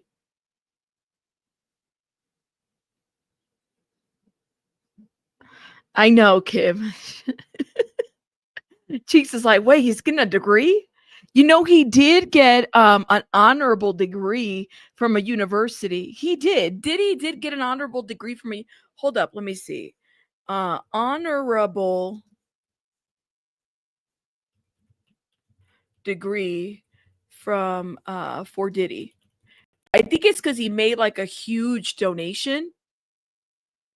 Yeah, from Howard University. He got it, but his degree was revoked. It was an honorary degree.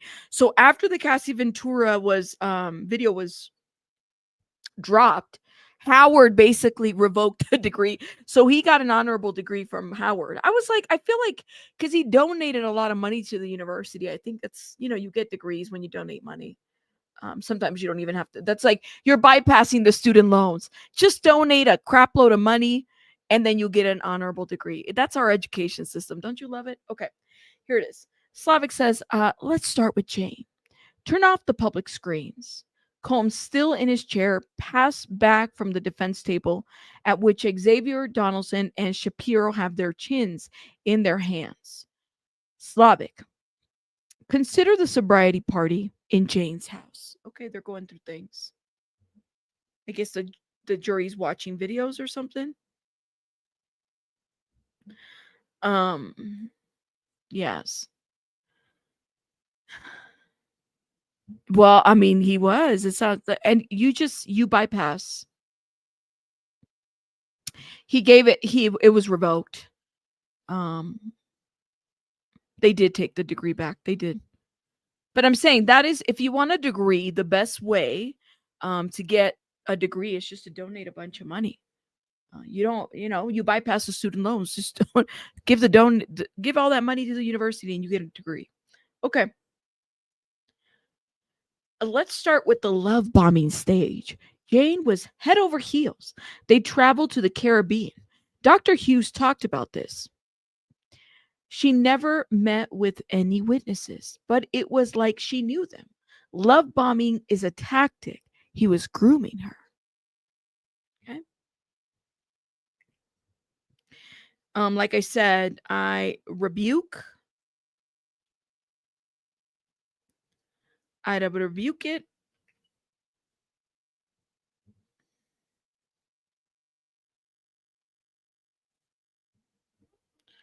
I rebuke it.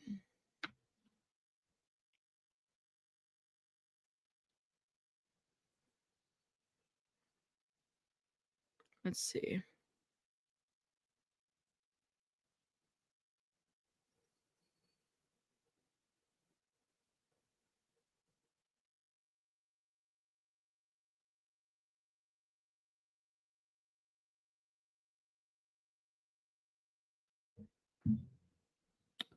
Let's see.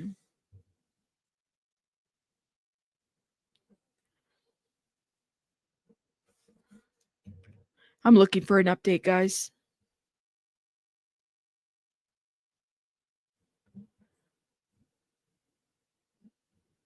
CNN has an update for us. Let me see. Actually, hold up. Inner City Press has an update. Slavic. He gave Jane X. She fell to the ground, convulsing. The defendant liked baby oil and red lights. Then introduced in May 2021, then introduced. In May 2021, she wanted to please her partner. She was high. The defendant had a freak off set up that very night. An escort came. That's the same night, the convulsing part, he gave Jane X. She fell to the ground convulsing. They had to pick her up and take her to the room or something like that. The defendant liked baby oil and red lights. Then introduced in May in 2021. She wanted to please her partner. She was high. The defendant had a freak off set up that very night. Escort came.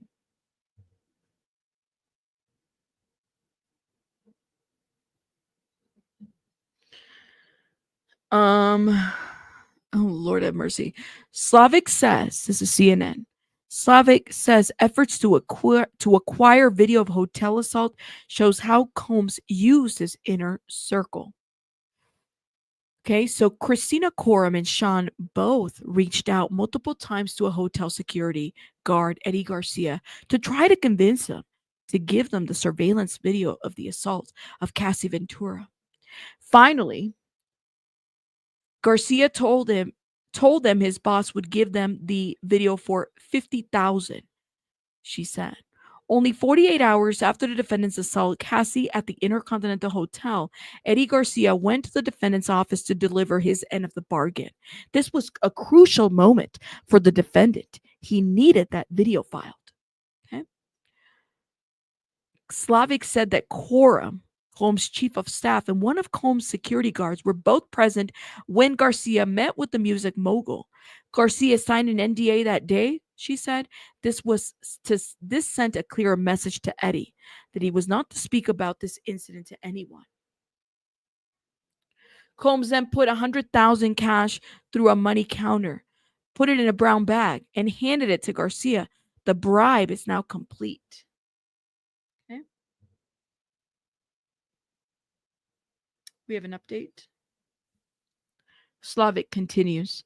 Jane was excited by that first experience. She didn't realize she had opened Pandora's box.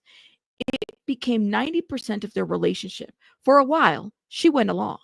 Then she told him she wanted to stop. Okay. There are texts about this. Screams off. Oh my gosh. Aww.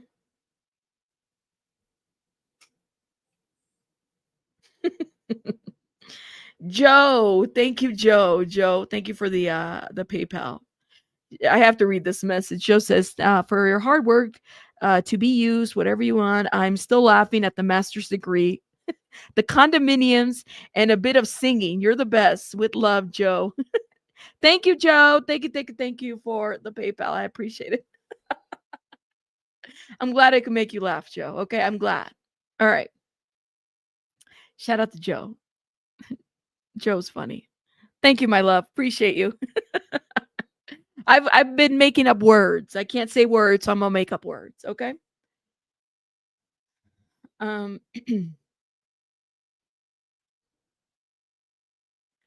Jane wrote, I wanted to do things outside of these rooms to travel with you. The defendant ignored Jane's discomfort. Those hotel nights were not about what Jane wanted. They were about what the defendant wanted to see. He decided how long. Damn. No update. We have a new update from CNN. Prosecutors say Combs' enterprise enabled trafficking of Ventura and Jane. Combs is also charged with 2 counts of trafficking for forcing Ventura and Jane into sexual encounters with male escorts through threats, rugs, lies, manipulation, and violence.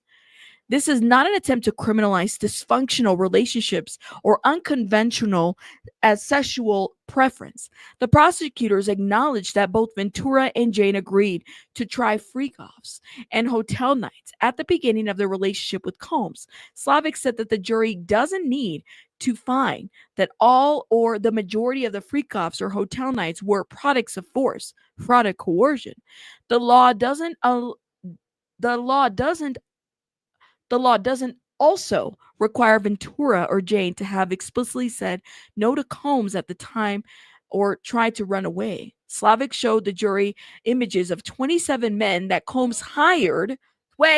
27 men that Combs hired to have with Ventura, Jane, or both. The slide shows you just a subset of strangers who had with Jane and Cassie. 27 men? Where the hell is my gavel? Girl, what? What? They're showing slides, and it's slides of 27 men between the two? Damn. What? Slavic says, Jane said if she was going to have with strange men, she should have chose which. The defendant made her ask them for nude photos. These were not for her. When she asked to use condominiums, the defendant was not happy. He was dismissive and condescending.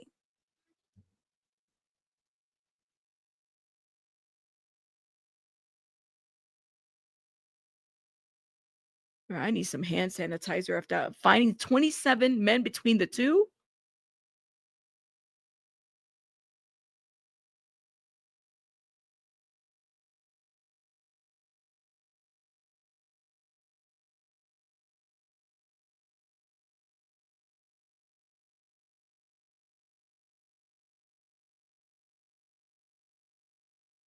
Damn. Okay.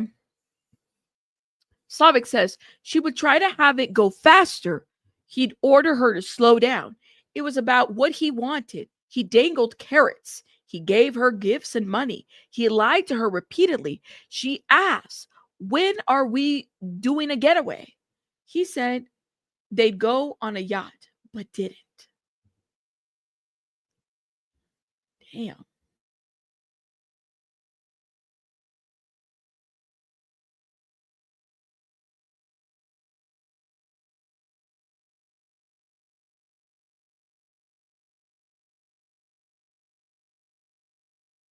Give me one sec, guys. I'm muted.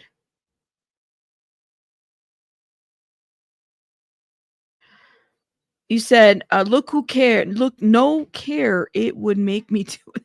27 like men. Oh my, between the two. Now, were they going to the same people? That's the question that I have. Because it looks like they were going through Cowboys for Angels or something like that. It's crazy, man.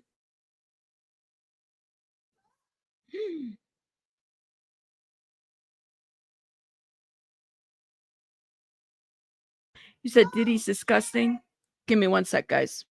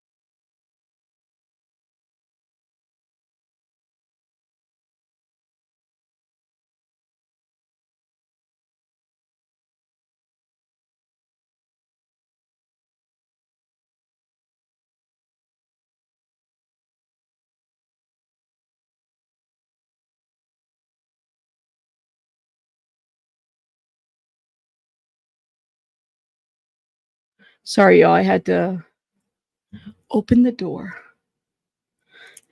No update yet. No update from CNN as well. I'm still stuck on the 27 men, guys. I really am. Hey, Franny Law, how are you?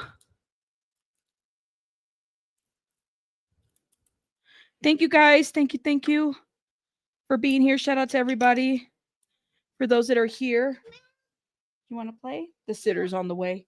I think it's going to be a short day today, anyways. Thank you. Shout out to everybody in the chat. Thank you guys for having good civil conversations. I love it. I'm here for it. We're waiting for an update, guys. Here it is. I think we have one. Slavic says, thank you.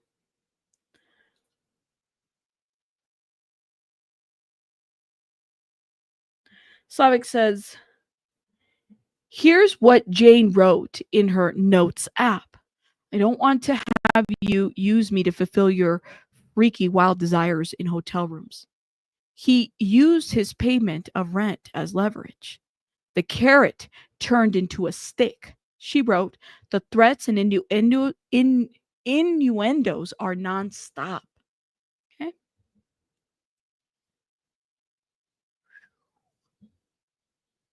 Thank you.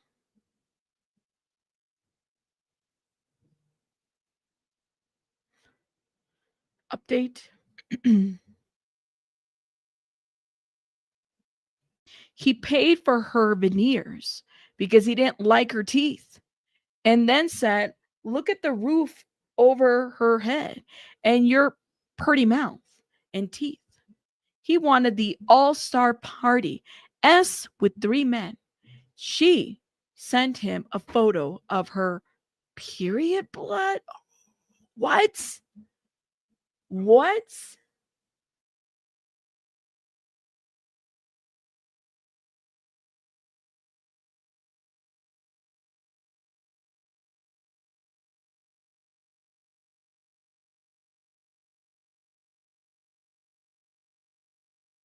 Huh?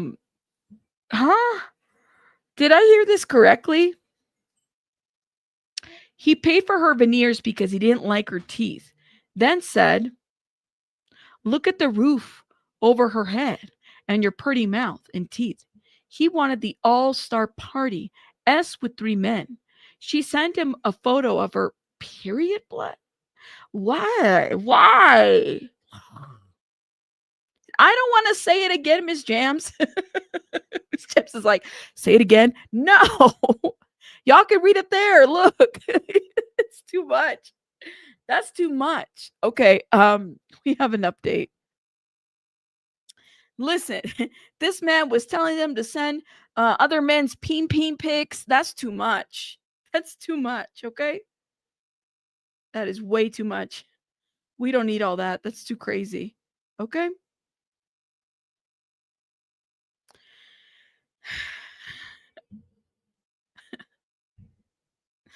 Oh my goodness. Okay, the roof is on fire. Well, something's on fire because what did Gypsy Rose say? The D's on fire and then she divorced the D. Okay. Slavic says he sent this voice note. Okay, Sean Combs' voice note is playing. I'm about to really disappear on you. I don't have no time for this, baby girl. You got me on my job. You got to get on your job. The message couldn't be clearer. Not going to take no for an answer. Hold up. The message is, you got me on my job. You got to get on your job. Well, what was his job? Sean Combs, I'm about to really disappear on you. I don't have no time for this, baby girl. You got me on my job. I never heard this part. You got me on my job. You got to get on your job. I heard this part. The message. AUSA says the message couldn't be clearer. Not going to take no for an answer.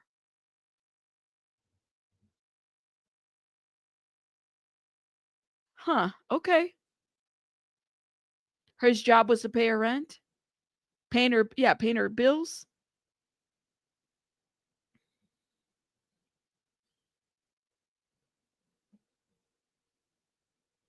Yeah. Thank you, Gina. I agree with this comment, Gina. I think it's an observation of everyone. I mean, even like why I really appreciated Nate the lawyer is because he kind of broke that down. It's like, you don't necessarily, it's not even about victim blaming, but it's about putting into perspective about the things that have been put out there that this Jane Doe was involved in, or what she did, or what she expected from this relationship. If Diddy had no money, would she still have been around him? That's the question that a lot of people are asking. But that's not the case, right? Diddy has a lot of money, and she was with him and she met him and he courted her and then introduced her to a love contract who, she felt head over heels. You can make the argument of that, or what exactly this was. This was not her first celebrity relationship. And it was not a public relationship. Okay, I think we have an update. Maybe no. I'm starving. I'm waiting for food to get here, y'all. He was paying rent.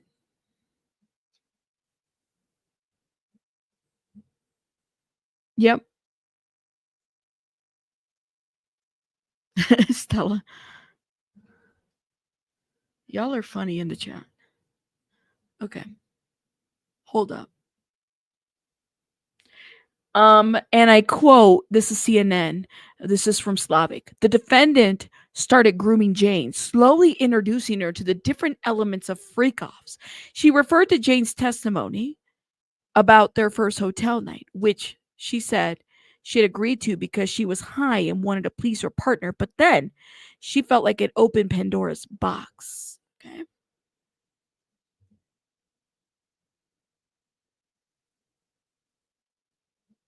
Okay, Inner City Press has a note for us. For those asking, AUSA Slavic is looking down and reading her closing statements from a binder. Okay, Slavic continues the testimony. After reading Cassie's lawsuit, Jane writes to the defendant, I feel like I'm reading my own actual trauma. 2 of my birthdays, you forced me. Okay.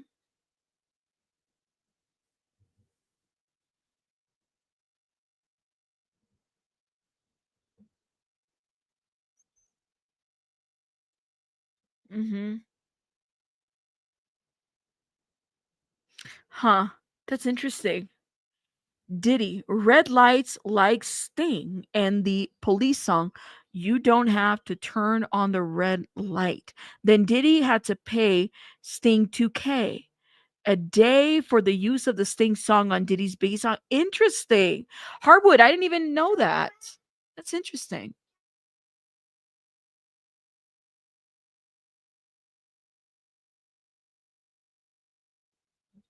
Okay.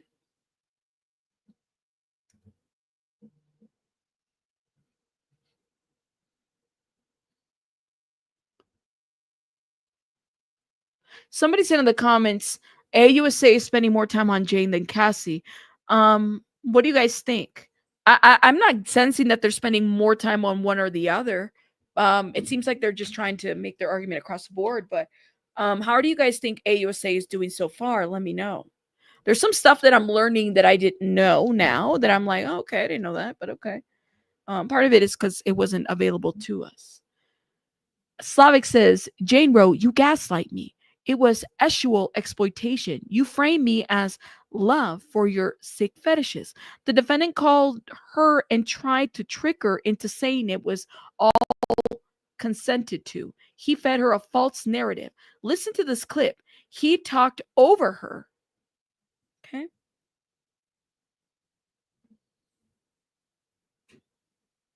No update. Do you think they're doing? I think they're going equally. I don't see that they've done one or the other more. Because again, they're both they're both labeled as victims, if you know what I mean. Combs used promises and threats like paying Jane's rent to coerce her into hotel nights, prosecutors said. The defendant dangled different carrots to make Jane continue doing these hotel nights. Assistant U.S. Attorney Slavic said Sean Diddy Combs would promise trips and shopping, but only after spending a night in a hotel, and then he failed to follow through. They were just lies he told Jane to make her participate in the hotel nights. In April of 2023, the defendant gave Jane another carrot and quickly turned it into a stick. He started paying her rent. She said Combs' coercive pattern picked up steam when he started paying her rent, and he would threaten to cut off her rent and end their relationship when she tried to resist the hotel nights. She started to feel obligated to do hotel nights because the defendant was paying her rent and threatening to stop. Okay. Now,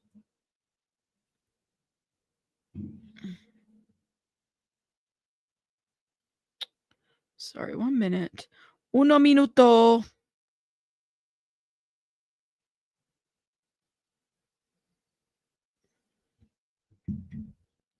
Okay. Jane wrote, "You gaslight me. It was sexual exploitation. You framed me as love for your sick fetishes." The defendant called her and tried to trick her into saying it was all consented to. He fed her a false narrative. Listen to this clip. He talked over her. I think we read this already. Okay. Slavic says, Dr. Hughes told you how a victim is trauma bonded to her abuser. Jane often felt the defendant didn't listen to the truth. She said Sean would say just to move on. He told her to charge him. That lawyers would be involved to buy her silence. Okay. Yeah.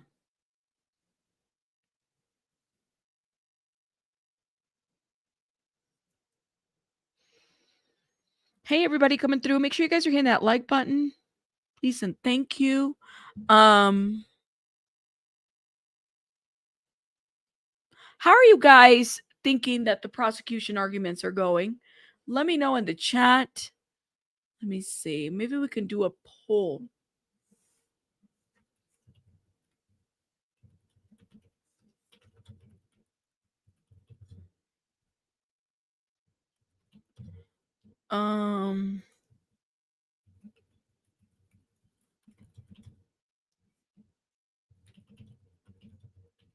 Okay, putting a poll up. Go vote, please, and thank you, and hit that like. Thank you. Go vote. Let me know what you guys think. All right, so here we go. We have an update from prosecution. Slavic. So she asked for $100,000 a year for her to move on. She thought it was reasonable, far less than Cassie. The defendant went ballistic. She refused to adopt her false narrative. You can read the text message. We can't. They are not on the screen, says Inner City Press. These text messages are not for the public, okay? They're not. Let me see. 55% said that the argument is good. 35% said middle, not too good, not too bad. And 8% said bad. All right. Thank you. Shout out to everybody that voted and hit the like button. It is free. What are my thoughts, Danielle? I don't know. I think once both of them go through, then I feel like I'll have a good consensus of what I think of both arguments. I have some questions about some of them. Yeah, some of the things that the prosecution has said so far. It's not bad. Okay. I don't think it's bad, but the way they frame Kid Cudi, I have a hard time with. I'm not letting that go. I'm just not. Y'all can hate me for it, but I'm not letting it go. I will not. I refuse.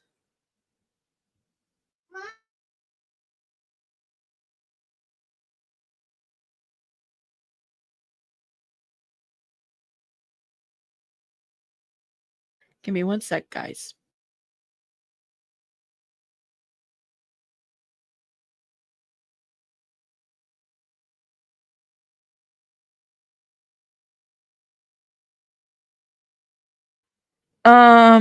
Let's see. Do we have an update, my friends?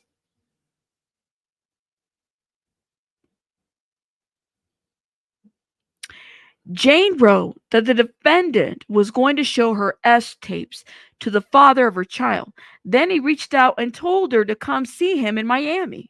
She makes it clear he doesn't want a hotel night. He says okay, despite his promises. His promise he called an escort. Okay.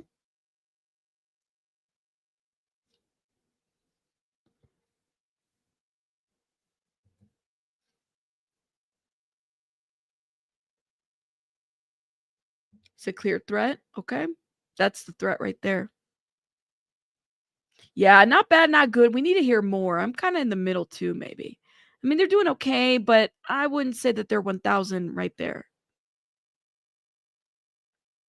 Yeah, Martha, that's a good idea. I'll screenshot the poll and see. I'll maybe put it up again. We'll see what happens.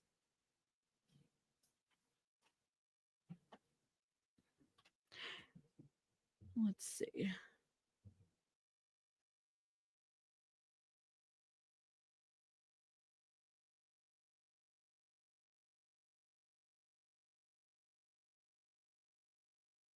We're waiting for an update, guys.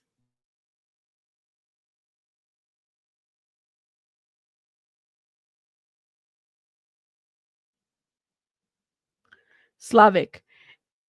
Here are more threats about the rent. Jane writes, I hate worrying about the rent. This is in 2024. It is all accumulated in June 2024. He assaulted her and forced her to perform OS on an escort. This is S trafficking. Damn.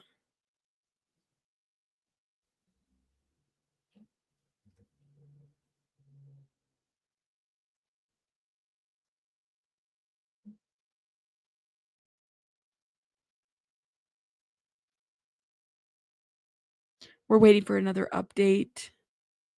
Nothing from CNN.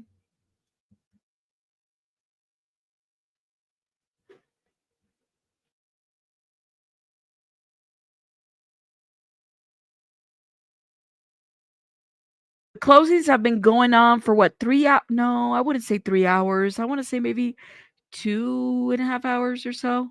Let me know what you guys think so far. I mean, they're just, if you've been following this case from day one, we're learning new things, but I feel like they're just kind of, reiterating the things that we've already known at the same time. If you know what I mean.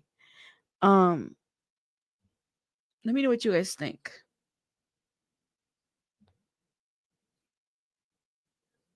You said, I think AUSA has already proven Cassie, but needs to paint Jane more of a victim in the closing. Oh, okay. Yeah, and that's why you think people have said that they're spending a lot of time on Jane. I'm like, well, I don't know. I think it just depends. And they are relying on that expert, if that makes sense.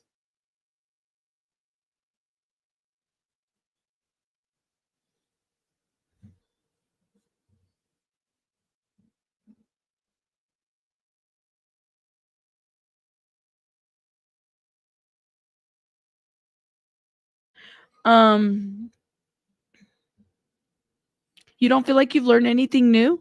Yeah. I didn't know that there was a voicemail about blowing up his car that Diddy had said. They have one, I guess, where it's literally saying that. That's what they said, but maybe I'm unclear. It could be a typo within Inner City Press, which is fine. I want to get more clarification on that.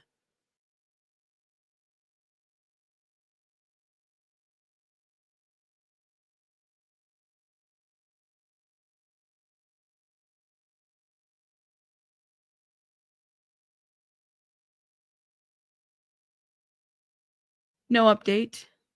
They said that there is, but I don't know. Judge Rabbit, the prosecution is methodically hitting the points. If the verdict went hung or an acquittal, it would be nullification. A message that abuse of women like this is not a crime. Thank you, Franny Law. Thank you to the beautiful Franny Law who is in the chat to educate us. Thank you, my love. Appreciate you. It might be a typo. I need to look at the transcripts, but we'll see.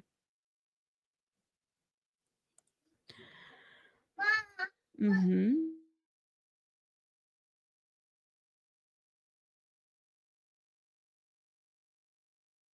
I think we have an update. Hold up. Slavic. It was interstate. And the wait, what? It was interstate. And the Astro glide crossed state lines. The defendant knew or recklessly disregarded that force, threats of force, coercion, or fraud were used. Consenting once doesn't mean that you consented all every time. One time is enough. I agree with that.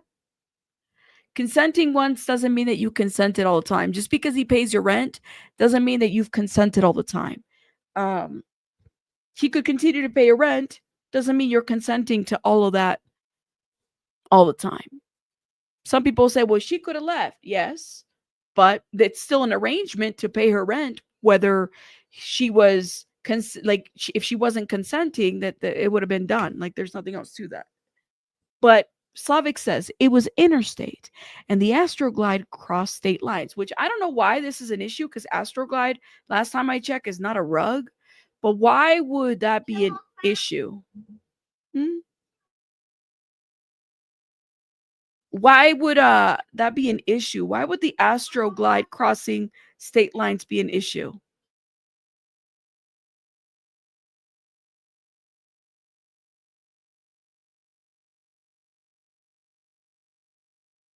I'm surprised that that's even part of the argument, but I don't know.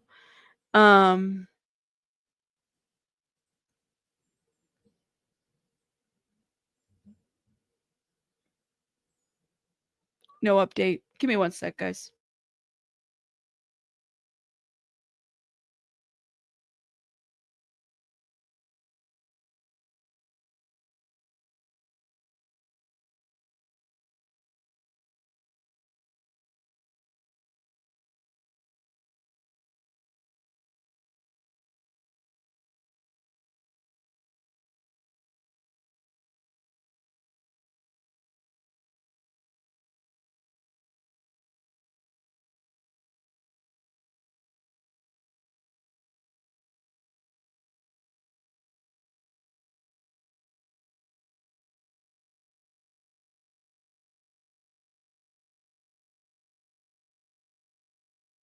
Okay.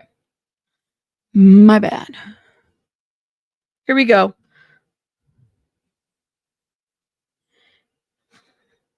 I don't know why the Astroglide is a point of contention, but okay. In 2023, he made Jane feel like he'd have a proper NYC weekend, but invited escorts. Jane sent him another message. It's dark and sleazy. In fear of losing her home, his response, girl, stop. And then he FaceTimed her and told her about stopping and dinner. Okay.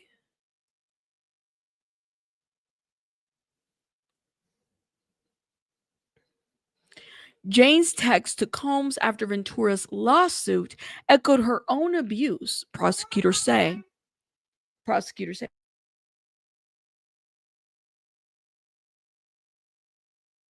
Asking for popcorns. The attorney Slavic said that when Jane filed her lawsuit in November of 2023, it was a bore harrowing resemblance to what Jane was experiencing. Okay. Jane had already been in the same thing for months, Slavic says. Slavic told the jury that texts Jane sent to Sean Diddy Combs after the lawsuit spoke volumes.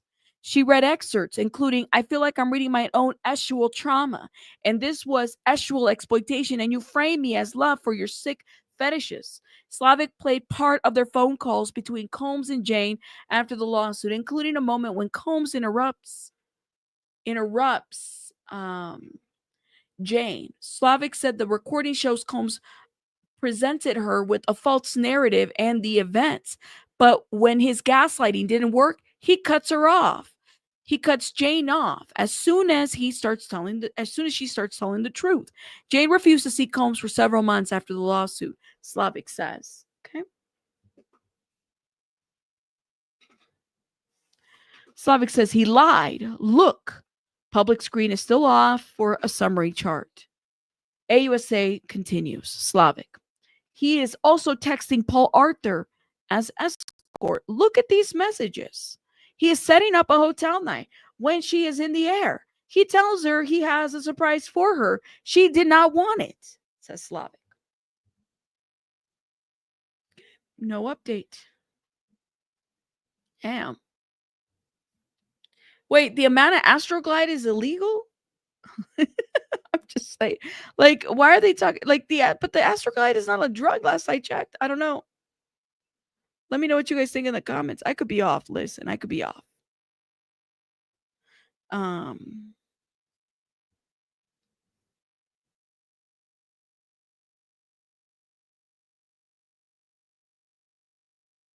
No update.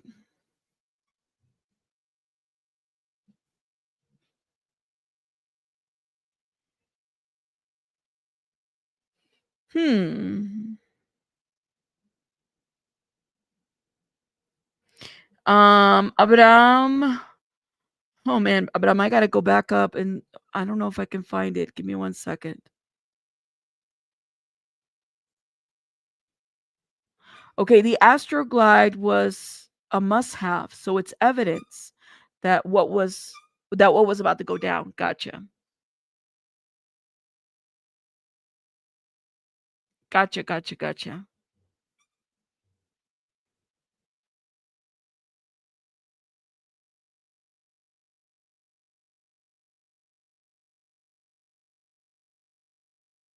What is Diddy docket showing us? Surprise! Who's this? What's this? What? It said surprise. Wait, what is that? Who's this? Who is this?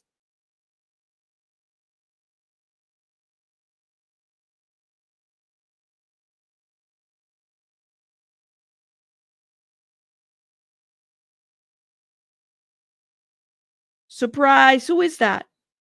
The popcorns.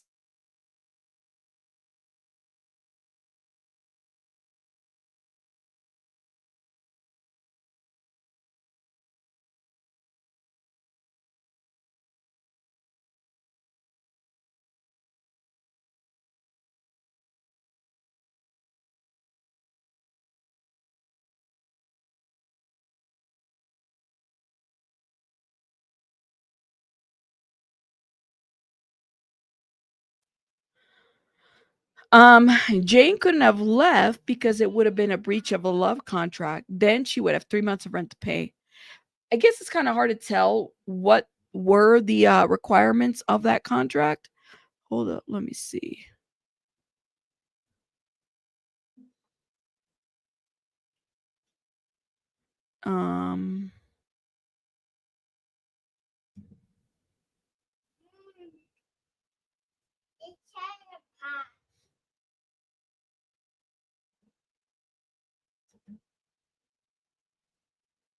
No update. Wait, yes, we do. That Slavic says that before the plane even lands is a complicated act of trafficking. He tricked her. Then under coercion, she calls Cabral to come to New York. In the next text, she says, NYC, I knew you would pair me up with a random person.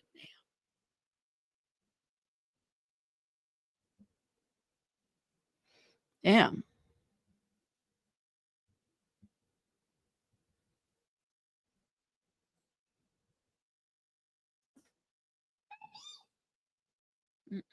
Pick it up, pick it up, pick it up. Oh, hold up, guys.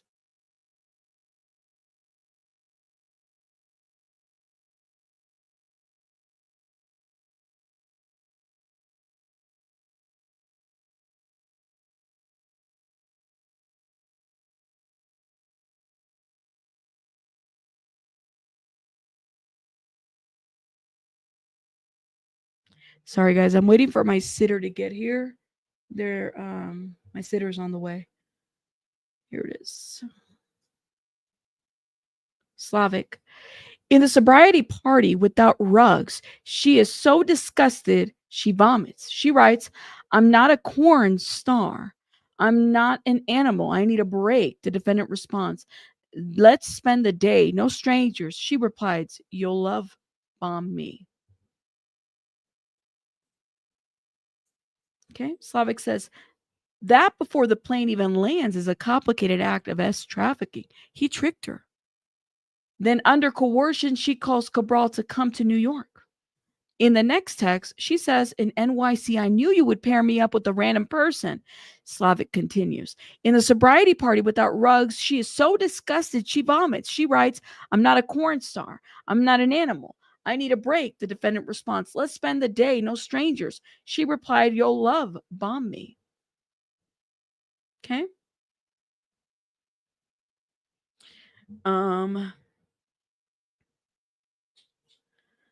Prosecutors say, this is CNN, Combs knew exactly what he was doing. The defendant conduct had one purpose, to get Jane to agree to do a hotel night. And because the defendant knew exactly what he was doing, this was trafficking. Okay. He switches from carrot to stick. The house, he texts, are you going to let me into our house? 8 times. Then he said he was sick and needed her. She went and had S with 3 different men without rugs. After vomit, he said, get back out there. 3 different men. I mean, even the fact that it's 27 men overall, that's crazy.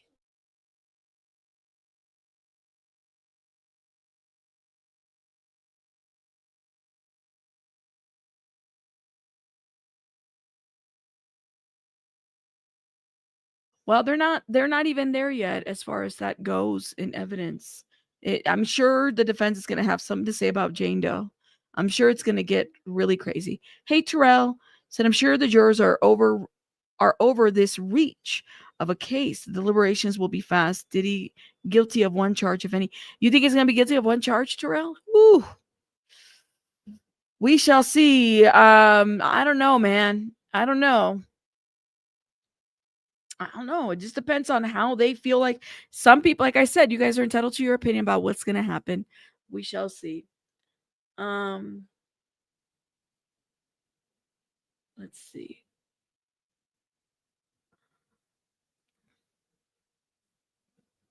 Any updates?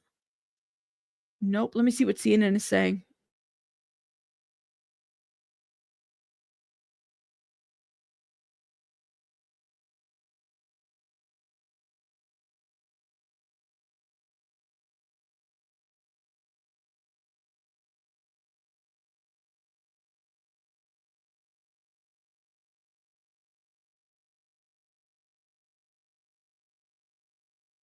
I'm checking, guys, while we wait. I'm checking updates.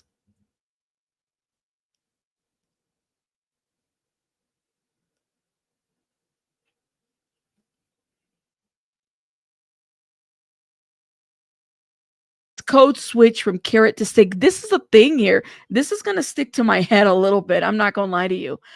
So the defense is going to have to figure out how to this carrot to stick is an interesting visual, if that makes sense. I think it's a visual on how you would train an animal. Carrot to stick, if that makes sense. So yeah, it's like, I don't know. Anyways, Slavic says 2024 in Jane's house. 3 months after Homeland Security agents searched the defendant's homes, they used Jane's house. He came there. They were supposed to have a fun date night. They drank and argued. She pushed his head into the counter. Okay. Yep.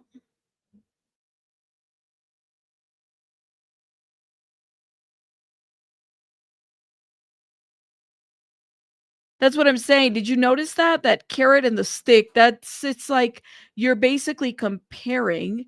That comparison is this right here. It does kind of stand out to me. I don't know if that's a good thing, but we shall see how this lands.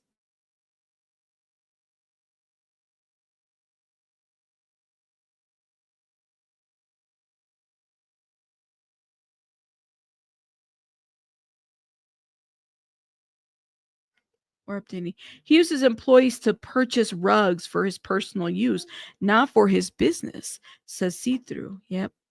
The law is what defines a crime, not what committed acts or what they feel or their fans think. Ooh. Okay. Slavic says, hold up. Do we have an update? I think we might. He shouted at her. She told him to leave. She ran and closed doors. He kicked down 3 doors. You saw the doors. Here's one of them on the screen. Public screens are still off for no reason, says Inner City Press. She ran without shoes. She hid. He was waiting. Something tells me that the defense is going to bring up the fact that she was wearing a dress and heels.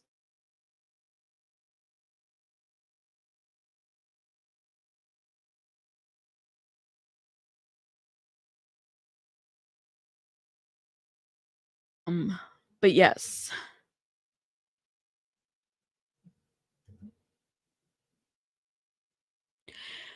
We have an update from CNN.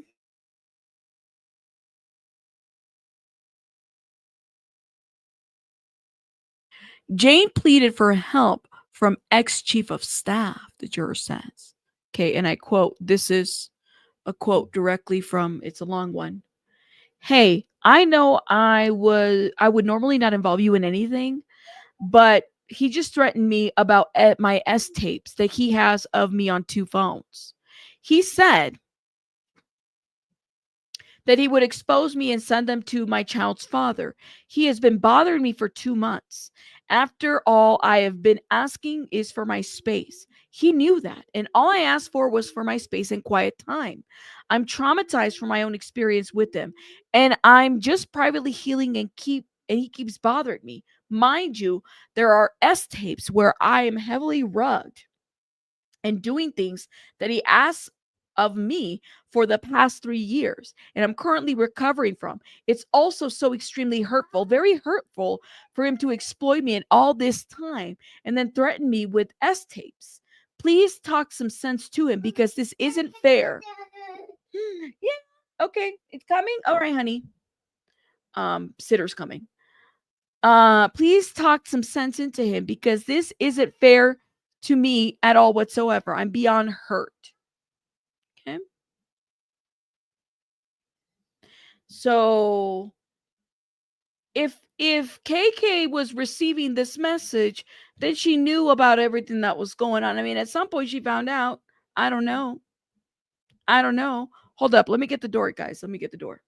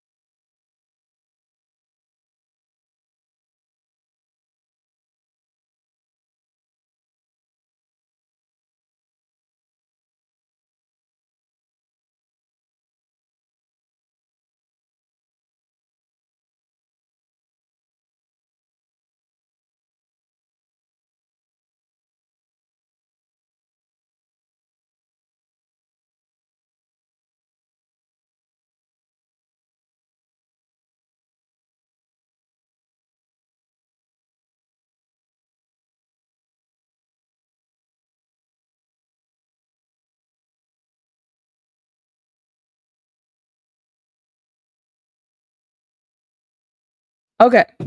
So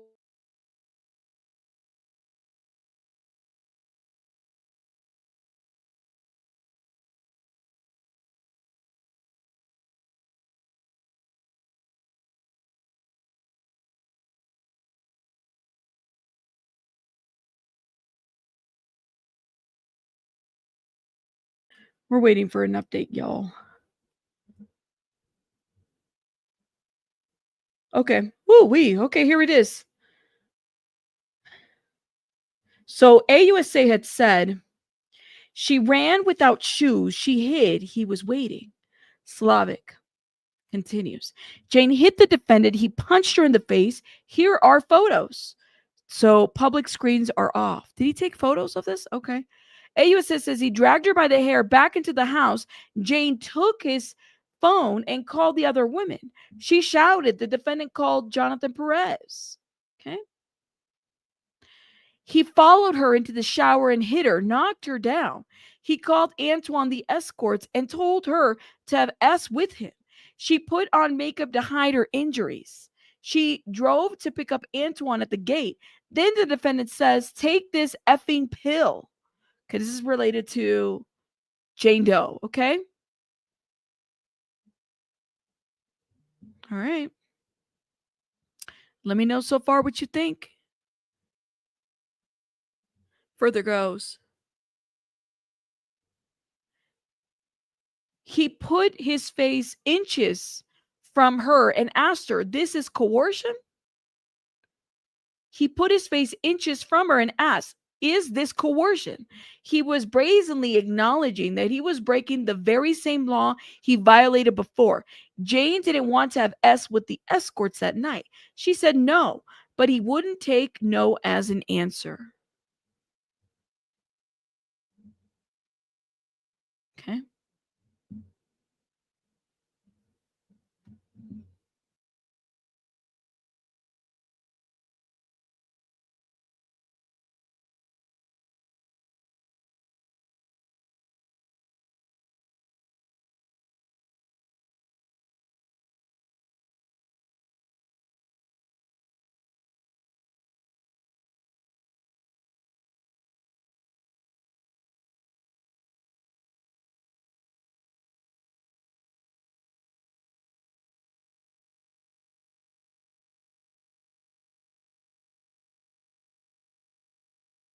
Okay, so that was the latest update on that. CNN says, hold up, we have Inner City Press again. Hold up. Slavic continues. Jane performed OS until Antoine emancipated. The defendant told this security to bring cash to Antoine. They didn't have it. The next day, he gave Jane the money to pay Antoine. She Ubered the bag of money over to him. That was coercion. Okay. But yeah.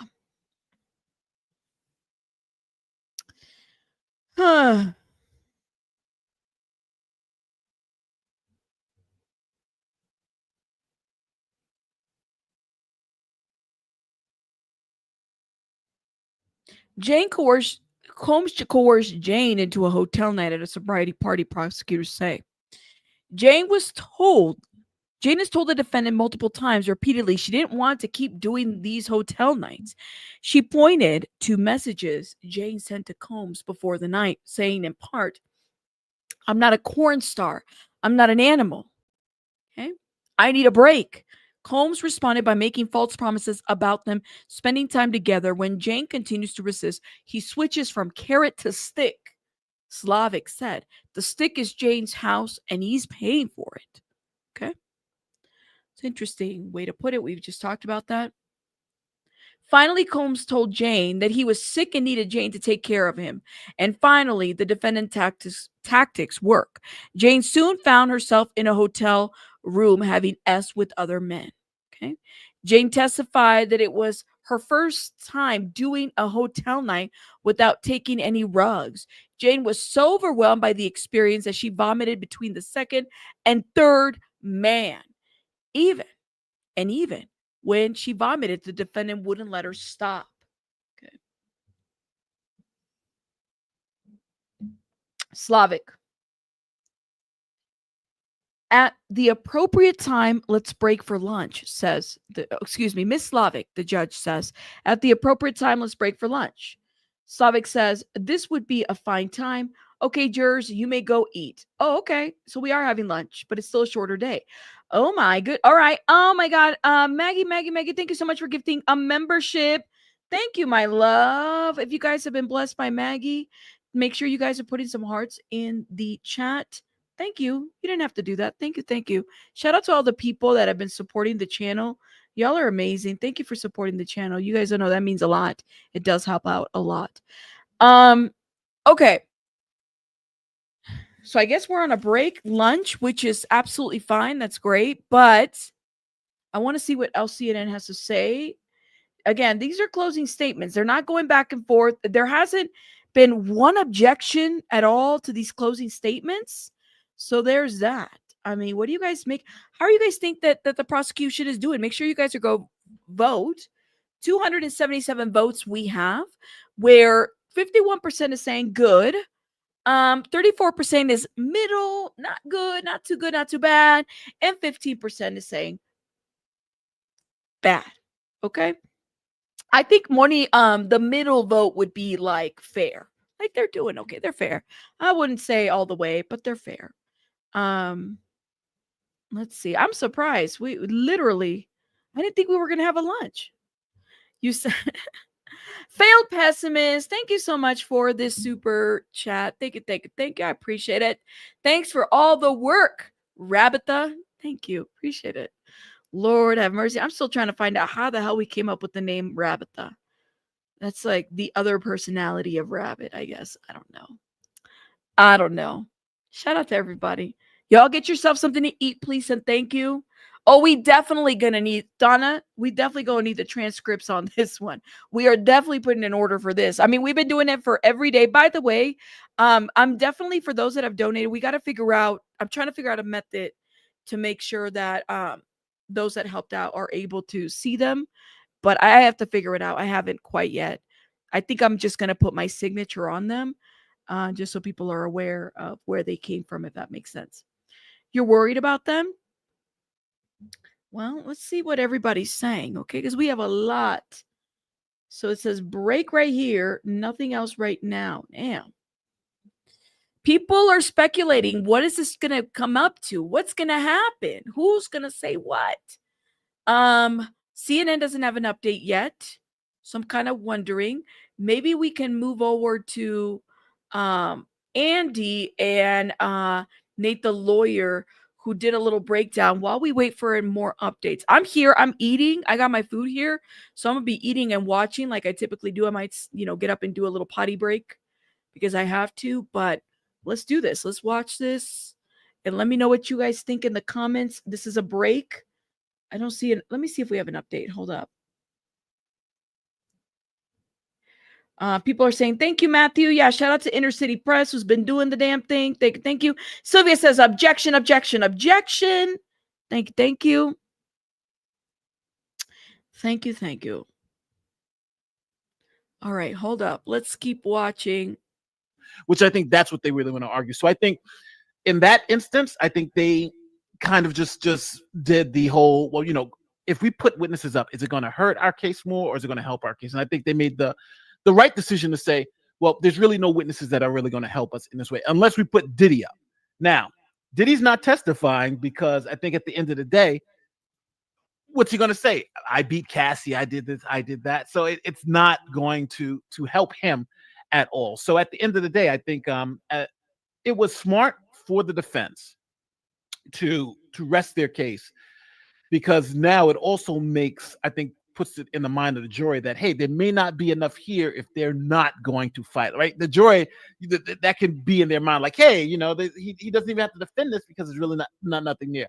I'm thinking that maybe they're hoping for that, but I think at the end of the day, it's going to be tough, because when you're talking about conviction, I can easily see a conviction here, because just imagine hearing a story that you have to make a decision on, but only hearing one side of the story present their case. It's going to make it more likely that you're going to believe that the side that gave you all the evidence versus the side who's defending it, because he's not put a counter narrative out. And the only counter narrative that I can even think of is that this is domestic violence, but not sex trafficking, which I think it's nonsense. Because again, like I've said multiple times in the past, sex trafficking, especially when you talk about in relationships where the sex trafficker is the person's husband or boyfriend, the way they sex traffic them is through domestic violence. So, it's essentially copying to the violence part of it. So, yeah, I mean, unless there's a juror on there who's like, wow, thanks for not wasting our time, and look how confident they haven't proved it. Clearly, the closing argument is going to be the final chance for them to say, we didn't need any witnesses because they've not proved what the charges are. As We've gone through what they've said, that's what they're going for. It's a tactic, but it sounds like you think they would have been better off doing. I mean, even Melcher's on the other day saying, they should have at least brought someone from the enterprise, the business enterprise, to acknowledge they didn't know what it was. They weren't. I said the same thing. Didn't I say that? Remember when it came to the defense, I was like, why didn't they bring somebody from like the Combs Enterprise as a witness to say like, listen, this is a job. We're here and we're working on these things for HR. We didn't know it was an enterprise. The defense could have done that. Why didn't they do that? I think Vashta Wilson was one that was mentioned. Why didn't they bring somebody from HR to talk about this? I mean, let me know what you guys think. That's exactly what I said. That should have happened, but let me know. Let me know. Anyways, involved in some of those dealings that, because a lot of the other defense is the fact that some of these bodyguards and people that they're trying to imply were involved, we're worried about losing their jobs too, right? So was there really a whole criminal enterprise is what I think there's still a worry. And I'll be honest, I'm feeling that worry too. Why didn't they bring in Christina Karam, this supposed business? Now the rumors are there's text coming in where Diddy's like, make sure she doesn't know what's going on about the freak off, right? And that he was sort of keeping these private, and that wasn't part of the business. So do you have any worry there that maybe they didn't fully show the group, the criminal enterprise, that there's not other people sort of, who knew what was happening and covering it up with Diddy? Well, the only issue with that is that in a conspiracy, which is essentially a Rico conspiracy, not all parties need to know what's going on or how they're furthering. So, for instance, Diddy could have had someone go out there and murder someone. Again, this is just explaining this particular point, but someone could have murdered someone on behalf of Diddy, right? But Diddy may not have ordered it or may not even know that was happening, but that person did it to advance, to help the enterprise. So that's kind of how conspiracies work. You can have somebody within a conspiracy do something totally that you don't know anything about, but that helps forward the conspiracy, and you can still be charged under Rico for that particular instance. So the fact that there were some people in the conspiracy that didn't know everything is not dispositive, and I think that's why they didn't put that person on, because at the end of the day, it would be irrelevant. You'd ask the judge, well, what's the relevance of this? Yeah, we're not saying everyone in the organization. Just because this one person doesn't know that there was this conspiracy going on doesn't mean that it didn't happen. And then obviously you have all the other employees that did do it. So would it have been helpful? It could have, but again, I think it wouldn't have been legally relevant because she didn't have to know. She could have been keeping it from the finance guy because he didn't want the finance guy to know who. Oh, Maggie, let me do that right now. So for those that are especially new members of the channel, I'm going to post the Discord link for channel members. Sorry about that. I meant to do that and I completely forgot because I know we have new members. Let me do that. Thank you for reminding me. I'm going to post it on the community wall of the channel for members only. Now that is where you guys can hang out, talk your ish, be nice to each other, of course. But that is where everybody can hang out at if you are a channel member. We have all kinds of stuff, different links, different things that we're looking at as far as cases go. So let me post that right now. I don't want to lose my track of my mind here. Hold up. Let me hit play on this. We're doing these freak offs. But that still doesn't mean that this wasn't a conspiracy of a corrupt organization. Now, the hearings are happening right now. They're doing jury instruction. It took a long time to get there, but it's happening as we're taping. It sounds like Kim's already filling in some wins for the defense, some for the prosecution. Of course. This is probably just they're going to ultimately decide the rules for tomorrow and what they're allowed to say in their closing and whatnot. So anything we should expect there and anything you think to expect moving forward in these closing arguments? Final thoughts, basically. Well, this is so the way this generally works is that you get the jury instructions all together, and then the prosecution is going to use that as a roadmap to go and essentially prove what's happening. So here are the jury instructions you're going to get, and this is how we've satisfied each one of these elements. And the reason why you want to do that is because you want to make the jury you want to make the jury familiar with the jury instructions while you're there giving your closing, and you have to explain how you've met every particular part of it. So it's very helpful to do it that way. So that's why today they're going to argue over jury instructions, get that solidified, and then go in the next day and then make their closing arguments. Now, for closing arguments, the defense is obviously going to go first. They're going to say nothing's been proven, but I think if we all, as a prediction, I'm going to just be very clear. I'm making a prediction here. At the end of the day, I think Diddy is dead to rights on one charge for sure. that's the sex workers across state lines for the purposes of, having these freak-offs. He's done, right? It's obvious. It's proven, obvious. yeah.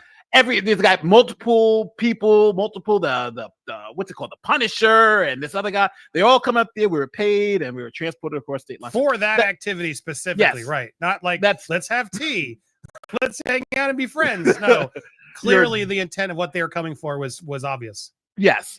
Now, and that can get him up to 10 years just on that one alone. So let's say, I'm assuming that's a guilty. The second one I think you got for Rico is 13H, drug distribution. They got the picture of the drugs. They got that from the house raids. They had his drug mule talk about. So how do they not have drug trafficking, right? He crossing state lines with the drugs. I think you got him for that. And as we've been saying all the time, Rico, you need 2 out of these 8 to convict on Rico, right? You need 2 of these predicates. So I think you got the 2 predicates. Now, there's also other elements about the conspiracy and whether it's a corrupt organization. But I think in terms of Rico, you got the two underlying felonies that you need to prove Rico. And we can talk about the rest of them. From bribery, I think that's you literally have the guy. Here's the paperwork. They signed it. Here's the money changing hands. They're paying the I don't try to not say all these words over and over again, but they're paying the Punisher, which is clearly 13G as well, right? So transport flying in Paul costs money. So you're right. It's just so overall. I guess there's also theories they're making a deal. I saw some people out there last night posting videos and stories. Oh, secret deal at the last minute. Do you think there's any version where the prosecution would even consider making a deal at this point, or do you feel like they're going in pretty confident? It all depends on what the deal is, because I can definitely see a deal happening. I think the charge that is probably the most suspect is the sex trafficking charge, and I'll tell you why. It's the coercive element to it, because you have a lot like Cassie. You got some times where you say, I wanted to do it, when's the next freak off? Then you got other times I didn't want to do it. So that ambiguity on, how do I know the first 12 times were sex trafficking and the 14 through 19 weren't sex trafficking, right? Because Cassie's even admitted to that. And then the second witness, Jane Doe, she was paid. They had a contract where she's getting paid $10,000 a month, right, to do these love parties. I'm not trying to victim blame. Everyone gets mad at it when I push this argument, but it's not a good look, right? Because these women are getting paid to come do this behavior, and they don't have to get paid. They go get a different job. They can leave. I could see jurors, because I know there's people out there who feel that way, that this isn't, these aren't victims. Do you think there's a good odd that one of those jurors could feel that way too? Yeah, when I was listening to Jane's thing about her getting paid and all this other stuff, I was like, I don't know if I feel like Jane is a sex trafficking victim, right? It's like, hey, I'm paying you to come do these things. What makes her different than, let's say, a porn actress who's going to different places and getting paid to do it, and she's doing it because, don't forget, when it comes to sex trafficking, it's the element of I don't want to do this, right? Right. I'm being forced to do this. It's by force, fraud, or coercion. There's no force here. There's no fraud, and there's no coercion because she signed a contract on the dotted lines, and he's paying her to do this. So you may get the transportation of prostitution, but I don't know if you get sex trafficking. But again, these jurors may feel differently. But I think it's a real vulnerability in these charges. But I think at the end of the day, I think Rico, they can get them on, and I think the prostitution for transportation. But I think when it comes to the sex trafficking, I think the state is very vulnerable on that. And I think overall, if you look at it in an overall context, I think Diddy's maybe looking at 10 years in prison. If again, this is just my thoughts on it, but we'll see, because the jury. Yeah, there's that too. What about the threats to release her tapes? Because that, say in outside of that, it would be revenge porn too. That's a good point, Cheeks. From some of the testimony, the jury can come back and say, we don't believe none of this. We don't believe this is enterprise. We don't believe any of this. And they can come back with all not guilties. But I think the one I would bet the farm on is the taking sex workers across state lines for the purposes of prostitution. I think that I would bet the farm on. But the other ones, I'm 70-30 on one. G and H seem like no-brainers to me. Exactly. And C, I think they've done some pretty clear examples of he did bribe. The hotel video, Cassie's parents being forced to pay for the video, etc., and forced labor. You could probably argue. It does seem like witness tampering. I don't know. Yes, there does seem to be enough of a minority of what they need to limit that it's going to go there. But we shall see. man, we live in a crazy world right now, Nate. A lot of stuff I never would have thought is happening is happening. So I don't know, man. I don't know what's going to believe, but all I know is, wow, that went faster than I expected. And yes, in the next few days, Monday, we might get a verdict. Yeah. I hope you'll be around to help react with us, whether it's going to be up or down. What do you guys think at home? Again, we may not be live unless something crazy happens. No long recap, but we did get you this. And stay tuned. We will be back live tomorrow and Friday to go through the updates regarding the closing arguments. Nate, please come back anytime. Make sure you go support Nate the Lawyer on YouTube, on X, all over. I thought I had it up here. Where is he? But you guys know where he is. There he is. Nate the Lawyer. Go show him some love on YouTube, on Twitter, etc. Wait, what? I always appreciate you, dude. Sending so much love to you and your wife, Hold your up. family, everybody. Thank you. Please keep us updated. Thank you for all the hard work you do. We Shout out to Popcorn Planet and Nate the Lawyer. Hold up. Popcorn Planet says, terrified of J-Lo, Diddy revenge hit list exposed. Jennifer Lopez, Ashton Kutcher in danger? What is an exclusive? The shocking threat Sean Diddy Combs has issued to his ex J-Lo from behind bars, and how she's on top of his revenge hit list if he dodges jail. Wait. Who's got this exclusive? Hold up. Let me look this up. Let's see. Exclusive, the shocking. I'm gonna see if I can pull the article, okay? Threat Sean Diddy Combs has issued to his ex Jennifer Lopez. Where's this coming from? From behind bars. Okay, I need to see this. Hold up. Where'd this come from? Where's this from? From behind bars, and how she's top of his revenge hit list if he dodges jail. Where'd this article from? Is it Radar Online? Oh, let me show you guys. I don't know how much truth there is to this, but let me show you guys, okay? It's Radar. I haven't read it, so okay. It's kind of like media takeout, so take it for what it's worth. You're right, my love. You're right. Okay. This is what it says. Let's read it.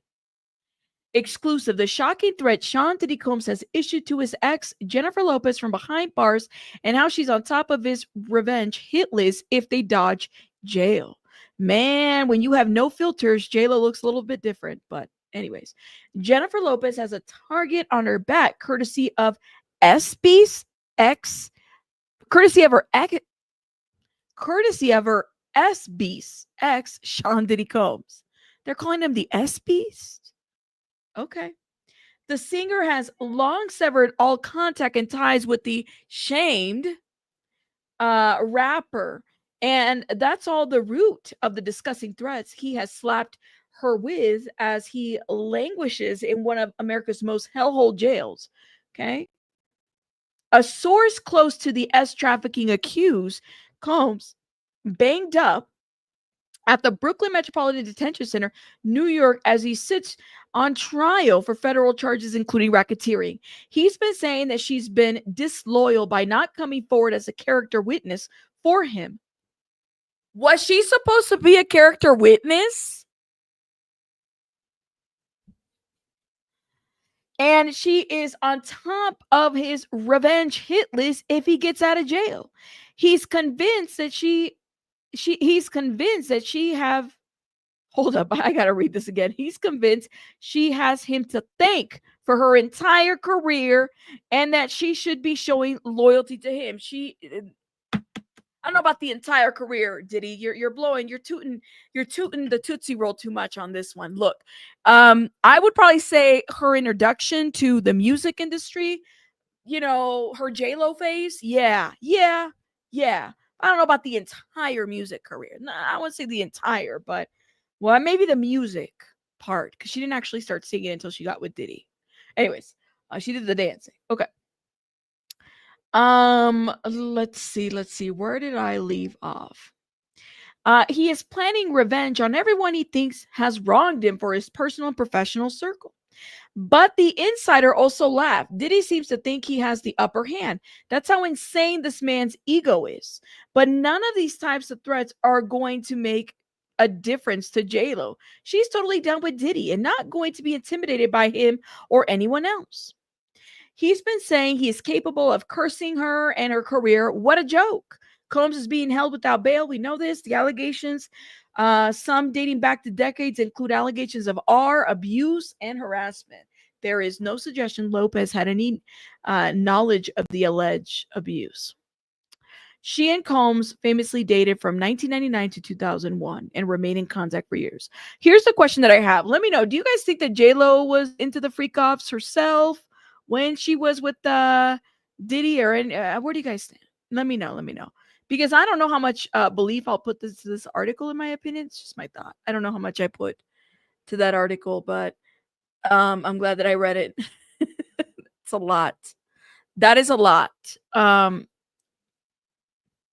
I don't know. Let me see what you guys are saying. You said, yep. You said, oh no, her entire career. Not really for an intro, but not her, not the intro of the career, but definitely some of the music career. I don't know, man. I swear, man, this trial is something else. That's for sure. Now, I noticed that Jules Mancy is doing word for word on this. So I'm wondering if we can go back a little bit, my friends, to when she was and she's really good at capturing word for word.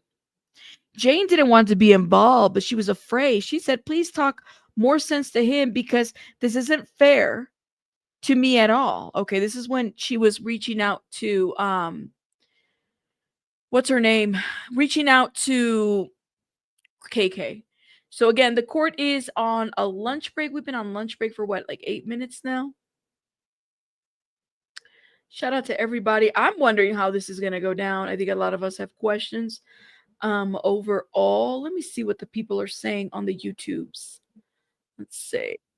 We are following some breaking news in the sex trafficking trial of Sean Diddy Combs. Closing arguments are underway at this hour. Now, the prosecution expected to take several hours in their closing. Fox 5's Lisa Evers live in Lower Manhattan following all of this for us. Lisa's been on top of this since day one. Lisa, what can we expect today? Well, Bianca, it's all coming to a close. This trial that has been going on for nearly 2 months in its final days as prosecutors try to convince a jury to convict Sean Diddy Combs. Now, Combs' oldest daughters, Delilah, Chance, and Jesse, arrived for court this morning along with his sons. Now, we haven't seen all of the oldest kids together because, of course, he has a little baby that hasn't been seen here at all. But the 6 oldest kids have not been seen here at court for quite some time. So it was a show of support, a strong show of support in these final days of the trial for Combs. We also saw his... So all his family is there right now. I mean, they're all there. Okay. Defense team making their way into the courthouse, ready to hear how the prosecutors will try to convince the jury that Sean Diddy Combs belongs behind bars for decades, if not life, on the Rico sex trafficking charges. AUSA Christy Slavic told the jury that based on the evidence, they must find unanimously that Combs conspired to commit the alleged crimes. Now, while the world saw Combs as a billionaire hip-hop and lifestyle mogul and one of the most famous men anywhere, a big celebrity, the AUSA said this morning he was actually the leader of a criminal enterprise. Now, to emphasize that point, the prosecutors even showed the jury at this point during the closing arguments, they showed the jury pictures of more than 24 of the male sex workers who allegedly were involved in some of these sex acts. So this is expected to continue this afternoon. That's the latest here from federal court. I'm Lisa Evers, Fox 5 News. Bianca, back to you. Lisa, before you go, maybe you can explain to the viewers what's going to be happening next after closing arguments. What can we expect next week? Okay, well, the next steps are after the prosecution finishes their closing state arguments, the defense will present their closing arguments. Then the prosecution has a chance for a rebuttal after that, and then the jury is charged, and then it goes to the jury for deliberations. Now, the fastest that could happen is defense is expected to do their closing arguments tomorrow morning. Legal experts tell me they don't expect that to be very long, and then after that, the jury jury would be charged. They could begin deliberating, Bianca, as early as tomorrow, sometime tomorrow afternoon. But we're watching everything very closely here for you on Fox 5, and we'll bring you the latest when we have it. Bianca? All right, Lisa, thanks so much for keeping us updated on that. Appreciate it. Ooh, wee. Okay, now you guys know how I feel about Banfield, right? But she did do a video about 9 hours ago. Epstein was an elite trafficker. Will Diddy be found to be the same? I'm interested in the topic because I want to know how she makes this comparison to Diddy and Epstein. I think that people have made the same comparison, but I want to see how she drives the point. Let's watch it. Last night we were reading between the lines of Diddy's lawyer's decision and Diddy's decision not to call any witnesses. Was it possible that he just couldn't find any who could help him? Or was it possible he thought he didn't need any help, that the government just hadn't done the job? But 24 hours later, after a court session that we fully expected would be a... Hold up. Angel Diaz, thank you so much for the $10. I emailed Apple and Google suggesting a consent app after seeing how even 11 and 3-year-old relationships face issues, but been with my partner 18 years. We will now record mutual consent to avoid a Rico case. Actually, this is a real thing, guys. It escapes me, but there have been people who, especially with the celebrities, I don't know if it's already in works, but there's this thing called the consent app. Hold up, let me see if I can pull it because you just took me to something else. Thank you for mentioning this. For is it for celebrities? So there's an app, and actually The Wire wrote an article in 2021. This is a real thing, where this app wants you to consent before having S. And this is in Denmark. I Consent aims to support new actual consent legislation, but doesn't lack the S appeal for everyday use. So this is a real thing, Angel Diaz, that you're saying here, because this is something that people have talked about already. Do we need a app or an application or something where people can consent?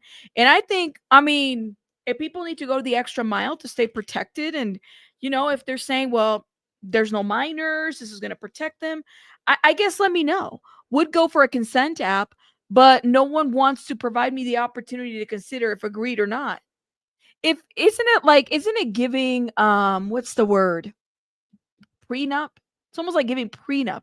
What do you guys think about a consent app? Let me know. And Angel, thank you so much for the $10, my love. Thank you for supporting the channel. I appreciate it. Thank you. Let me know what you guys think. Hold up. I thought I heard about it too, but there's definitely a lot of research out there. total snore. Something happened that lit up the headlines, and we kind of got our answer as to whether the prosecutors have their guy. They told the judge that they're dropping a few allegations that the jury is going to have to sort through in deliberations. See if you can spot the headline in this letter that they sent to the judge. Quote, "The government understands the court's desire for streamlined jury instructions. With that in mind, the government has removed instructions from the charge relating to 1, attempted kidnapping under both California and New York law, 2, attempted arson under California law, and 3, aiding and abetting sex trafficking. The government is no longer planning to proceed on these theories of liability, so instructions are no longer necessary," end quote. Did you see it? Did you see it? Because it sure sounds like the government has given up on a few charges. It sounds like it. But they're not really. Because attempted kidnapping is not the same as kidnapping. And attempted arson is not the same as arson. And the way I see it, the feds aren't backing down on the more serious charges. Kidnapping and arson. They're just backing off on the attempted versions. And committing the crime is way more serious than attempting to commit the crime, especially when you're counting the predicate acts needed to prove racketeering. And kidnapping and arson are among them. And yes, I know that your feeds were absolutely filled with the news today that the feds were dropping arson and kidnapping from their case. The government's case against Diddy was not collapsing. 6 weeks, 34 witnesses, it's not collapsing. I'm here to tell you, if someone said it was collapsing, that they're dropping that stuff, that's poppycock, in the words of Colonel Potter. The feds really aren't giving an inch here, nor have any of their facts or their allegations gone away. In a Rico case, they need to prove only 2 predicate crimes over a 10-year period. Any 2 from the Rico list of like 37-ish. Arson and kidnapping are on that list. And the feds have a lot of evidence that those two crimes happened. For example, the alleged kidnapping of Diddy's ex-girlfriend, Cassie Ventura, and the alleged kidnapping of his former assistant, Capricorn Clark. Plenty of evidence, plenty of witness testimony. That's a good point. Shout out to, so like Vicky said here, and somebody else, I'm going to read that comment too, because it's interesting. I can start off giving consent, but once I say it's a wrap, the app is useless. There you go. It can become a little bit more complicated, right? For the other side as well. A consent app cannot always work. You can take back consent during an S act. How would that be reflected? Yeah. How would the app reflect that? They have it in Denmark, I guess. I've never even really thought about that. No, because a person can still change their mind. That's right, Horace Murray. That's absolutely right. So I think that's maybe the answer, Angel, in regards to this. If it's mutual and you're saying to avoid Rico, I mean, yeah, do what you got to do. If you feel like an app would suffice for you, but a person can change their mind at any time. So there goes the consent. You could be in the middle of an act and still say no. There goes the consent, if that makes sense. All right. They also had evidence of alleged arson on Kid Cudi's Porsche. It's for this crazy reason I called Jesse Weber this morning at, I don't know, 8 or so, woke him up, and why the two of us have been scratching our heads all day long. Jesse, of course, is an attorney. He's anchor for Law and Crime Network and a legal analyst here at News Nation. Everybody lost their collective minds and went bananas today. Jesse, how do you see it? Well, first of all, the fact that you think you woke me up at 8 o'clock, shocker. I've been up at 5:30 for this case every day. No, look, you're 100% right. Because when I saw the headlines, it was like, oh my gosh, the prosecution's case is weak. They're dropping arson. They're dropping kidnapping. Go back to the indictment. You're 100% right. Not only was he, yes, charged with attempted kidnapping or attempted arson, he's also charged, like you said, with arson, kidnapping, but conspiracy to commit arson, aiding and abetting arson, aiding and abetting kidnapping. These are all theories by which the jury could conclude that the prosecution fulfilled the elements of that predicate crime. And you're right, the prosecution only needs to prove two. This is what's going on here. Racketeering conspiracy, the top charge here, potentially life in prison, is a very, very complicated charge. I've been talking about it for the last 6 weeks. People still don't even know what I'm talking about. So the jury instructions need to be as clear as possible. That's what they did. They made it simpler for the jury to ultimately convict him of this charge. Now, I'm still 50-50 on whether or not they've proven it, but they've definitely made it easier come tomorrow, those closing arguments. So nobody should think for a minute that kidnapping and arson have been yanked from the case against Diddy. We will see in closing arguments tomorrow, but I would highly, highly doubt that. Why? They spend so much time focusing on it. They called Kid Cudi. They called a fire investigator. They called Capricorn Clark about allegedly being kidnapped by Sean Combs and brought to Kid Cudi's home while at gunpoint, that she was taken to this abandoned building and given lie detector tests. Kid Cudi's testimony, I will say, is some of the most compelling testimony we've heard because he really doesn't have a dog in this fight. So to abandon that, two of the top predicate charges, I think would be a major mistake, and I don't see them doing it. I think they're doubling down on a charge that they've spent the majority of their case trying to prove. Yeah, and also the Uncle Paulie part of the kidnapping allegation in that abandoned warehouse. That was all very Sopranos. One of my experts that I turned to, who's involved in a massive sex trafficking case with the Southern District of New York, said to me, "I see no other way to interpret it other than the way you have. The government will be very precise in their language. It is only the attempted portion they're walking away from because they have it actually. They can keep it simple. So, and that's just one of the experts I conferred with today. So let's talk about all the predicate. Glory, thank you for renewing your membership. Thank you. Shout out to you. Thank you for supporting the channel. Let me know what you guys think so far. I think they're going to talk about Epstein. This is the part that kind of interests me. Acts, because I said before, I think I counted 37. Sometimes it's different for state and federal, but there are so many potential predicate acts that they can just pick and choose from in order to get to prove racketeering. And on my list, assault, forced labor, bribery, distribution of a controlled substance, extortion, kidnapping, witness tampering, dealing in obscene manner, obstruction of justice, slavery, sex trafficking, drug trafficking. That's not even all of them. Do you think that they're going to try to highlight most or many of those, or just stick with kidnapping and arson?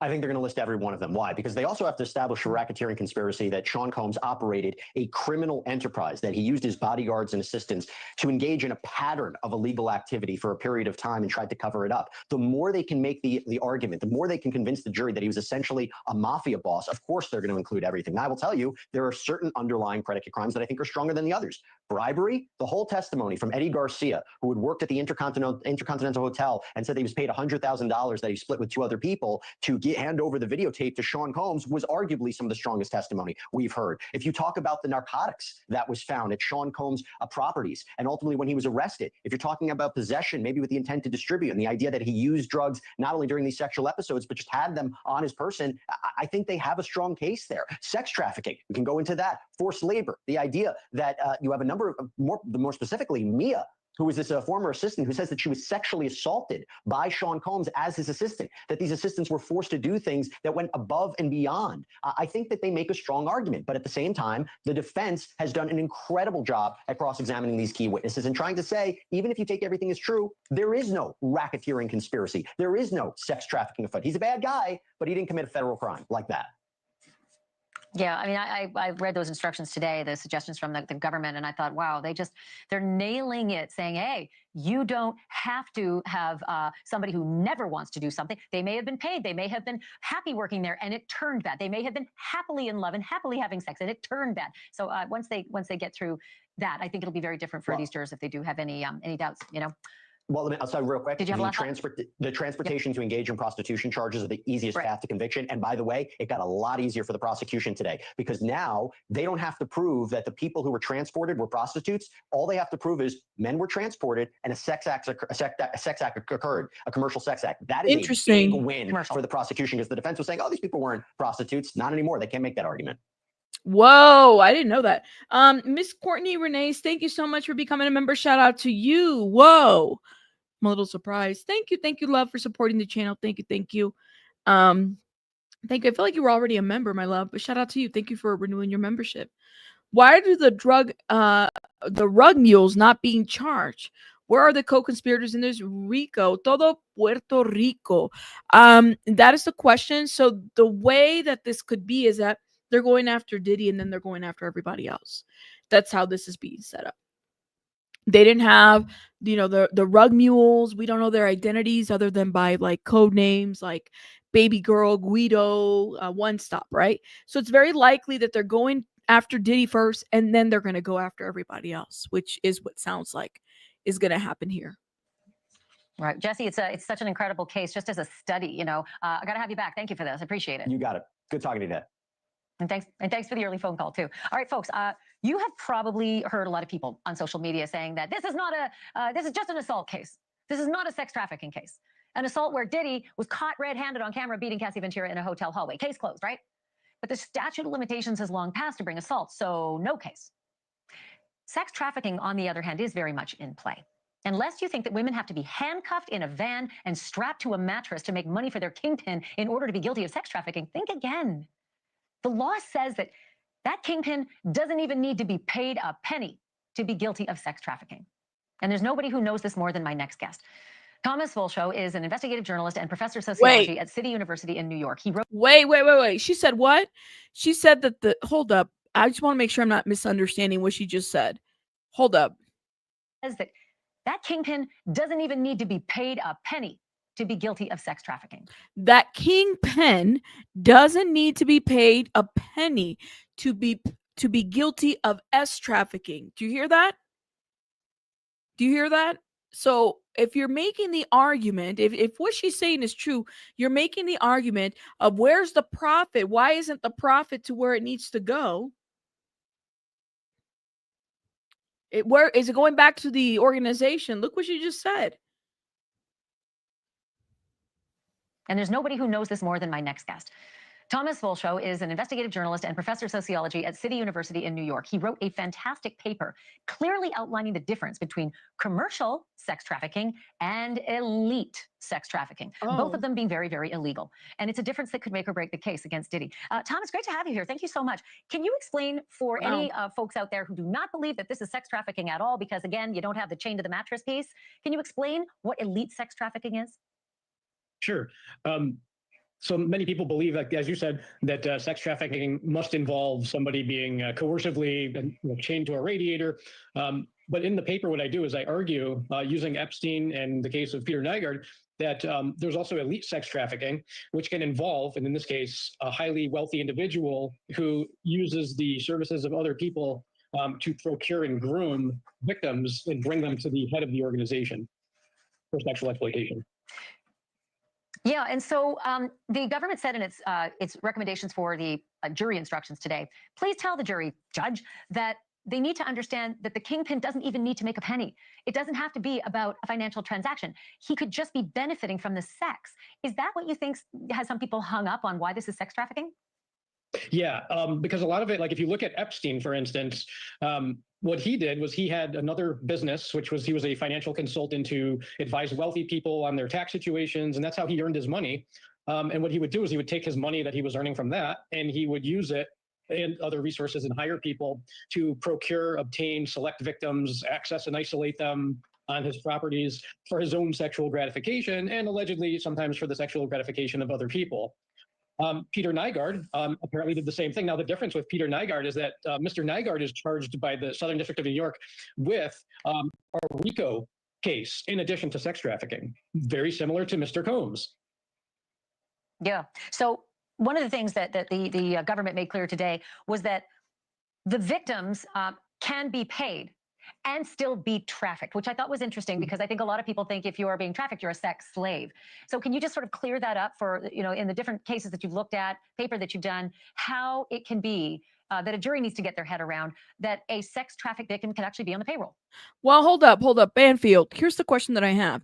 If you're going to make a comparison to Epstein, I mean, these are different victims, right? Epstein was targeting children,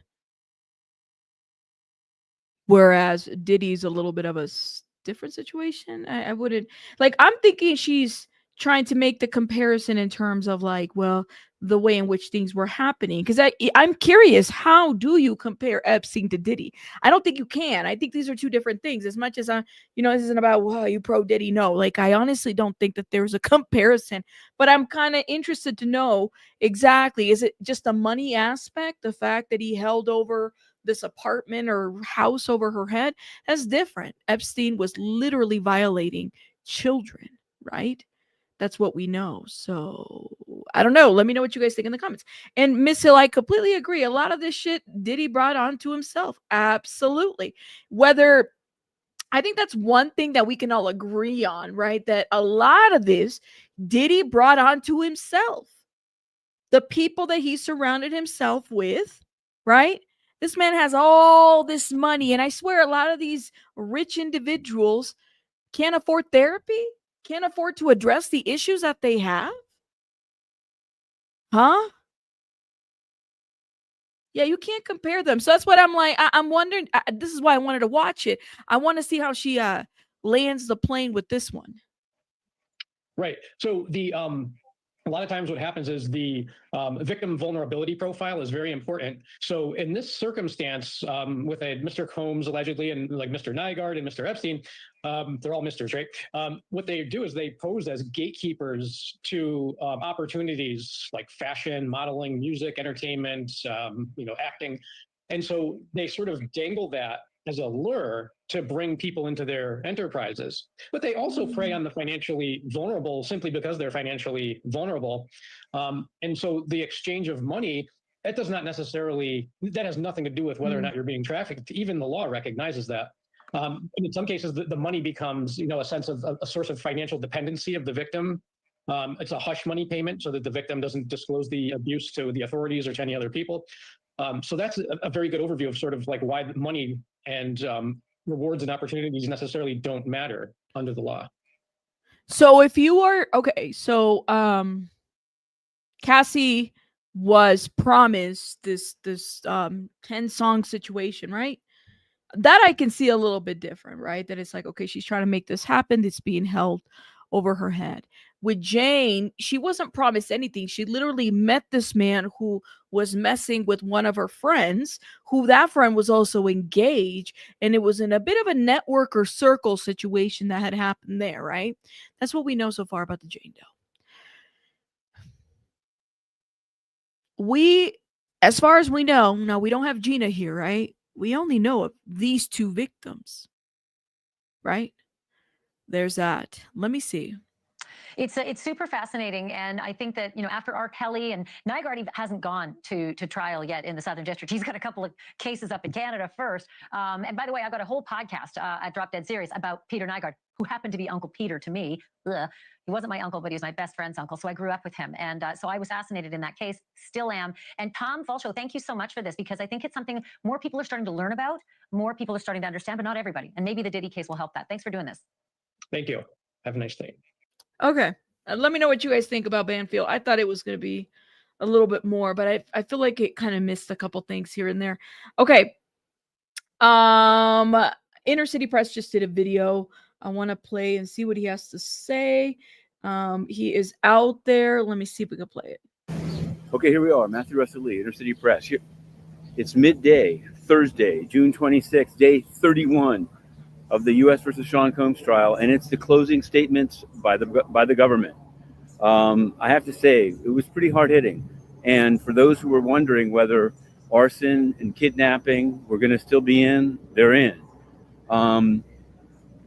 AUSA Slavic began with Rico and ran through various predicate acts. On kidnapping, she went with Cassie, having been beaten up, being confined to a hotel room, including by one of Combs' security guards. Capricorn Clark, 2 instances of kidnapping. One early days, 2004 in New York, when the Jacob the jeweler's jewels went missing, and she was given lie detector tests and told that if she failed, she'd be in the East River.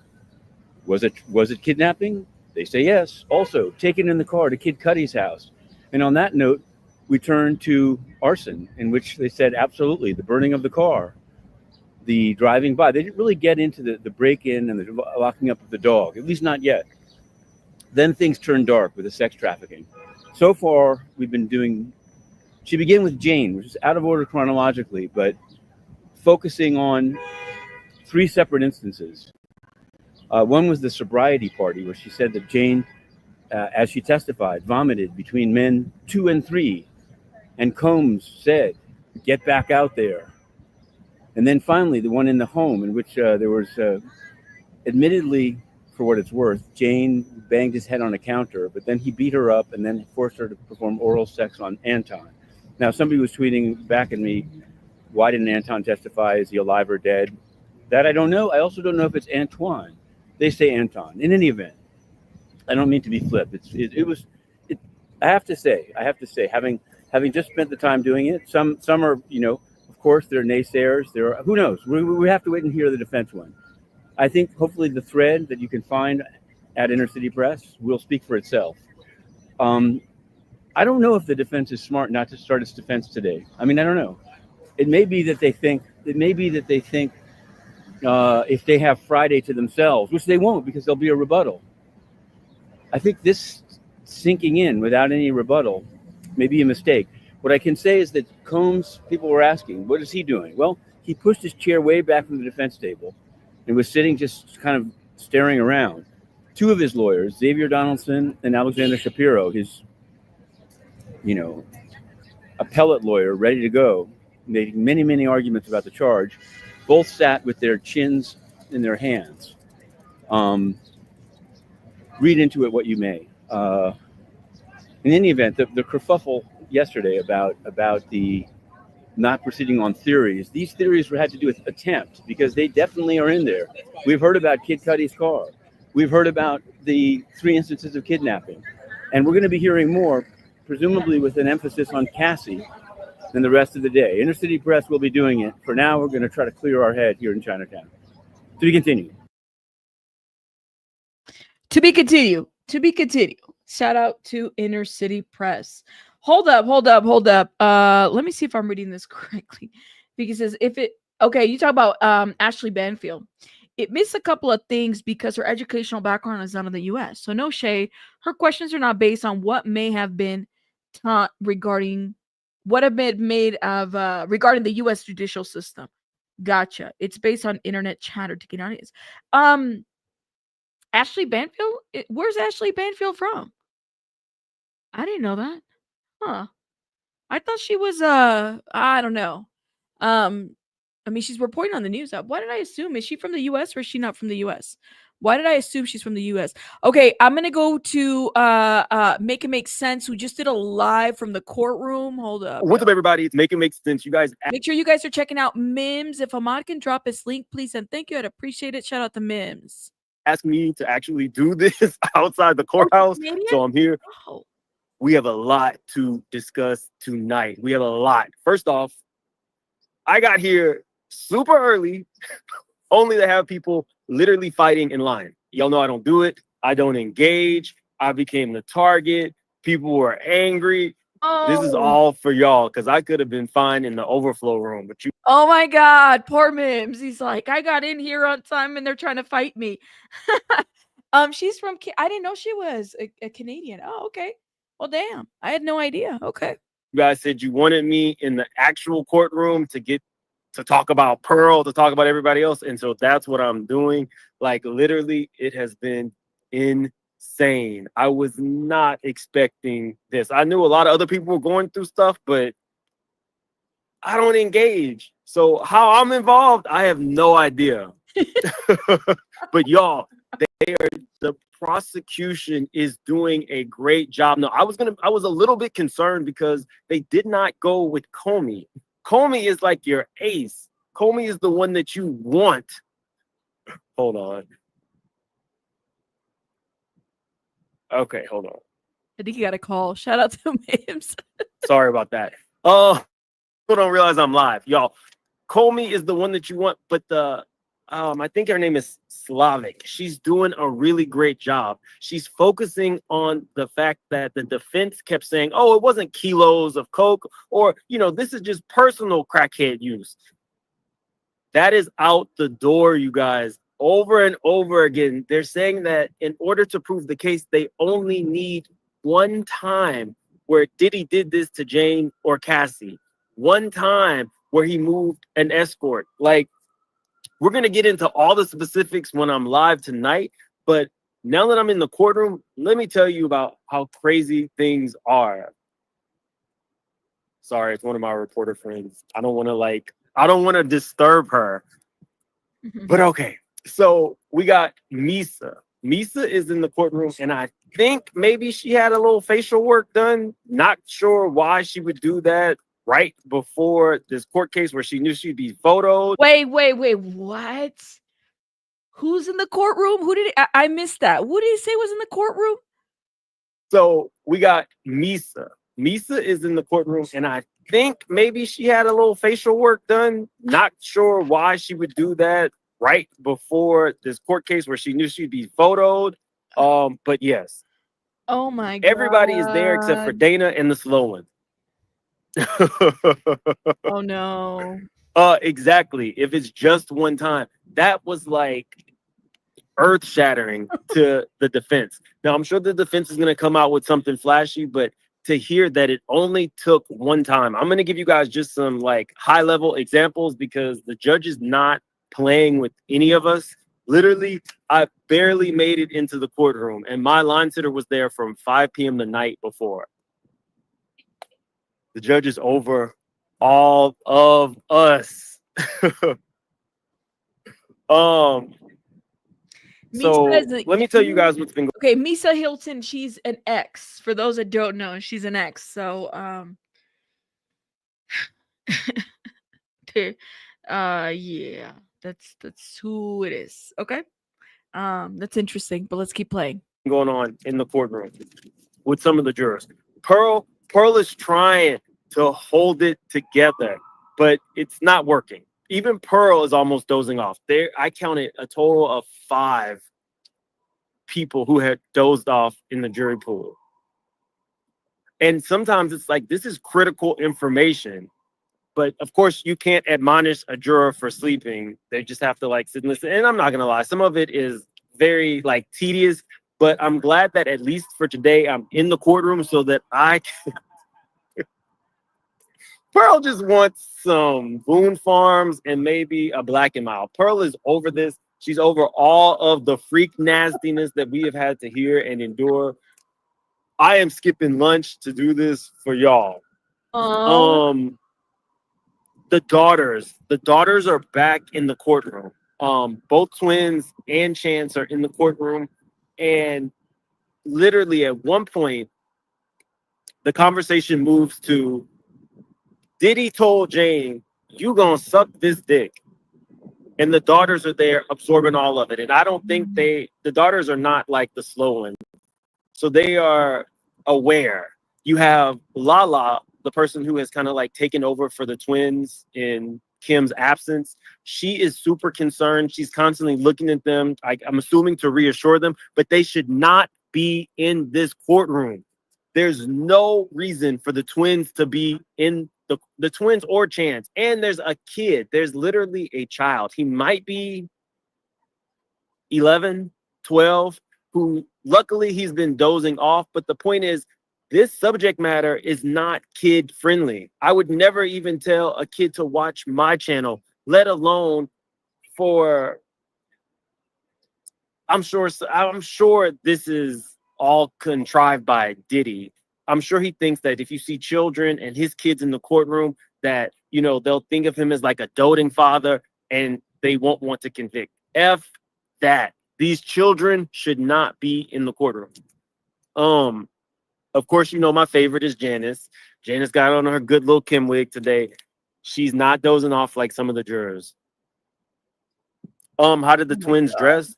They looked like the opposite of their dad. They were in like white pinstripe matching outfits. I feel horrible for these kids. I feel horrible for these kids. Quincy. I mean, they were there the first, 2-3 days of the kind of graphic testimony and stuff like that. They were there for that. They watched videos. They heard messages. You know, I hear what Mims is saying, but at the same time, I mean, what can they do? What can they do? They clearly have their family consent to be there to hear all this whole situation. I mean, it can't be good to hear everything that your dad is being accused of. But what else can be done? Let me know what you guys think in the comments. Always holding it down. Like I said, the only people who aren't there are the slow one and Dana, the newest baby mama. Everybody else is here. They are fighting for their moment to get inside. They're arguing, why am I not on the list? It's a lot going on. I cannot tell you guys that I will for sure be in the courtroom tomorrow because I don't play these kind of games that a lot of these other people are playing. Some woman with a cane was like pushing, like it was insane. Oh my God. But I am in the courtroom for you guys. Okay. Are you guys ready? Because we're back. All right, everybody get it together. We're back. Let me see. Where's my gavel? We're back. All right, here we go. Make sure you guys are hitting the like button. Support the channel and share. It is always helpful for the channel. I really do appreciate it. Thank you. Make sure you guys are, of course, hitting that like. It's free. So we got our first tweet from Inner City Press. Let's see. Let me make myself a little bit smaller on this one. Shout out to Mims. Shout out to everybody out in the courtroom. Thank you. Let's get it together. Okay. Order in the chat. Okay. 1:25 p.m. They're back. Judge says, Miss Slavic, are you ready? AUSA. Just a flag for the court. We are going to need to change PowerPoints. Clerk says, can we turn the public screens on? Apparently not. Oh, man. So they're getting started. Now, let me see. 32 minutes ago. This is going to be a short. How long was the lunch? Was it 32 minutes? 30-minute lunch? I think we're finally going to stay on schedule, guys. I think did they say what time we were going to be done? I didn't even look at I don't feel like the transcripts are complete, but I do have them. It doesn't even say when they're going to break. So I think they're going to go all day today and then they might rest on their statements. The lunch was fairly short, I would say, and they're getting right. I mean, there's nothing else to argue. This is why they're getting right on it. Yeah, you said, I bet they'll have a lot of time out for a lot of questions during deliberations. Absolutely. Get it together. Let's see. You needed the wig update from Combs. That's too much, you guys. Order in the chat. That's right, failed pessimist. Order in the chat. Yes, Mim did say Little Kim wigs. That's what I'm like. Oh, come on, Mims. Don't do that. You said Ebony says the judge is over it. Y'all get enough time to eat your sandwiches. You pack up and get the hell out. And let's get on with it. That's what the judge said. I think the judge is like way over everybody. All the YouTubers, all the media people, all the people going in the courtroom yelling. The judge is so over it. What happened to that lady that was yelling in the courtroom about free Diddy or something like that? She got escorted out. She's still been there every day. I mean, she's been doing okay. You said, I'm not arguing with the senior citizen. I don't think we should argue with anybody. Especially if you're coming at me with a cane about the line, the spot. No, we're not arguing. You win.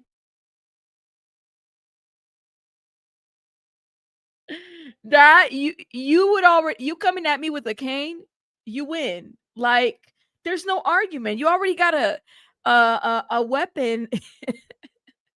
No. Poor Mims. He looks like he's frustrated on that video. Hold up. We don't have an update yet. Let's see if we can finish the rest while we wait. Hold up. Biggest thing to come out of this, because I think, let's see. Just knowing that, let's take, for example, Jane. The day that Jane chose to hit Diddy, and then Diddy proceeded to beat the shit up. Hi. No, you're a straight shooter? Oh, you can. A straight shooter just passed by. I'm live now if you want to say hi to the family. She says no. Thank you. I appreciate it. Hold up. Okay, I think we have an update here. All right, jury enters. Here we go. Get it together. We could finish Mim's video in a little bit. Judge says, Ms. Slavic, you may proceed. Slavic speaks.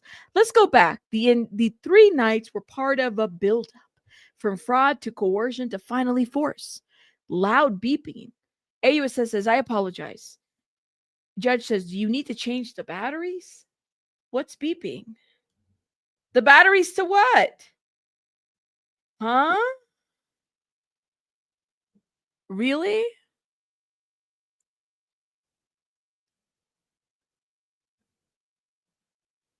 Interesting. Something is beeping. Something is beeping. Went beep, beep, beep. Is it a phone? Or they need to change the battery to something, maybe like a monitor or something. Let me know.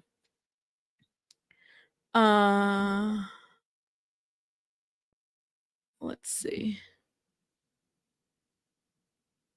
We're waiting for an update. Here it is.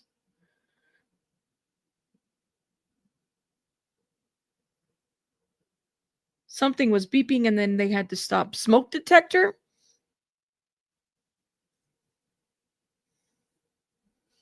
Smoke detector? Batteries freaking off or freaking out? But yes. Fire alarm. Maybe it's a little thing that they're using to do the thing, if you know what I mean. The judge has jokes. The judge has jokes. Maybe it was the life alert. It's like somebody fallen and they can't get up. I don't know. Thank you, Cheeks. Yeah, this is why the other person got timed out. And I'm noticing a trend here. It's one thing to make a comment about how you perceive the case or what your thoughts are, but don't come in here talking about you need to wake up or watch out for your kids or make sure, like that language between that, you lose me with that. That's what the other person did 2 days ago. If this happened to your daughter, don't do that, because that's not what we want. We don't want anybody to go to anything like that. But don't come in here with the self-righteous language when you yourself are watching this. Okay, so let's keep it together. Thank you, Cheeks. This is why the other person got blocked, by the way. I didn't say anything, but this is why, because they had a message and that undertone was there.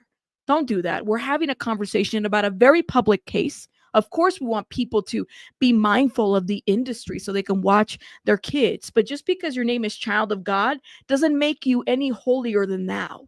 Literally. Because you're here watching. Thank you. Anyways, that's that shit. I hate that. You don't know, because you don't want that for anybody's kids at all. So when people come in here, this is what the other person did, and then 2 days ago somebody did that with regards to Baby Bunny. No, we don't do that here. Okay, you take it to a whole different level when you take it there. No, I don't approve and I don't like it. Okay. Let's get it together. So there's a loud beeping.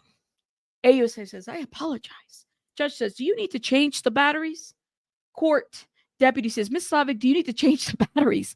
Double A, Combs still with chair pushed back, now legs crossed, hands crossed. Slavic says, the house was just an example of defendant's financial coercion of Jane. Also, rugs. They became a necessary part of S. Okay.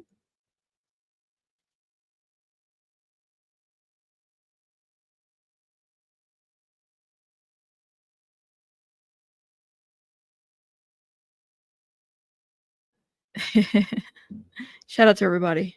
Shout out to everybody. Hold up.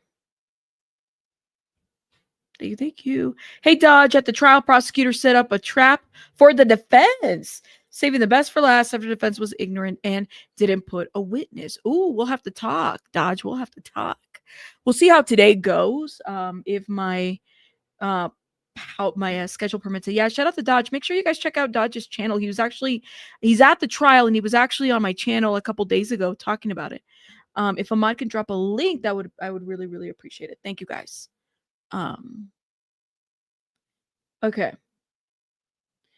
Jane told you about Miami in 2024. He gave her liquid mama. They showed you video. They'll argue that she was super into it, but she was super high. His coercion included threats to release tapes of her having S in hotel rooms. Damn. There is that. Thank you, Dodge. Shout out to you. Let's see. Amen. That's right. Thank you.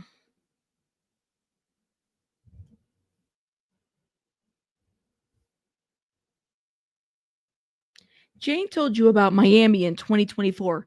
He gave her liquid mall. They showed you video. They'll argue that she was super into it, but she was super, super high. His coercion included threats to release tapes of her having S in hotel rooms.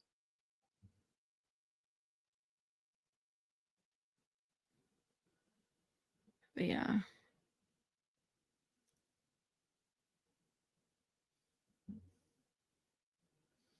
Yep. You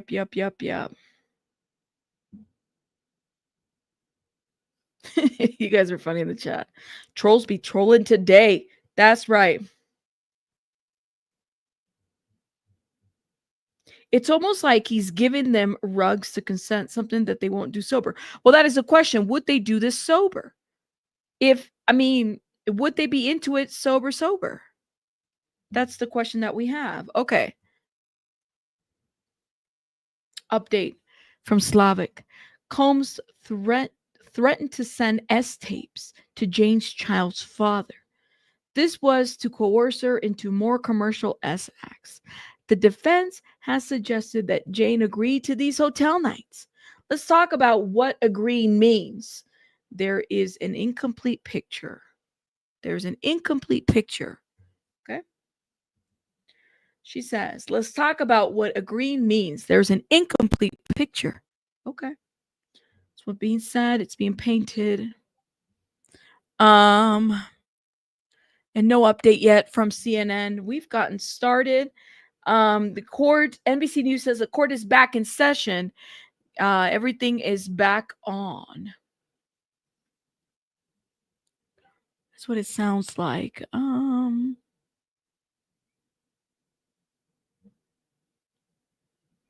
What time is it? What is it? 11, 12, 1? Is it 1:40? Is it 1:40 p.m. Eastern?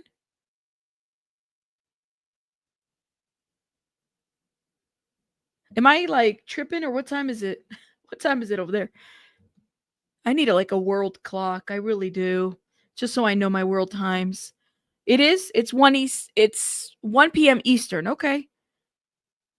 I wonder if they're going to go until 3. Okay. Listen, I'm losing it, y'all. Y'all be on the east. I'm not in the eastern side at all, at all, at all. Hold up. Sorry, I'm clicking different comments. Okay. Thank you, guys. I think I do need a world clock. I think I need something. At least get the all the time zones in one, right?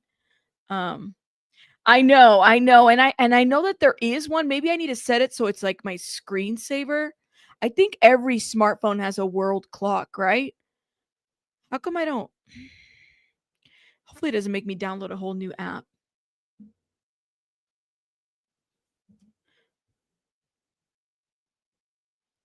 How much I miss? Let's see. Oh, there it is. There is a world. Oh, but see, I only have see, I know what time it is in New York, and I probably need to add more time frames in here. But I'm going to use it as a screensaver. That would be helpful.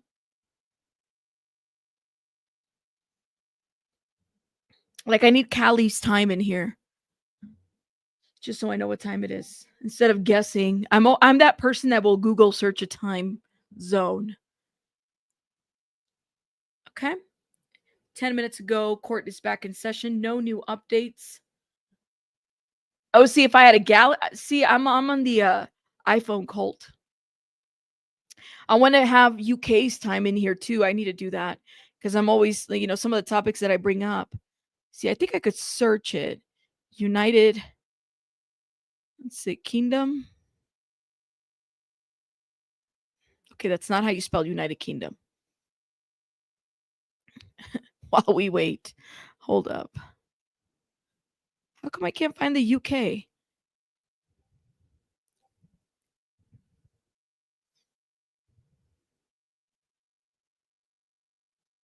UTC. Huh, I'll have to choose. I think I have to choose a city for it.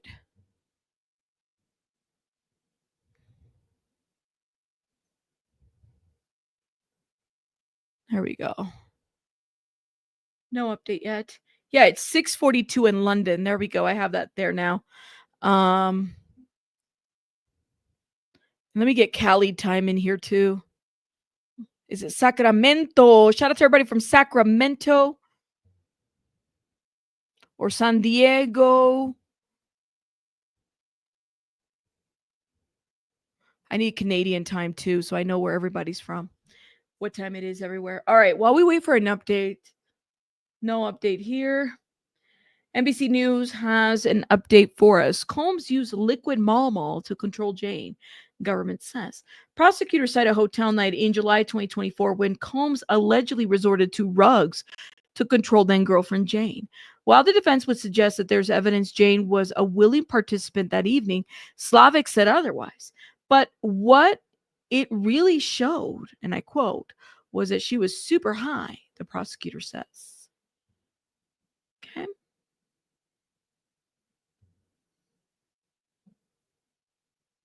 And Christy Slavic, the prosecutor making the final push. This is her, for those that are wondering. Did I not? Let me see if I can bring the Washington.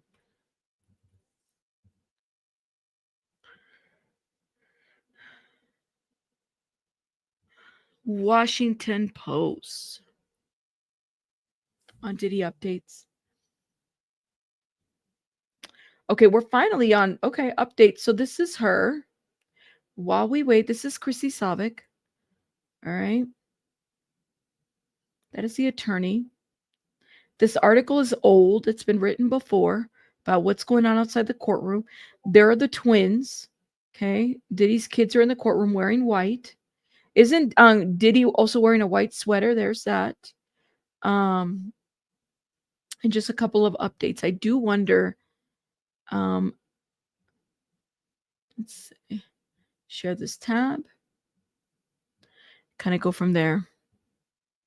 Yeah, Slavic looks like she plays no games.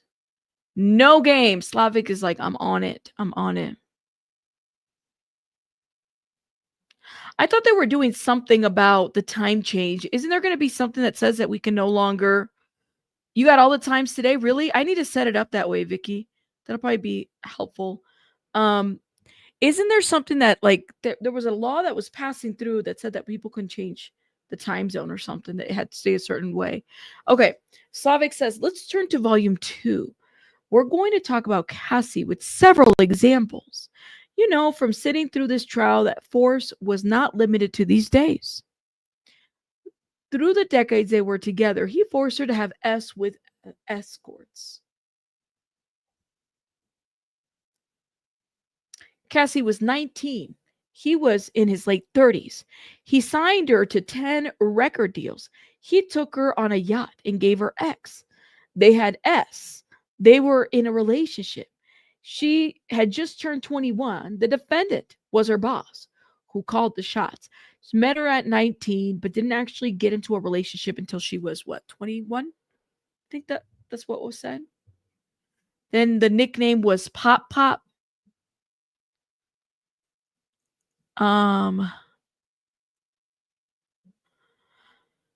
Prosecutors say Combs coerced Jane with rent, rugs, threats to release, and S-tape.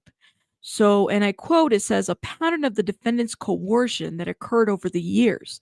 She said Sean Diddy Combs paying for Jane's rent was one example of financial coercion.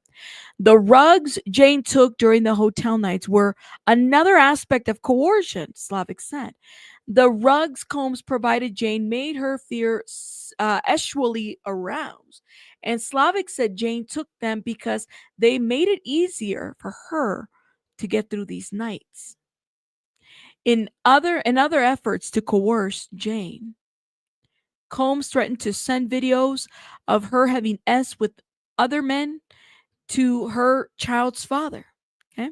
Wait a minute. What? Oh, okay. She said that the videos are some sort of more private, intimate, embarrassing moments of Jane and Jane's life. The defendant knows how powerful they are. Jane couldn't say no to hotel nights without risking the rent payments, without risking violent outbursts, without risking the risk of her S-tapes, says Slavic. And now we have an update from Inner City Press. He molded her, Slavic says. He told Capricorn, let me show you, then ordered Cassie around. She did it, walked and turned around. Total compliance. He didn't take no for an answer. He was abusive, physical, emotional, psychological, sexual. Okay.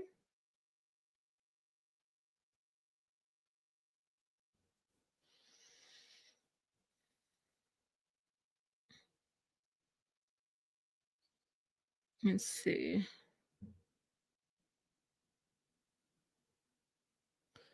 Is anybody, am I freezing for people? Let me know. I hope I'm doing okay. Let me know. Hey, Coco's mom. Wasn't that with the IV? The IVs had some of that, and I think I had Benadryl too, or something like that.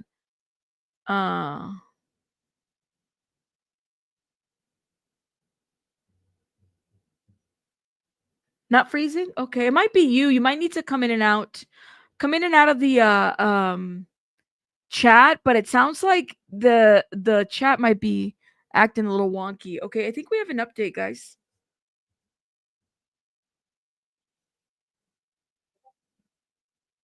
Slavic. They want you to call this domestic violence. But he was forcing her to have freak-offs. He controlled everything. He demanded that her nails be done a certain way. No red carpets. The Vanity Fair party in 2014. Deontay Nash told you. He shouted. Deontay Nash.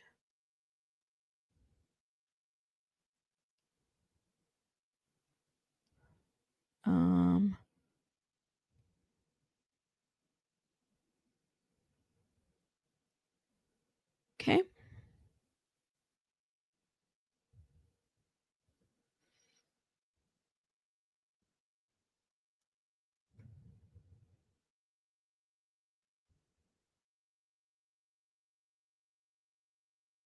Somebody said in the comments, there's no evidence that Cassie was ever forced. The hotel freakouts where she got beaten was her idea, not his. What?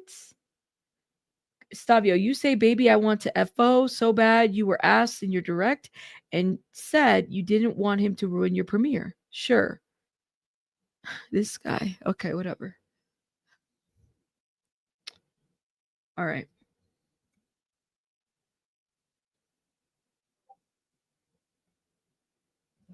No update.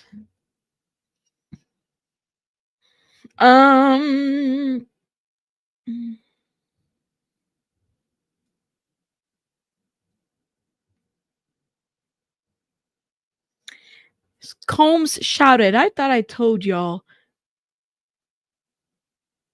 From Slavic. Combs shouted, I thought I told y'all she never had to have her hair up. He wouldn't let her make money from her music. She was offered the chance to do a common video. Puff said no. He paid for her car, clothing, phones, and vacation. He made her dependent. Okay. So can the arguments continue? I'm so scared to scroll down from Twitter because I never know what ish is going to be shown. Hold up.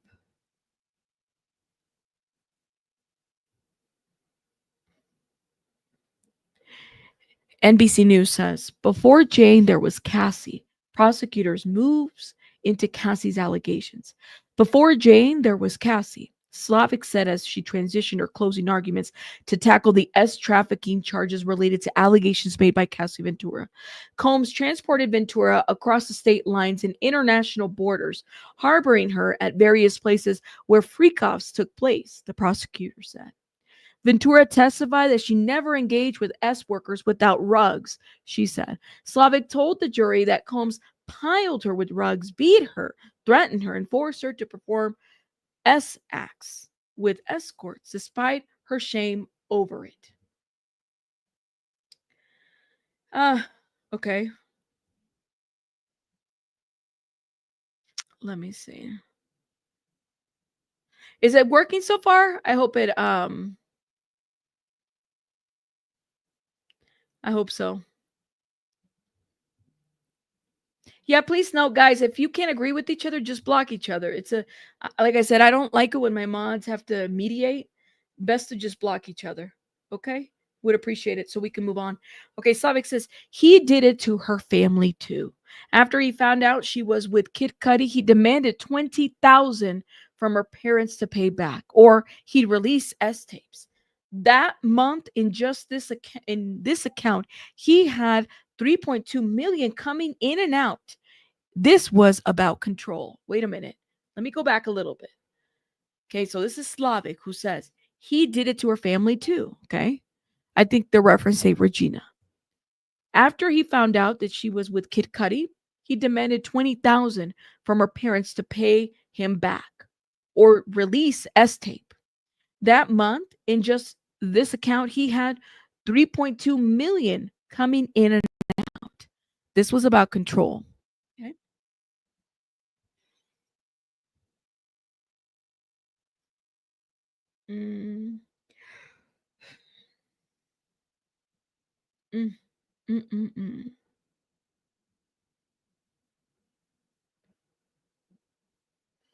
Gotcha. Thank you, Tasha L. Says, Rabbit, it's not the victim comparison. It is the gratification. Oh, yeah. NBC News was comparing, I guess, or at least the prosecution. And so they were writing that down. The benefit of enjoying the act. They both got off on the act, says Tasha L. Gotcha. Thank you so much for the comment.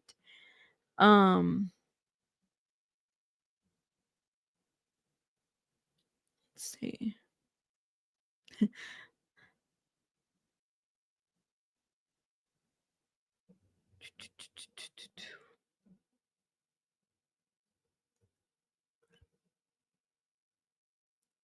No update yet. Let me see what. Okay, Washington. Oh, hold up.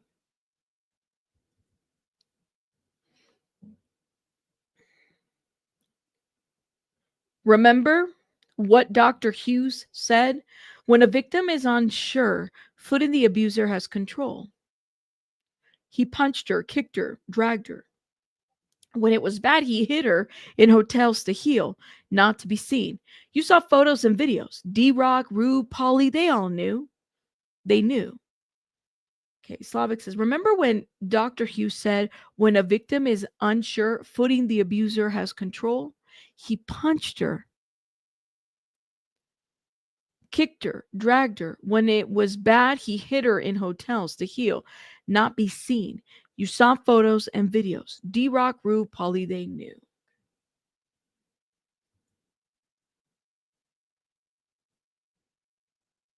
All right. Who needs a Snickers? Who needs a Snickers? That's right. Thank you, guys. Hold up. Let's see if we can get through. Ventura felt shame being with Combs. Ventura was at Combs' side for a decade, but the relationship felt more like a shameful job to her, according to Slavic. It's not normal, the prosecutor said. He regularly threatened and beat her, and he piled her with drugs, and he forced her to perform with escorts in front of him. It was her job and her shame.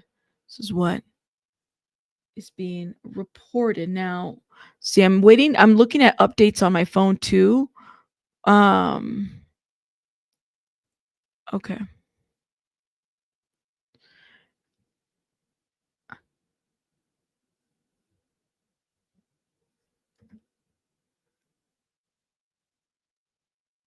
All right, no update.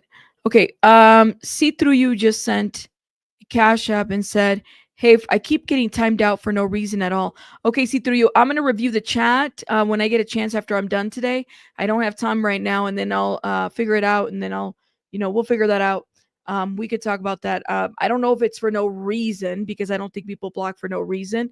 Typically, if something's going on too much and people need a break, people get timed out. So I'll follow up with that.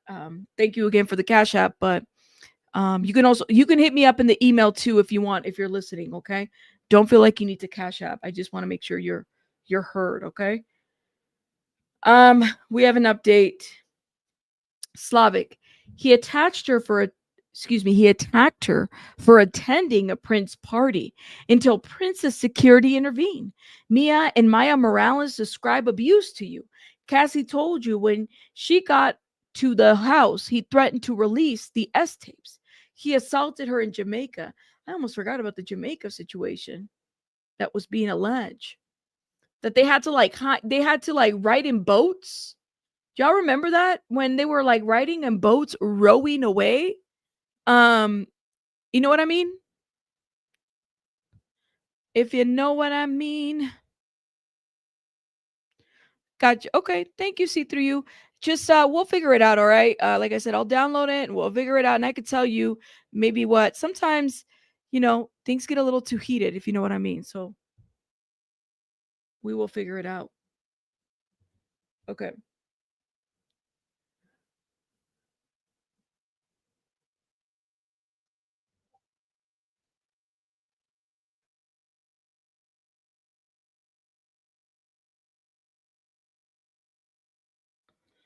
Here we go. Slavic, he attacked her. We read this. He said attached, but I'm pretty sure he meant to say he attacked her for attending Prince's party until Prince security intervened. Mia and Maya Morales describe abuse to you.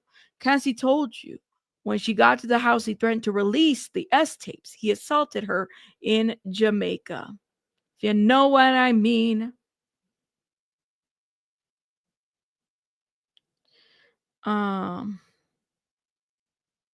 Never quite. You know what? Why didn't they bring Prince's security? I mean, of course, like that would have been nice to know. They never questioned Prince's security. Should have brought it up. Maybe they did. Maybe it just wasn't for us to review. Remember that paddle boat situation when they rowed away and they were talking about they weren't paddle boats and they could see Combs being very small and they were watching him go back and forth? That's an excellent question, Moni. Good job. That's my thought too. Okay, Slavic says he beat her up in Las Vegas while she was curled up under the toilet. She said D-Rock cried. There was his assault at the Intercontinental Hotel, caught on tape. For Cassie, it was normal. She was there when he attacked Mia, Devontae Nash, and Banna. Remember when Devontae said he had the jump on Diddy's back, and that went down?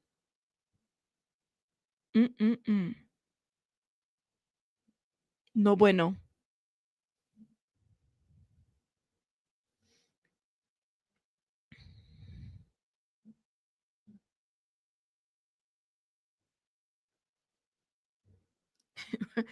Y'all are funny in the chat. Okay, CNN reports. This is gonna be a long read. Hold up, y'all. Oh wait, I think we have an update first from Slavic. Banna may have gotten the date wrong. Banna may have gotten the date wrong, but she had injuries. One time he has Cassie hold bang bangs for him. The diner and Suge Knight incident, Cassie was in the house. She saw. Why didn't she leave? Miss Hughes explained that hitting leads to fear. Oh, man. Well, there's that. They're clarifying the date. She got the date wrong, you know?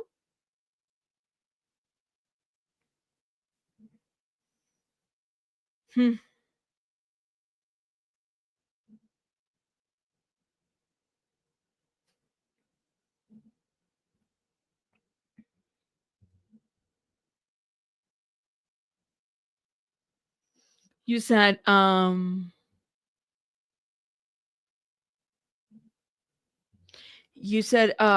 she should explain those specific details about the boat jumping back on. Jurors have probably forgotten too. Absolutely. Yep. It's good to explain these details, but it sounds like the jury's really struggling to stay awake.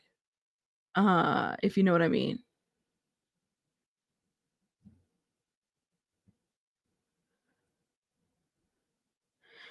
Biscuit, again, I will review the chat when I get a chance. I hear you. Again, I cannot control everybody's opinions.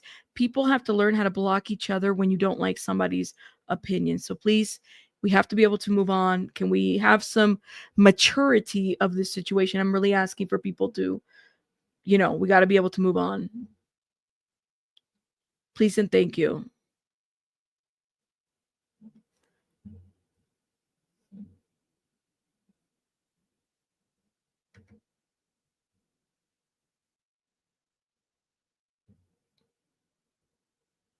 You said, if she got the date wrong, how did Cassie see them hear about it happening? There you go. Thank you, Donna Smith. I see that's all you got to do is just block the person. You won't see their comments. So we're trying to avoid blocking people. I don't want to block people. But if we can't, y'all we got to figure it out. You're not going to convince somebody of your opinion. We have to keep it moving. So please, it's not that hard to block. Okay. Let's be mature. And if we can't figure it out, then maybe you need to sit this one out. Okay. Slavic says, even when Cassie was in South Africa, she could not get away. KK kept calling. D-Rock was loyal only to the defendants. He played both sides. He talked to Cassie and then reported it back to the defendant. She's about to ice up. I told her to chill out. D-Rock played both sides. Did they collect D-Rock's phone? That's the question that I have. How do they know that this is what happened? At the end of the day, who's paying D-Rock's bills if not Diddy? So, I mean, you know what side he's going to be loyal to, right? At the end of the day.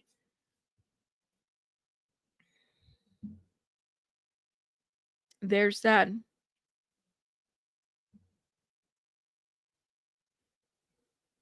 Thank you.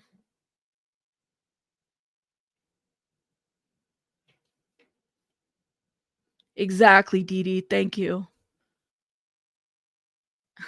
You said throw her whole testimony out. I'm gonna need a Kim wig. No, I have my judge's wig. I gotta find it. If tomorrow might be the last day I get to wear my judge wig. Okay, that's what we need to do. Let's go. Okay. Thank you. Combs controls Ventura's finances, withheld money, and support to maintain power over her, prosecutors say. Okay. Combs paid for her car, phone, apartment, and many other things. He made her dependent on him when he wanted to. He took those things away or had security to do things for him. Cassie said those things happen all the time. Slavic said Combs also did similar things to Ventura's family, like when he demanded $20,000 from her parents after he found out she was seeing Kid Cudi. Slavic said the account belonging to Combs, which her parents wired money to, received about $3.4 million that same month and saw $2 million withdrawn. This wasn't about the $20,000. This was about control. Yeah, I mean, it's not like a millionaire or a billionaire is going to need your money. It sounds like it's all about control in that aspect. But yeah, you think they left a lot of key witnesses out? Yeah.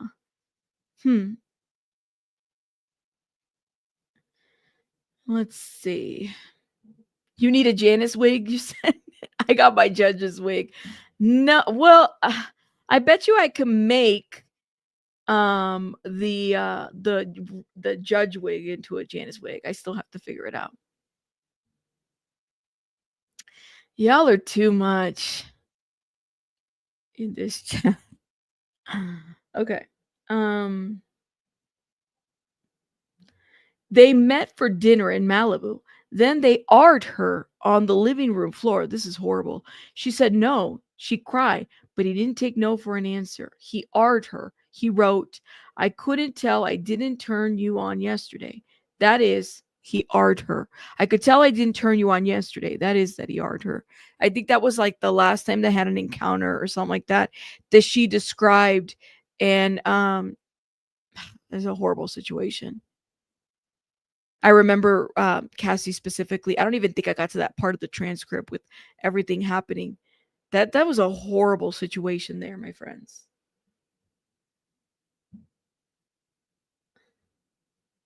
Anyways. I need my wig snatch every time shit goes down. Oh my God. Yes, Miss Jams, you're right. The judge and all attorneys are all on standby. Should there be any questions when the jury is deliberating? I think somebody said to me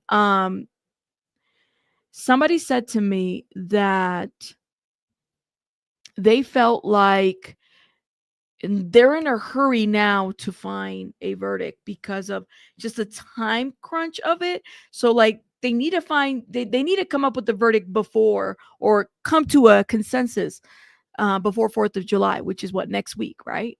So people are, I'm sure this is going to pressure them, right? They don't want to be deadlocked, but this could very well be a deadlock situation depending on where you land. I personally feel like I've heard arguments for both. So I'm kind of like, ooh, good thing I don't have to make that decision. I only have to report on it. And then I can figure out where I landed all along. Or maybe I didn't. I don't know. But I wonder how this is going to look. Slavic says, because of the trauma bond, after the R, she met him at a friend's party, then had S, consensual S. This was a trauma bond. He had an MO, an hours-long performance. He got a master's degree and sometimes filmed, just like with Jane.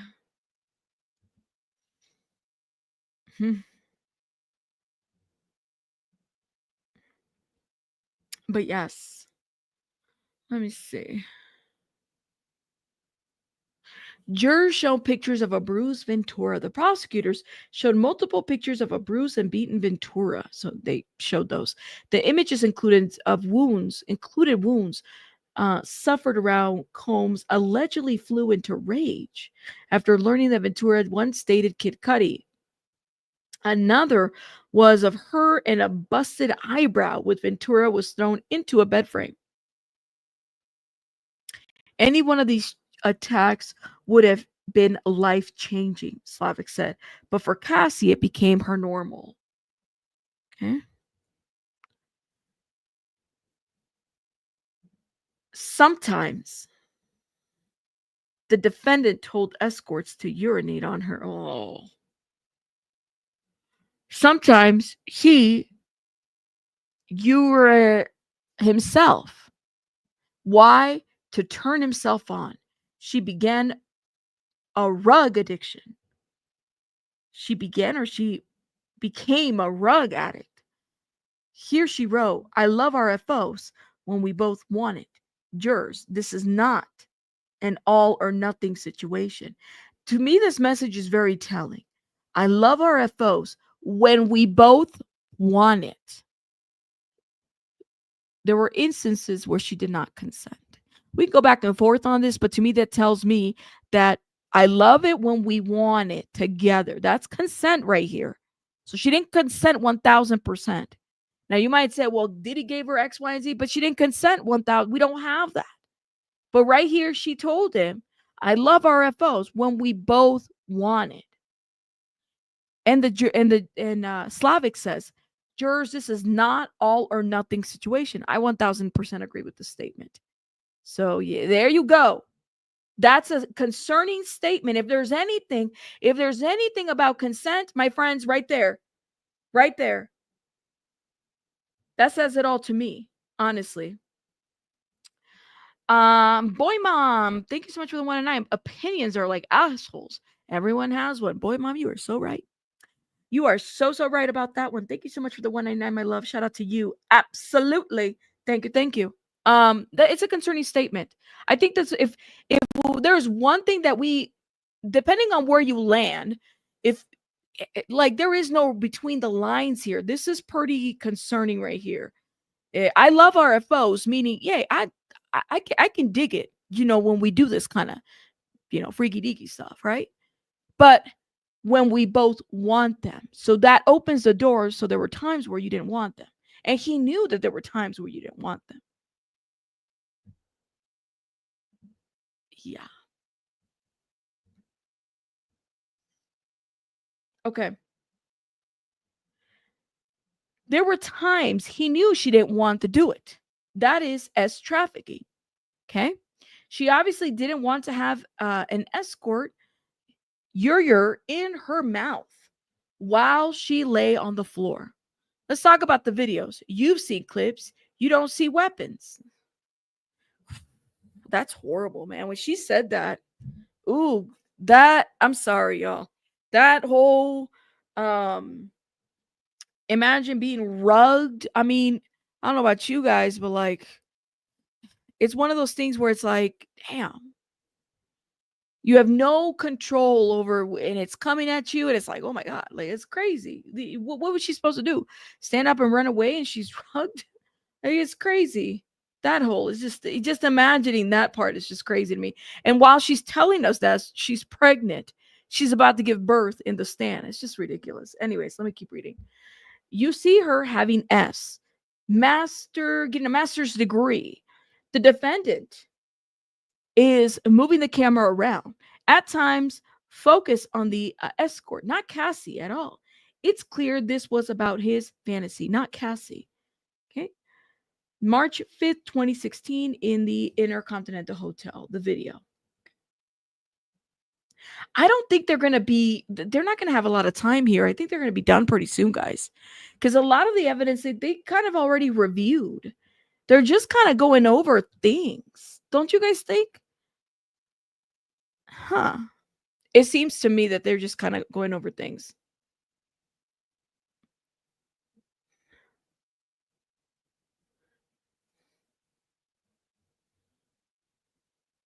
It feels a little rush. I would say JK delete, honestly.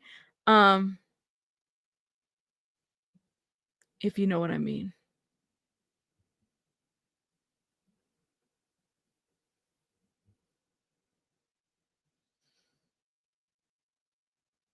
Let's see. They're trying to convince. I think that's where they're at, right? I mean, they're making the arguments to make the convince the jury. Well, Terrell, she did say in the stand that she didn't want that. She said it. She said that, can you imagine this coming at you? There wasn't that anything she wanted, but I think she was rugged. At least that's what she was told. What she said from her own words. So there's that. Slavic, before the Intercontinental Hotel, Cassie had a premiere. It was a big night for her. She agreed to do a freak off as damage control. Look at this. She says, I don't want you thinking I don't want to. She knows the defendant won't take no for an answer. Damn.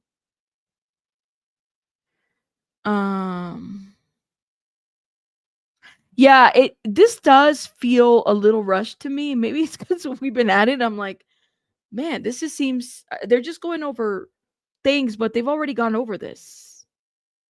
So I think they're getting right up until the end, guys. Don't think they're going to be going to, and then closing will probably start tomorrow, if you know what I mean.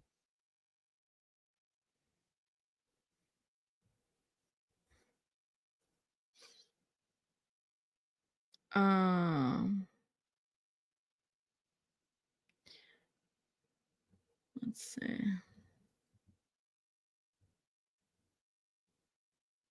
No update.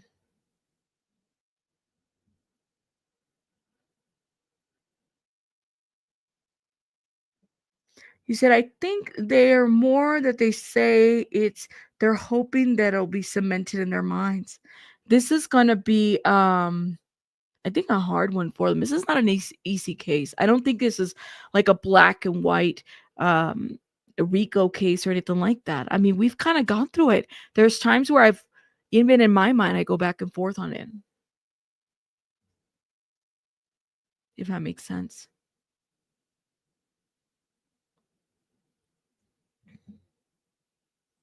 Okay, I think we have an update.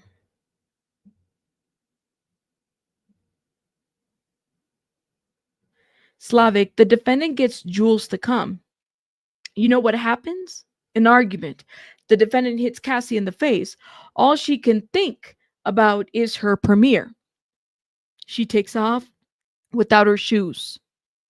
Intercontinental video showed again, okay? He throws her to the ground. Oh, man. They're like cementing the arguments, guys. This is stuff that we've already known and seen and talked about. Combs first start. Okay, so Combs' violence against Ventura spanned a decade, prosecutors said. Okay. So this was a 10-year relationship. Combs first started physically and abusing Ventura about a year into their relationship.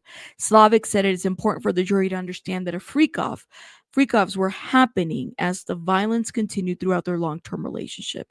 Ventura never knew when Combs would be triggered and hurt her, which kept her off balance and gave Combs control in their relationship.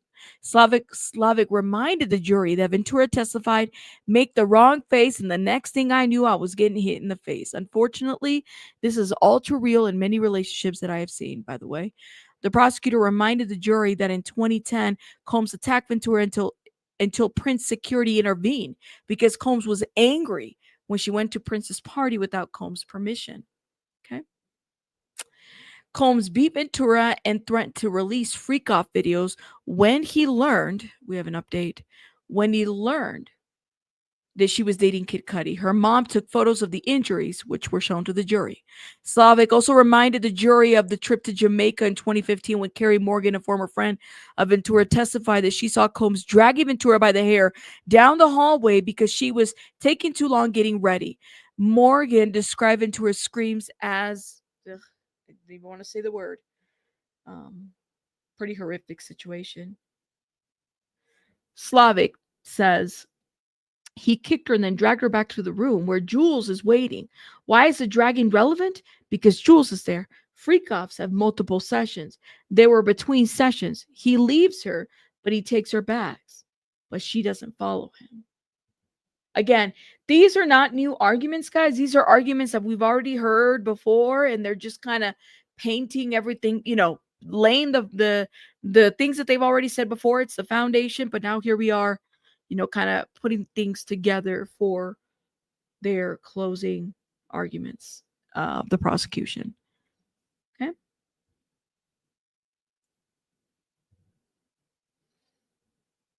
No update. I think they said that we're going to be done at 3 today. So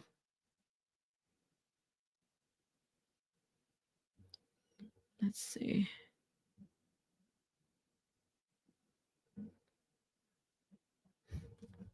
I don't know. I mean, this is literally at the nitty gritty. I would tell the people, don't, if I was the judge and I see people falling asleep, I would be waking those up like, hey, wake up. If you fell asleep during all these other arguments, you might want to stay awake for this one because this is the closing. But I mean, there isn't a whole lot they could do. What are they going to do? Get him some sugar, get him some coffee, get him something. And I don't think they're going to take a break here. They're kind of going straight through. Did we, aside from lunch break, did we even have a break in between? No, right? Because there wasn't any sidebars or anything like that. Slavic continues. Instead, Cassie is using the phone in the elevator lobby. The defendant is making another conscious decision to take the bags into the room, then come back for Cassie with his hands free. He grabs her phone and then makes the decision to stay. Man, oh man.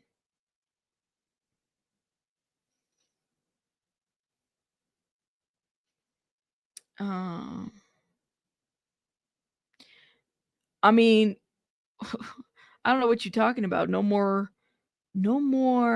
stay-at-home wives. Now y'all be getting jobs. I don't know about the tone on this one. No more trips or getting flown out. No more guys paying your bills. I don't need a guy to pay my bills. I've never needed a guy to pay bills. I have a whole husband and I don't need him to pay my bills. So I don't know about this one. I don't know what you mean. Weird. I don't get trips. Do you get trips? When have you asked for trips? Anybody? That's weird to even put that out there, but okay. I know what? Like, bye, sir. Who? What? Please keep it. Listen. Watch this kind. I'm telling you, you must be able to believe that if you wore that skirt, you might have wanted it. If that's your belief, you're on the wrong channel for that one. I'm just saying. Okay. Thank you. Miss Toby, tell him. I'm like, what is that? No more what? Well, who asked you? And what kind of women are you around that they expect you to pay their shit? What? Get out of here with that.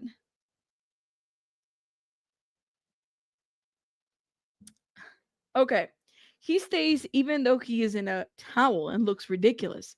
After Flores arrives, he stalls in the hall. He knows Jules is still on the room, possibly naked. The defense claims he took back rugs that day, but you can see he is in control. Okay. Oh, that's the Intercontinental. He stays even though he's in a towel and looks ridiculous, right? The towel and the colorful socks. Flores arrives. He stalls in the hall. He knows Jules is still in the room, possibly naked. The defense claims he took back rugs that day, but you can see he's in control. How come we never got Jules on the stand?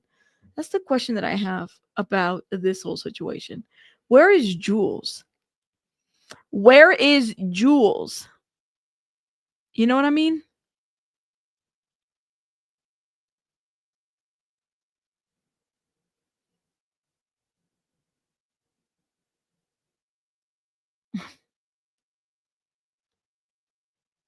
I'm 2 updates behind. I am. Let me check, girl. I don't see it. The last update was here. It is. Okay. Cassie just wanted to get her bags and phone and leave. The defendant offered Flores money. This is a photo of Jane in the car back to her house with sunglasses and her black eye. He was using force to get Cassie to continue with the freak-offs.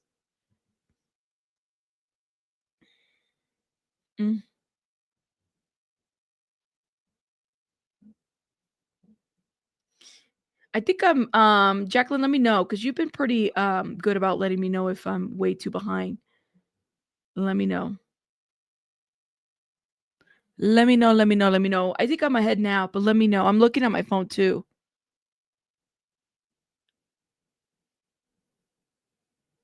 Yeah, I got it on the back. She wanted to get her bags and leave. Yeah.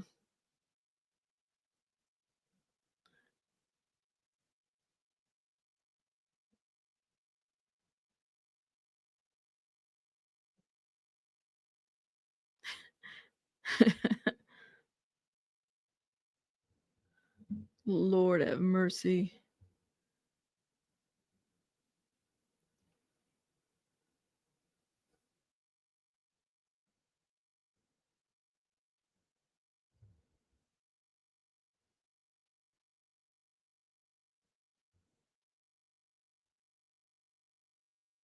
No update. That's the question that we have is why wasn't Jules called to testify? I mean, they called a freezer meat guy, but why wasn't Jules called to testify? I think that would make sense. It's like, just call to testify and see what's up, Okay, we have an update, I think. AUSA, the defense may tell you the violence was not connected to the S, but it was an attempt to get Cassie to continue with the freak off. Later, she wrote to him, I'm not a rag doll. I'm someone's child. There were freak offs in New York with Daniel Phillip. So here's the question that I have, because I was wondering, is it the lack of evidence? So if there were these freak offs with everybody, right? They said 27 people total that we know of, or at least men, between Jane Doe and Cassie. So is it possible, did they have all that information in their text, or what is it? They have, is it just photos, or what do they have in their text to show that this is what was happening? Because, and the reason I say this is because, like, why didn't they choose Daniel Phillips was a person they chose to have testified, and meat freezer guy, but why didn't they choose like Jules or somebody else? Why do they specifically pick these men? And they didn't pick any men that were with Jane too. It's like there's no prostitutes or escorts from Jane. So I don't know. I mean, I'm kind of wondering about this. I just trying to understand the strategy here. That's all. Yeah.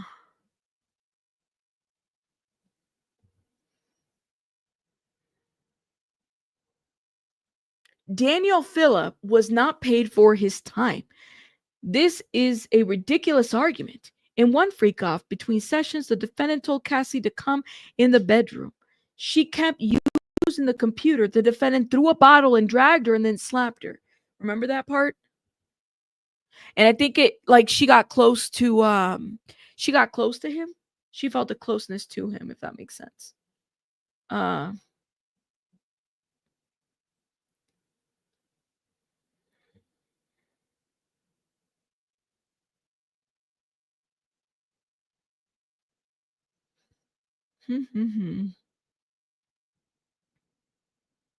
Freezer meat guy, that was the guy. Do we have an update?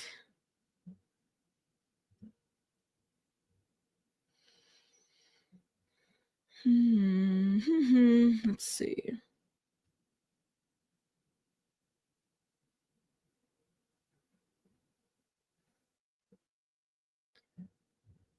No update from CNN, no update from Inner City Press, nothing else from Washington.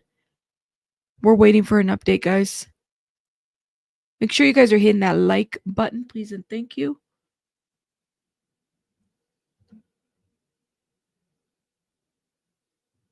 But yeah. Maybe it's something to do with their past that could be seen as an unreliable witness, potentially. Okay. Slavic. Daniel Phillip heard Combs yell, "Which? When I tell you to come here, you come here." After that, Daniel Phillips could not perform. But a complete act is not required for S trafficking. This is S trafficking. Cannes then, where is it? Cannes or Cannes? It's the film festival. Isn't that like in France, Paris? They were at the film festival. Is it the Cannes or Cannes? Why am I saying Cannes? Could be Cannes. They were at the film festival.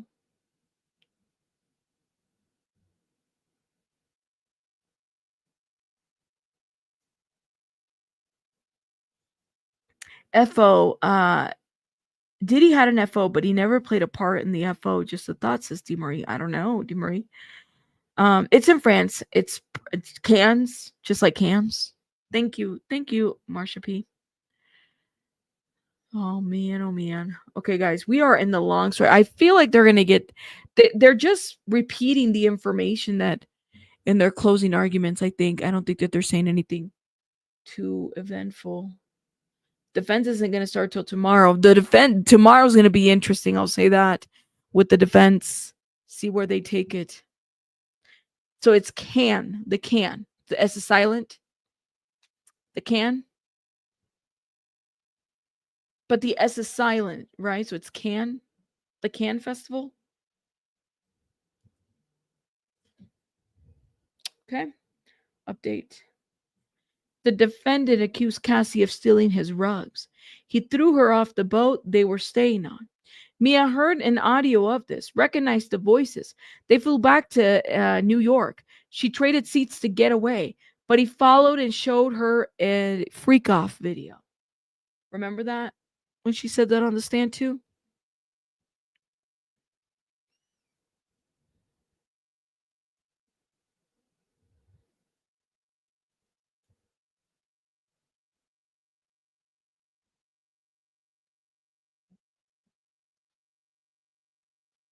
Canned.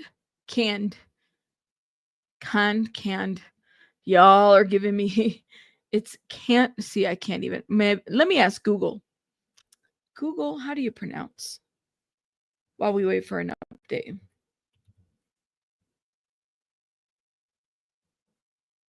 Canned. See, it's canned. There you go. I said it correctly. Canned.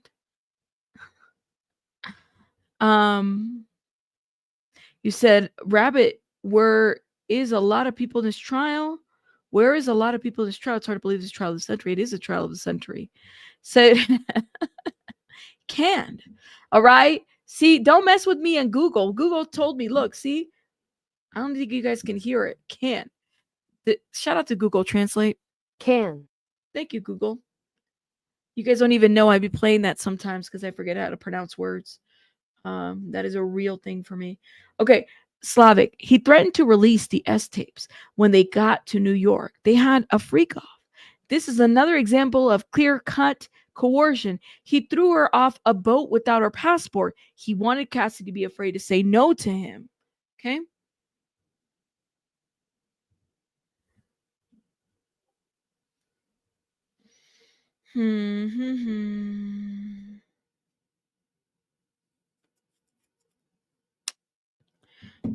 I hate the fact that they were doing interviews, Measured Man. I don't like the fact that Freezer Meat Guy did interviews.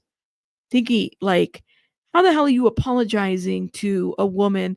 I'm sorry that this was going on, but yet you have no qualms about doing interviews to promote your book. Get out of here with that.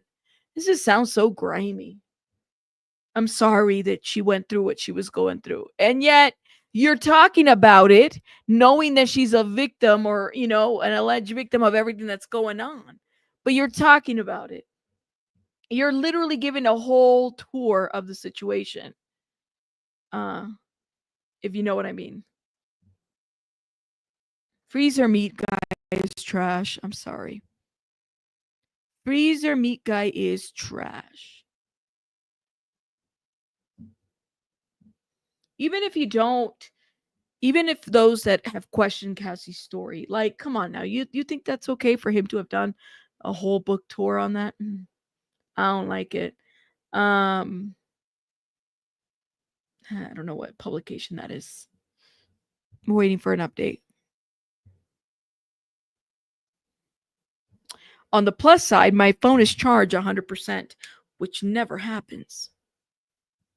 My phone is usually almost dead all the time. I suck at charging my phone. And usually laughing at questions about her. Yeah, like, that's crazy. Even if you don't believe the stuff that this woman went through, like, you're trash for that. You're trash for that, Freezer Meat Guy. I don't care how people glorify the shit that you've done, or he's a trash ass person. The jury needs to wake up. I think they're almost done.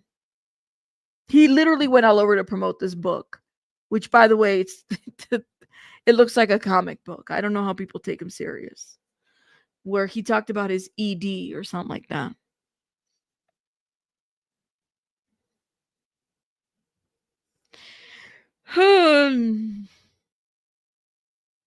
Let's go. He says, speak of which, my phone is 19%. Let me go grab my charger. I hate it. I never have my phone is never charged. It's actually 100% charged right now.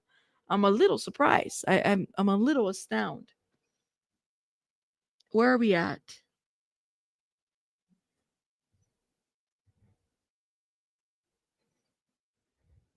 Yeah, I'm gonna I've already ordered the transcripts for this, so hopefully we'll get those tonight. If not, do a pre-recorded on it or something so we can get going. I don't think the transcripts are going to be too crazy on this because it's literally just one person talking. There might be some breaks or something like that, but I find that what I have learned in the transcripts, because the transcripts anywhere from 300 to 400 pages, right? What I have found is that when there's like a bunch of objections, it prolongs things, and then there's a sidebars. I mean, we haven't had that today, so clearly because it's closing.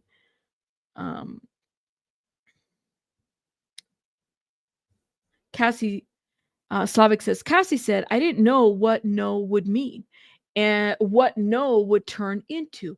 He could be violent. The defense said Cassie made a choice every day to stay with him. Step back. Imagine yourself as Cassie. Ooh, appeal to the audience. This is a good tactic. Step back. Imagine yourself as Cassie. This was the force. This was the leverage. This is the argument that people tend to do. This is what I was getting at right here. For the purposes of that, it's a little bit different, right? They're in a criminal case. But for the purposes of this chat, when we're talking about like this case, of course, we don't want anything like that for Cassie or any female out there, right? But people will try to like use that to kind of make you feel some type of way about why you're not swinging your opinion one way when we're just talking about a case.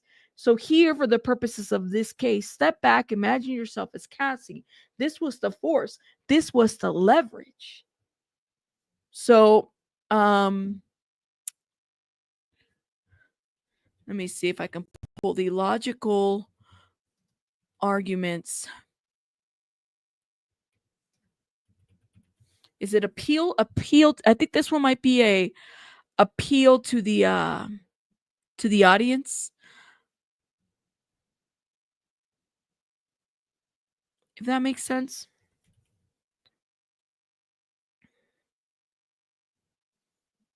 Appeal to emotion, appeal to the audience. That's kind of where that would land. For those that have taken a philosophy class, what argument would that be? It's been many years since I've taken a philosophy class. Let me know where you guys would stand with that.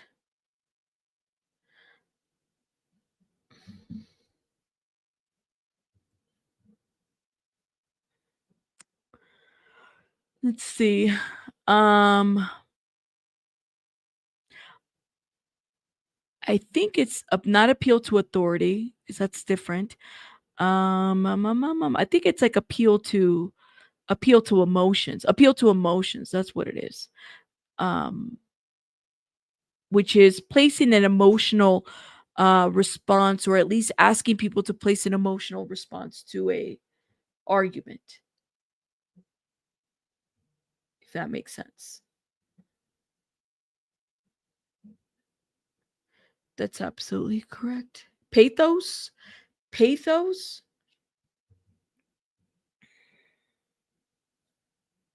Here we go.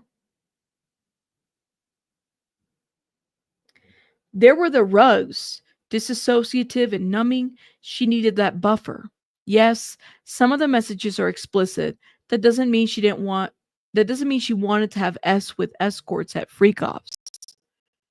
In 2009, he wrote, "You're supposed to be seducing me all day." I didn't see that message. Wow. Wow. Appeal to conscience.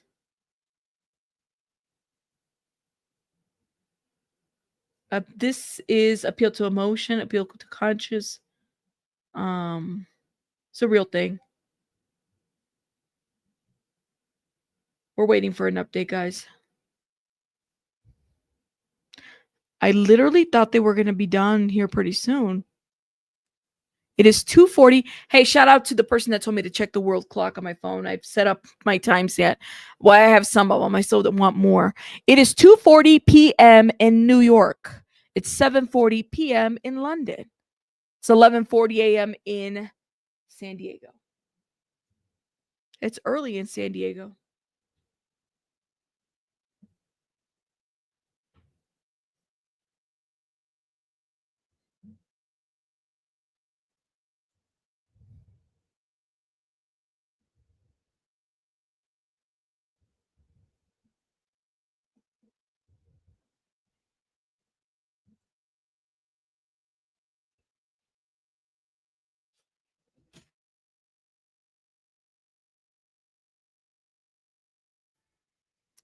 You said appeal to your moral conscience. Ooh. Put yourself in that position. Put yourself in that position. I mean, it's a way to argue. This is and I think a lot of people will. That's the thing. You put yourself in that position because you don't want to ever be in that position. You don't want people to ever be in that position. It's way early in Cali. Y'all are just like, you guys are some of you guys are barely waking up. Okay. Combs threatened. Hold up. I think we have an update.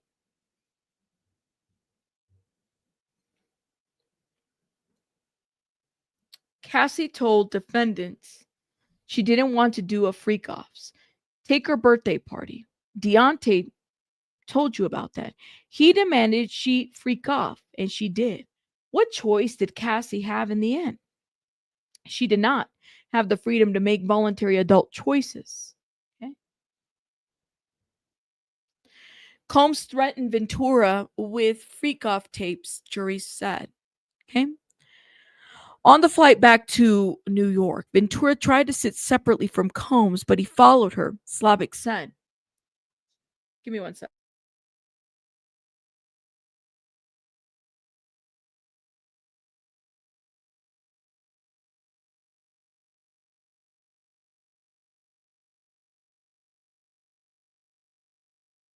Sorry, y'all. On a flight back to New York, Ventura tried to sit separately from Combs, but he followed her. Slavic said he spent the entire flight holding Cassie's captive and making her watch videos that he had recorded of freak-offs, threatening to release them. When the plane landed, Combs demanded a freak-off. Cassie complied. She didn't believe that she had a choice. He had just threatened her and blackmailed her about blackmail tapes. Some of the most humiliating moments of her life. Slavic said that this is another example of coercion, which can include reputational harm and not just physical harm. Okay, we have an update, guys.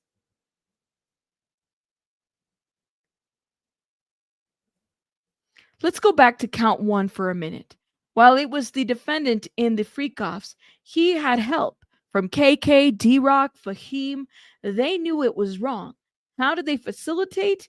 KK got strange men access to rooms the defendant and Cassie shared. Okay. Ooh, ooh, ooh.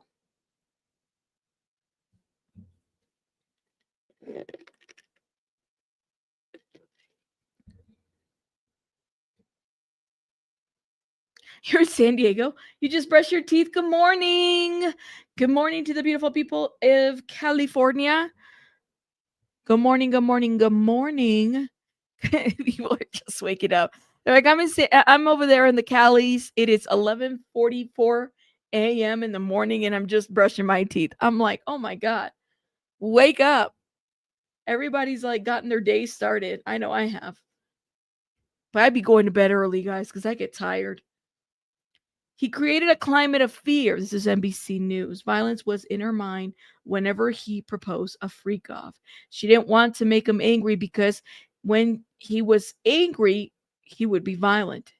He would be a very scary person. Okay. No update. All right, we have an update. Hold up. KK got Clayton Howard. Dave. KK got Clayton Howard. Dave access to the room. Dave is an S worker. Okay. Jonathan Perez found the video of Cassie having S with an escort. He showed it to KK. Wait a minute. It wasn't Cassie. It was Jane Doe. This is wrong. Jonathan Perez found the video of Cassie having S with an escort. He showed it to KK. She knew. Fahim saw it too. Fahim got rugs to the defendant even during the freak offs between sessions. I thought, wasn't Jonathan Perez after Cassie? This might be a typo. That might be a typo there, my friends. I know if you guys have been following, this one right here might be a typo right here, right here, right here. I don't think you guys can see the highlighted part. Jonathan Perez found the video. It wasn't of Cassie, it had to be of Jane having S with an escort. He showed it to KK and she knew. Fahim saw it too. Fahim got rugs to the defendant even during the freak off sessions. Yeah. Yeah, they're talking about count one, so it has to be Jane. So this might be a typo, just be. That's a typo. That has to be because Jonathan Perez was after Cassie had already been done. This was Jane Doe. Ventura stayed with Combs out of fear, not a choice, is what the prosecutors say. The defendant created a climate of fear that can't be isolated to one moment in time. Okay, here we go.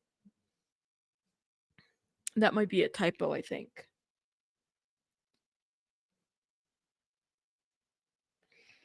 On February 18, 2024, after Jane told KK still sent stuff for Wild King Nights. D-Rock ice Cassie's black eye. Oh, she's kind of making he's making a comparison. Okay. D-Rock ice Cassie's black eye. It wouldn't be absurd to think D-Rock didn't know what they were doing. Of course he knew. I expect the defense will say they didn't know. See, it's confusing because here they're talking about Jane Doe, February 18, 2024, after Jane Doe told KK sent stuff for Wild King Nights, okay? Then they go back to Cassie, D-Rock ice Cassie's black eye. I think they're making an argument to say, like, look at what the enterprise was doing. Like, it doesn't matter what time frame you look at this. They've always been covering up for him. It would be absurd to think that D-Rock didn't know what they were doing. Of course he knew. I expect the defense will say they didn't know. Okay? That's what they're doing. They're kind of like, it's a bit weird because they're mixing in the arguments, but yes.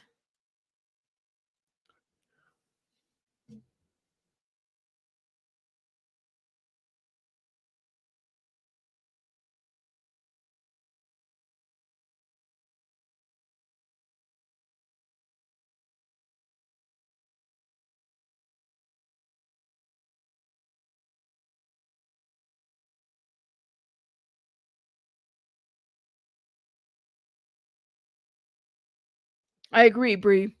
Like reiterating the pattern. Yep.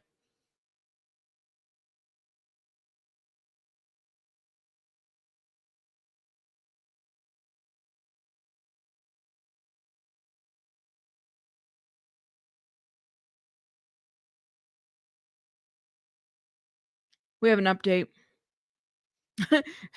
Inner City Press got tired too. Okay.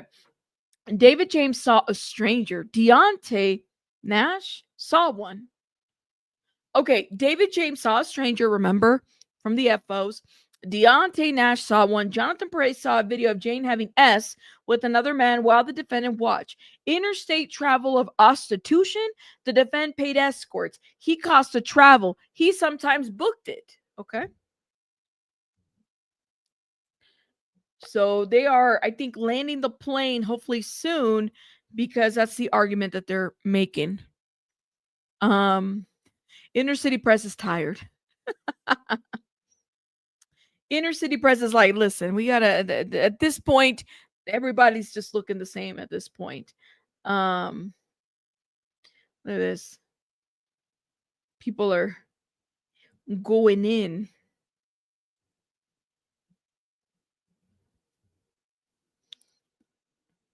No update.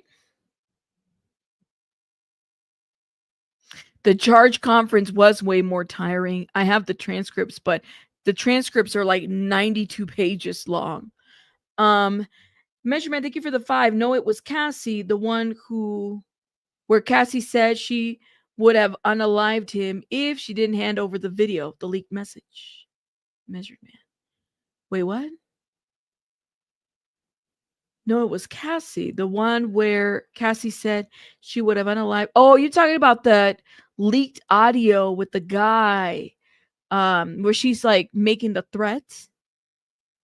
Thank you for the 5. Yeah, that was there too, but there was another video that Jonathan Perez found, and I think it was of Jane Doe.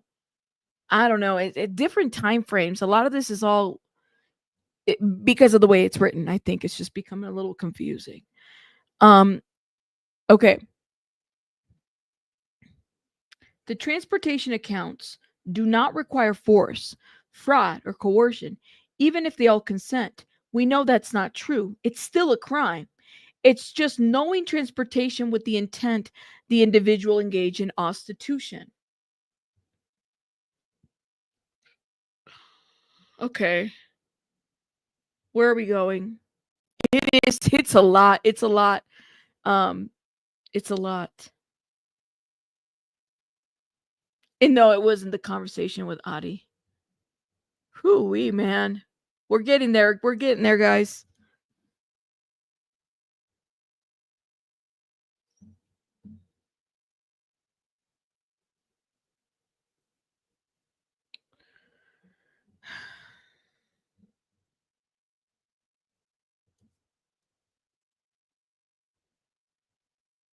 We're getting there, guys.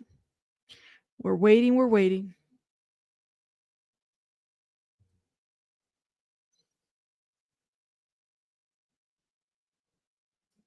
At least the notifications are going by a little bit faster.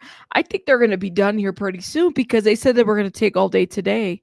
Pretty sure that they're going to be done pretty soon.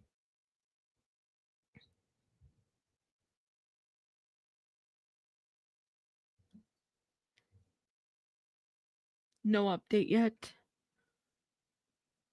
Yes, and it's. Do you think it's been a little? Well, clearly it's been a lot more than 4 hours. Thought they had 4 hours apiece. Diddy fatigue, probably. Right? I mean, they haven't even taken a break, a bathroom break. There hasn't been a bathroom break in between. There hasn't been any objections. They went from the morning all the way to like the lunchtime. They kind of hit the ground running right away. I haven't even seen them take one break, if that makes sense. It's almost 3. What is it? 8 minutes till 3? Some serious even Diddy hasn't even asked for a bathroom break. Okay. Hold up. Let's see what they say. For count 3 freak-offs involving Kelsey, the escort travel was often booked by travel agents. She remembered Dave Clayton Howard. He would travel from New York to Miami or LA. Another escort traveled to Ibiza, GX 1402.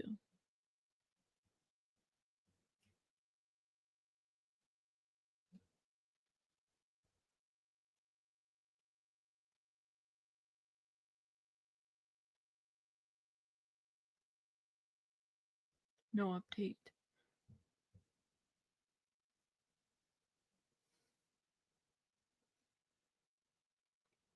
Let's see.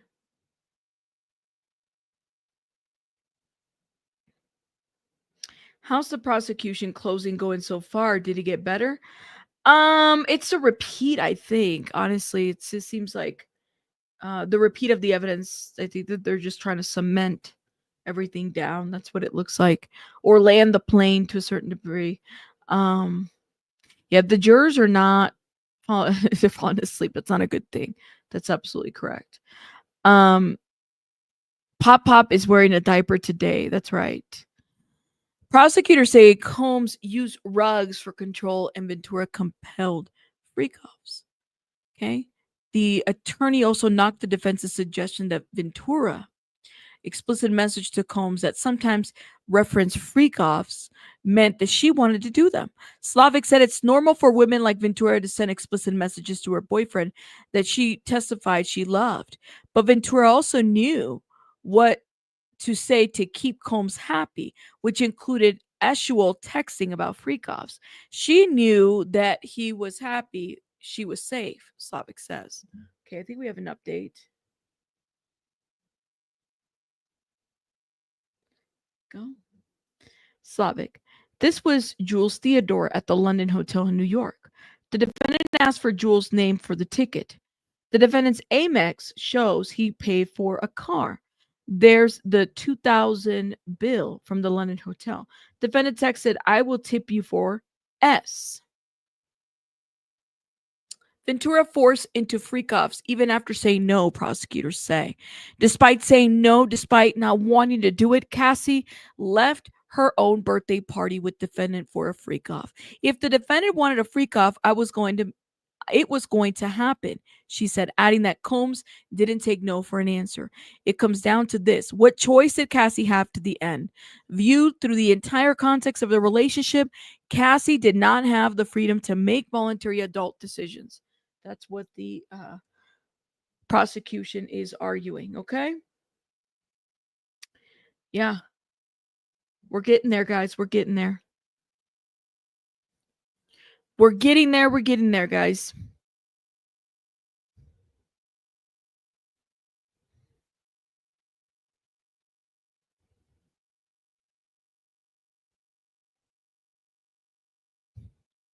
You said Diddy texted, I will tip you for S. Oh, for the worker. It said, let me read it to you. The defendant asked for Jules' name for the ticket. The defendant's Amex shows he paid for a car. There was the 2,000 bill from the London Hotel. The defendant texted, I will tip you for what? S. So Diddy texted this to Theodore Jules. I will tip you for what? S.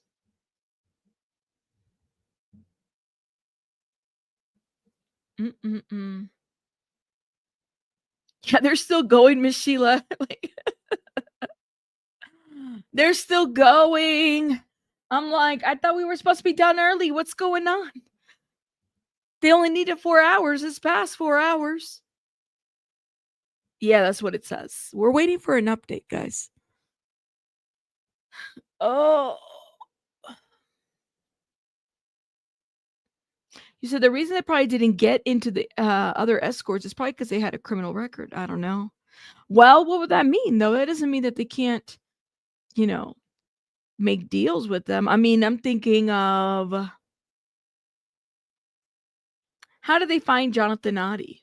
Clearly Oddie was somebody that was around this whole situation. How did they go about that? It's a lot of questions that I have about especially Jonathan Oddie. Okay, we don't have an update.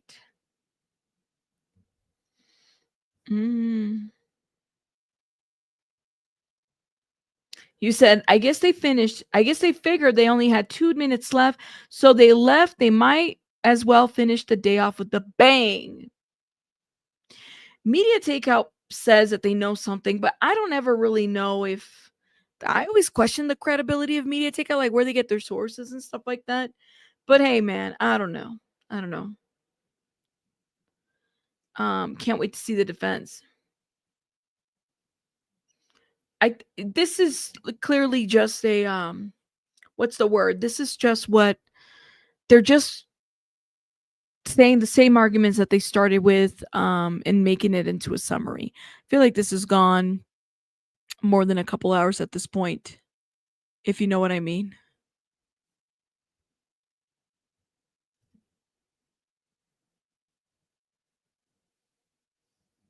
Yeah.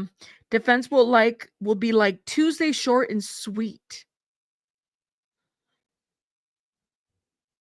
They're going through everything. That's right. Well, Franny Law, I thought they said they were going to end early today. I don't know what happened. Does make me kind of wonder. Hold up. Let's see. Are you guys okay? Is everybody still awake? Let me know. Let me know. Let me know.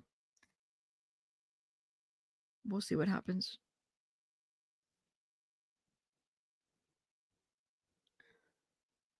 We're waiting for the bang.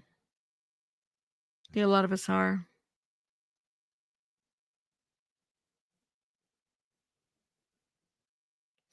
I'm here. I'm here. I'm wide awake. Y'all are awake. Okay, good. Like we're waiting. Oh. Man, they said 4 hours. What's going on? Prosecutors say Combs staff and security enabled the trafficking. They've driven that point, I think, home a lot. It's absurd to think that he didn't know what Cassie and defendants were doing for days, at times over and over again. Of course he knew. Of course he knew. That's what they say. That's what they say.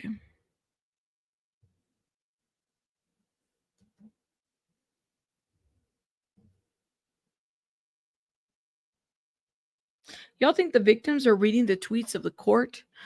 I don't know. I'm sure that they're probably keeping an eye out of what's going on through their attorneys, because I'm sure that they don't want to respond. But it's kind of hard to turn off social media. You know what I mean? Especially if you're, a celebrity or have somewhat of a social media personality. It's a lot of questions. Did it? JK delete about what?